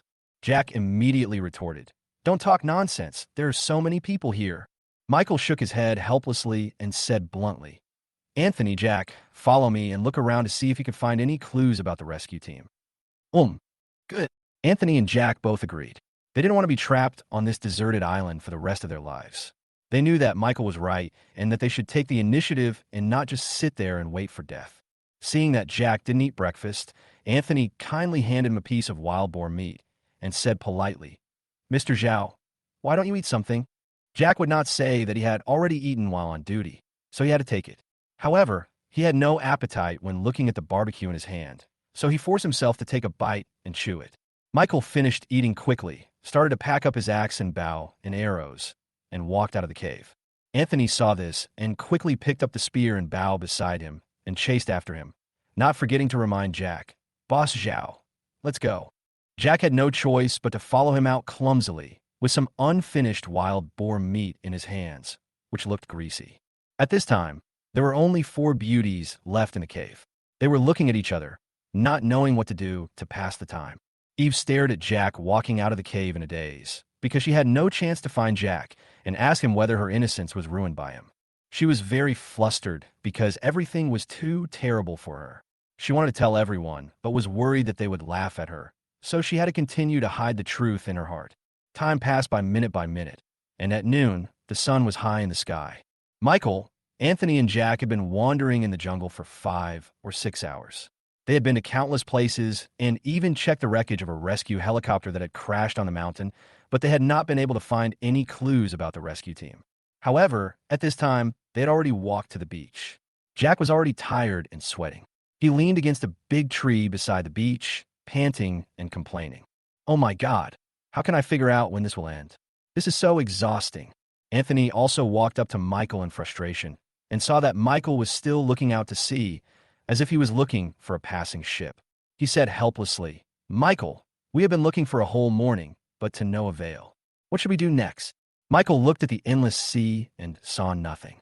He lost his patience and knew that it would be useless to continue searching. He said bluntly, "Forget it. Let's go back first. It seems that we can only look for the rescue team slowly." When Anthony and Jack heard that they could go back, they breathed a sigh of relief and became much happier. Even so, Michael took them on some detours and checked some more places, but there was still no clue of the rescue team. After a long time, until the sun was setting, they finally returned to the cave safely. When Beata saw Michael and others coming back, she knew that everyone must be exhausted, so she started to cook food. This time she didn't grill it, but stewed it in a stainless steel box. Michael looked at the remaining wild boar meat on the stone wall. It should be enough for everyone to have a few meals, but it was a hot summer day, and he couldn't guarantee whether he would be able to eat it tomorrow. "Everyone, we may have to hunt again tomorrow. I am worried that the temperature will be too high tomorrow and the meat will go bad and cannot be eaten anymore." Anthony knew that they had hunted a wild boar, and it was quite good for 7 people to have so much food. "Michael, why don't we go kill goats tomorrow? I still feel pain from the place where I was hit by the wild boar." "Yeah." Michael hummed lightly. He felt that although the tiger on the goat's side was dangerous, the wild boars were not easy to mess with, so he did not object. "That's fine. Eating wild boar meat every day is getting boring. It's not a bad idea to try a different kind of food." Anthony still prefers to hunt goats because they are soft and easy to bully. Everyone agreed, and after the meal, they spent the afternoon in peace. As night falls, late at night, Jack slowly woke up, looked at Ning Chiue, who was sitting alone by the fire on night duty, and slowly got up, saying with a sly smile, "Chiue, here I come." Ning Chiue was still recalling every detail of last night. When she was feeling confused, she was startled by a sudden voice. She didn't expect that. She didn't even try to wake Jack up, but he woke up on his own. "Boss Zhao, how about we just forget about it tonight? I am scared." How could Jack just let it go just because of Ning Chiue's simple words? "What's wrong? Are you feeling unwell? How about I be gentler for a while?" Before Ning Chiue could react, Jack picked her up by the waist and carried her out of the cave. He put her directly on the big rock from last night and started kneading her. "Zhao, Mr. Zhao, don't do it." Jack ignored it. Just like always, especially his promise to be gentler was thrown out of the window. Ning Chiue had already gotten used to all this, and seeing that Jack simply ignored her and had no reaction to her resistance, she had no choice but to give up struggling and started to enjoy herself. Chapter 65, Wishful Thinking. This time, Ning Chiue did not return to the cave until the sky turned light in the east, dragging her tired body. Jack also knew that they would go to the grassland to hunt goats today, so he did not continue to sleep, but was a little excited because goat meat is a very nutritious food. For a man like him, mutton is the best choice, and he will definitely be able to conquer a woman like Ning Chiue. Not long after, everyone woke up one after another. Beata, Emily, and Eve prepared the food early. Seeing Ning Chiue still sleeping tiredly on the straw mat, they asked worriedly, "Chiue, are you okay?" Ning Chiue was stunned and quickly shook her head and responded, "I'm fine. Maybe I had insomnia last night and didn't sleep well." Her face was flushed, and she didn't dare to look at Jack for even a second, for fear of recalling everything that had happened in the past 2 nights. Michael checked his equipment carefully, but he was still a little worried because he was much more afraid of tigers than wild boars. Although they successfully killed a goat last time, it was just a fluke. So he didn't want to go to the eastern grassland, but since it had already been discussed yesterday, he couldn't say more. He could only make more preparations and check every wooden arrow.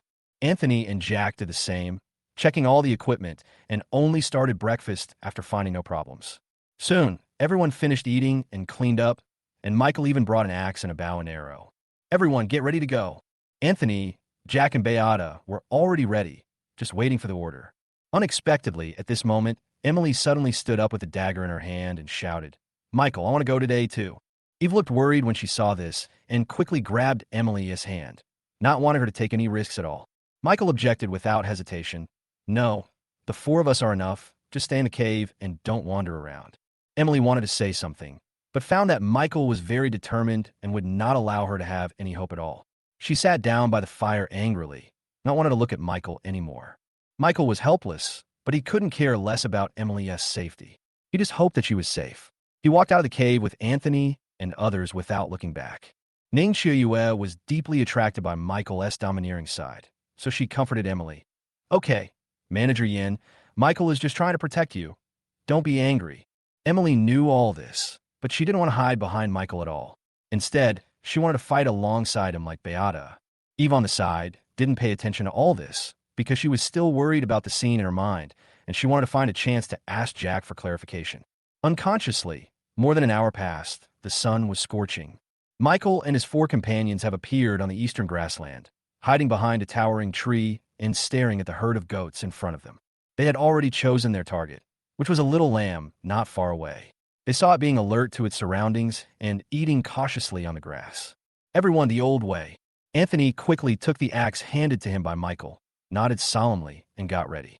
Jack and Beata also quickly dispersed, holding spears and blocking the lamb's escape route. Seeing that everything was ready, Michael took the arrow, put it on the bow, and aimed at the target. Whoosh! The wooden arrow shot out from the air, flew across the grass at high speed, and flew towards the unprepared lamb. Puff! The wooden arrow penetrated directly into the lamb's body.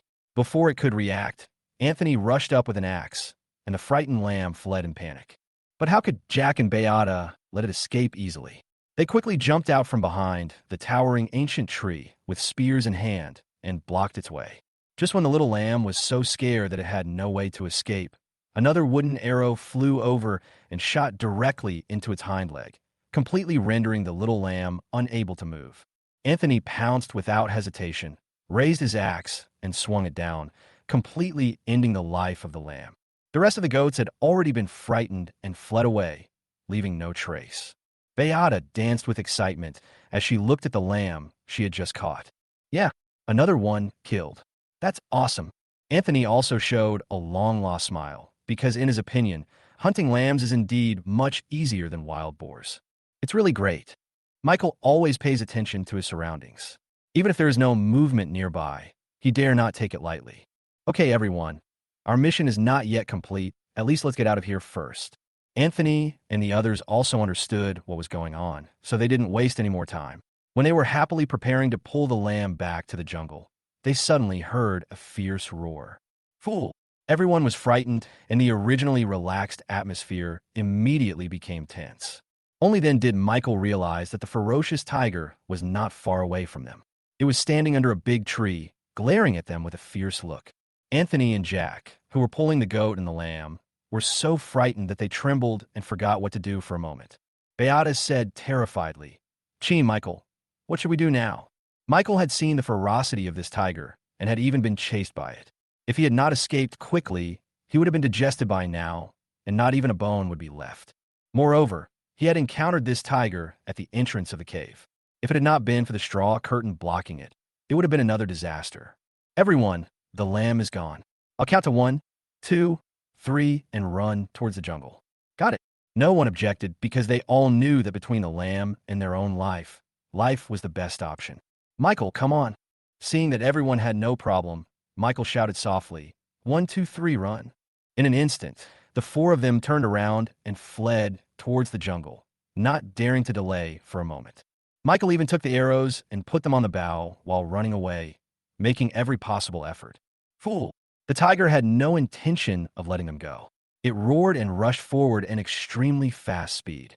Michael took the lead in escaping, and he couldn't believe that they couldn't get rid of such a tiger even if they didn't even want to kill the lamb.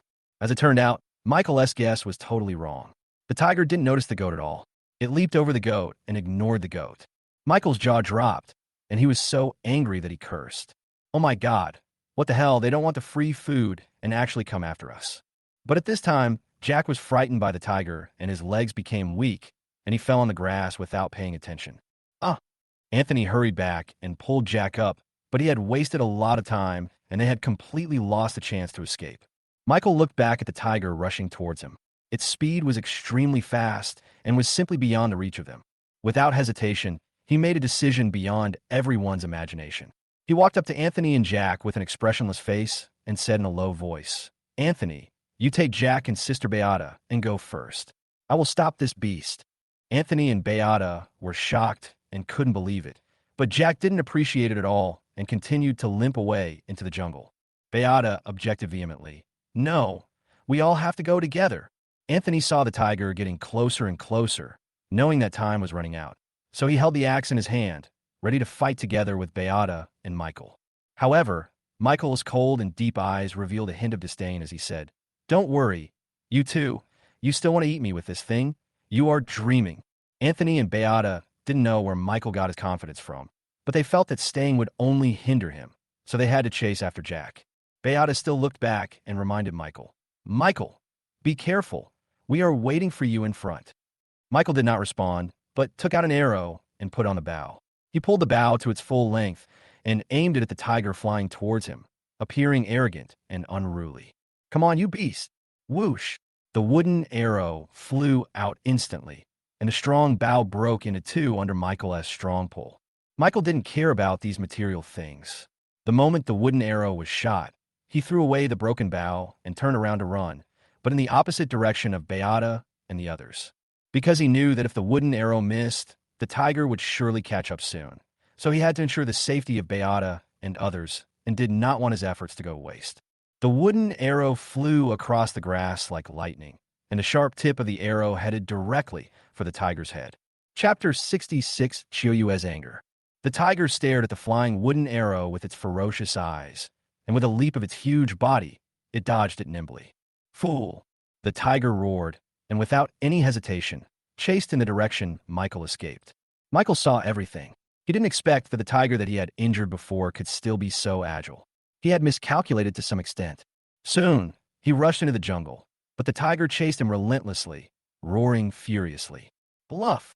The tiger's roar not only did not scare Michael, but it even aroused his fighting spirit, and his pace was obviously faster. "You want to eat me? That's crazy." Michael had been here several times and was quite familiar with the nearby terrain, so he jumped directly into a slope. But the tiger jumped into the slope and didn't want Michael to escape easily, so it pounced on him with its fangs and claws. "Fool!" Then, Michael unexpectedly stopped, took out a sharp dagger from his arms, and looked directly at the tiger rushing towards him. "Come on, who's afraid of who?" Michael roared, but when he saw the tiger didn't slow down at all, he finally compromised and climbed over the slope to avoid the tiger's pounce. After rolling on the ground, he stood up and ran away, trying his best to get rid of the tiger. But the tiger is not some random cat or dog that can be shaken off easily, and it keeps chasing you. Michael ignored him and rushed towards a big tree with all his strength. He jumped up and grabbed a branch tightly to climb up the tree. The tiger also leaped up, but unfortunately it brushed against Michael's feet and missed the opportunity. "Damn stinky tiger." Michael couldn't help but curse and sat on a tree branch, gasping for breath, still in fear. However, unexpectedly, the tiger grabbed the tree trunk with its claws and climbed up the tree desperately. What the hell? This guy can actually climb a tree. Michael had a confused look on his face, showing a hint of fear, especially as the tiger's two rear feet had already left the ground and were crawling upwards step by step. Just when Michael thought that a disaster was imminent, the tiger's huge body slowly slid down from the tree trunk, which made him completely relieved. The tiger wandered around under the big tree and tried to climb up from time to time. Although it always ended in failure, it had no intention of leaving. Soon, the scorching sun made Michael exhausted. Seeing that the tiger not only had no intention of leaving, but was also lying lazily under a big tree, he became very irritable. Michael quickly used his dagger to break off many small branches and threw them at the tiger, cursing, "Damn tiger! Get out of here!" "Fool!" The tiger roared in anger after being hit and climbed up the tree angrily again, but its fat body caused it to slide down after only a few steps. In this way, the man and the tiger confronted each other for 4 or 5 hours. Finally, Michael could not hold back and angrily took out the wooden arrow from his back. Although he no longer had a strong bow, he still threw it at the tiger from a high position. The tiger was unable to dodge and was pierced by the sharp arrow tip. The severe pain made it furious. Blubber. But the towering tree made it impossible for it to catch Michael. Then a wooden arrow pierced its head directly, causing it to flee in pain. Michael never expected that it would be so easy to drive the tiger away, and he also thought of the broken bough. If it had not been broken, he might have been able to kill the tiger. But no matter how much he thought about it, he didn't dare to get down from the tree directly. He waited patiently for a long time. When he saw that the tiger had really disappeared, he slid down the tree and quietly left. After a long time, the white moon hung high in the starry sky. Only then did Michael walk out of the jungle, and what came into his sight was the familiar cave. Michael, a beautiful figure, rushed into his arms, hugged him tightly, and cried aggrievedly, "Oh, you bastard, they all said you were dead." Michael looked at Emily in his arms with a smile on his face. He knew that these must have been guessed by Anthony, Jack, and Beata, but since he had taken so long to come back, it was understandable that they thought so. "It's okay, it's just a tiger, nothing to be afraid of."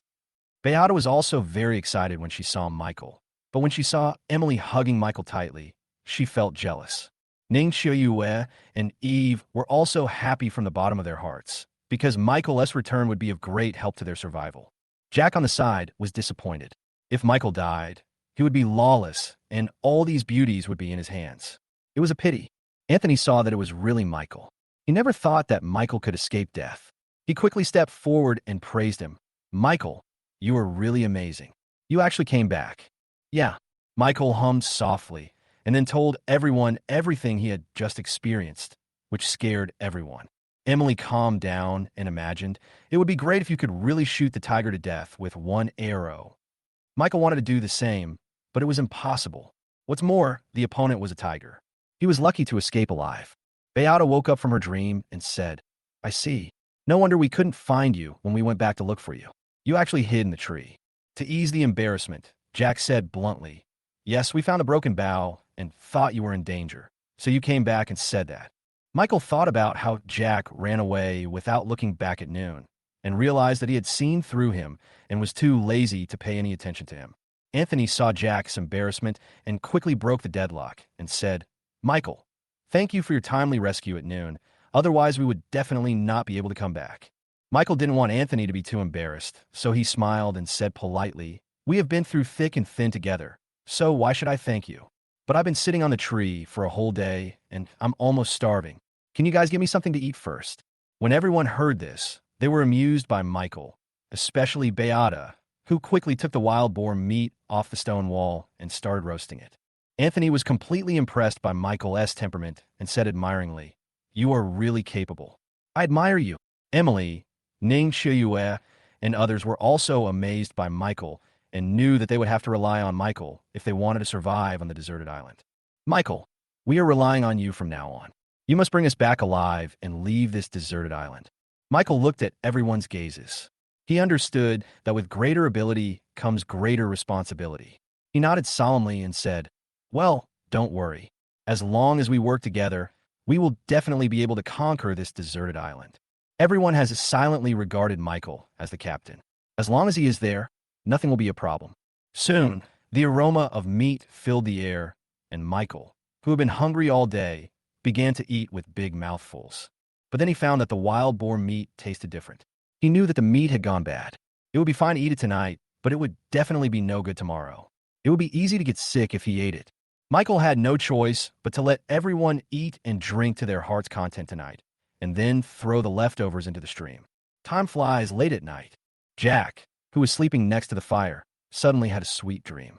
Emily was kneeling in front of him naked, serving him just like Ning Xiaoyue. But just when he was enjoying himself, Emily, who was kneeling in front of him, suddenly turned into a tiger and was biting him below. The crunching sound scared him awake instantly. "Oh my God, it was just a dream." Ning Xiaoyue, who was still on night duty, was caught off guard.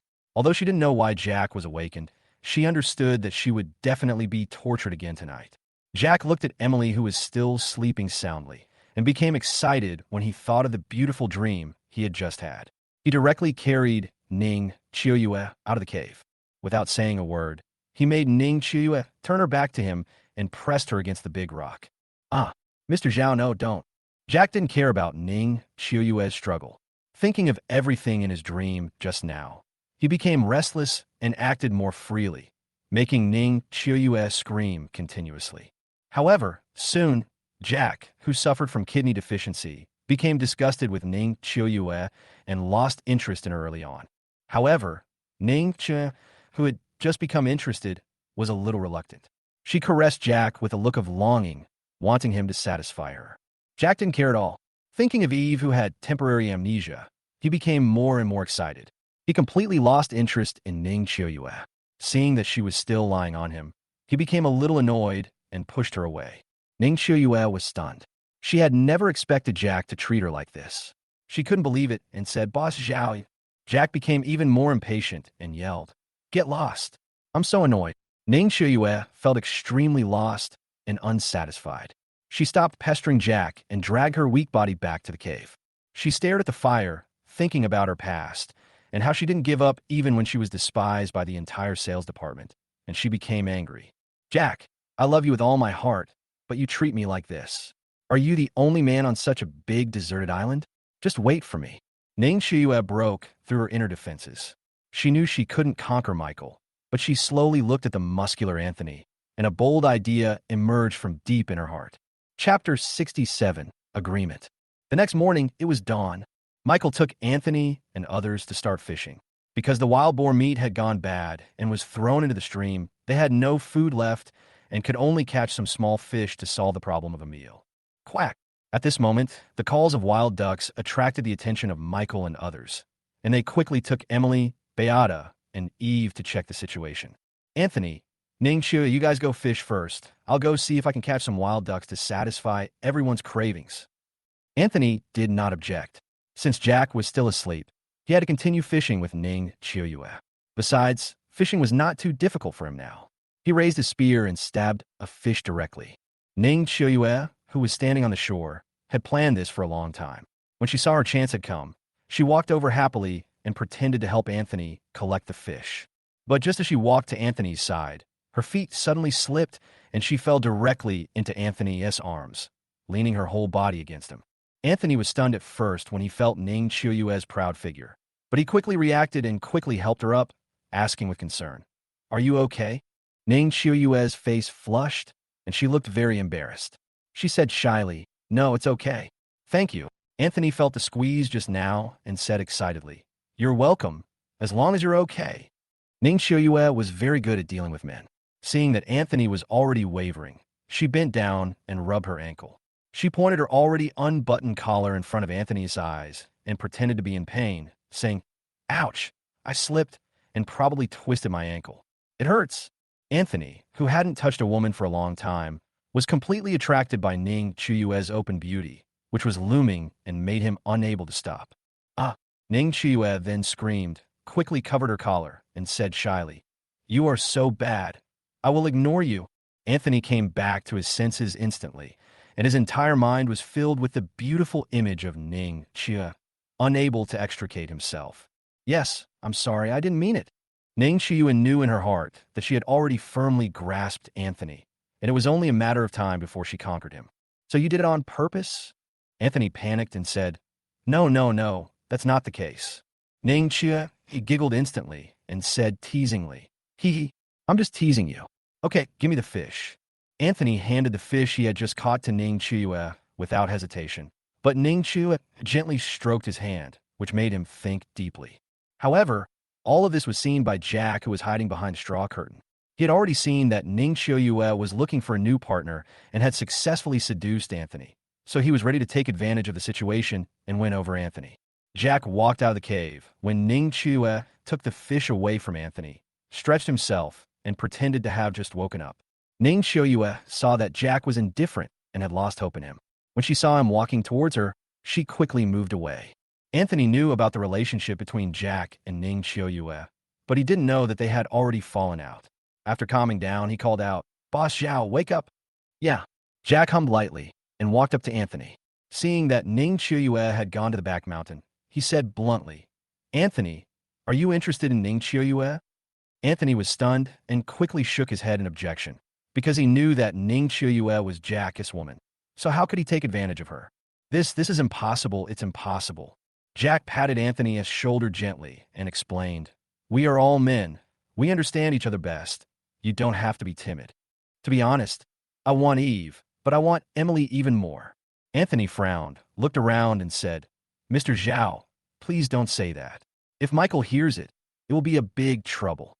Jack had been so overwhelmed by Emily's beauty that he had no regrets at all. "What are you afraid of? If Michael wasn't there, you and I would still have to be so timid and worried. Then, wouldn't these women be obedient and let us do whatever we want with them? And what's more, you could do whatever you want with Ning Xiuyue. It's all up to you." Anthony's heart was moved when he heard this, but he was horrified when he saw Jack stroke his neck with his hand. How could he not understand what Jack meant? He quickly shook his head and objected, No, this won't do. Killing someone means paying with your life. What's more, Michael is of great help to us. How can we kill him?" Jack was afraid that Anthony's voice would be too loud and heard by others, so he quickly whispered, "Shoo, keep your voice down." Anthony nodded wisely, looked at Jack in disbelief, and said a loss, I object." Jack didn't care about that. He knew Anthony needed a woman now, so he tried to win him over again. "Objection? What's there to object to? This is a deserted island, a lawless place. Don't you think these beauties are having sex with other men every day while you just stare at them?" Seeing that Anthony was a little moved, Jack continued to sow discord. "Kill Michael, and there will only be 2 men left, you and I. Then you and I can take turns enjoying these 4 beauties. Wouldn't it be comfortable?" Huh? But Anthony was still a little hesitant, because he knew that it would be difficult for them to survive here without Michael.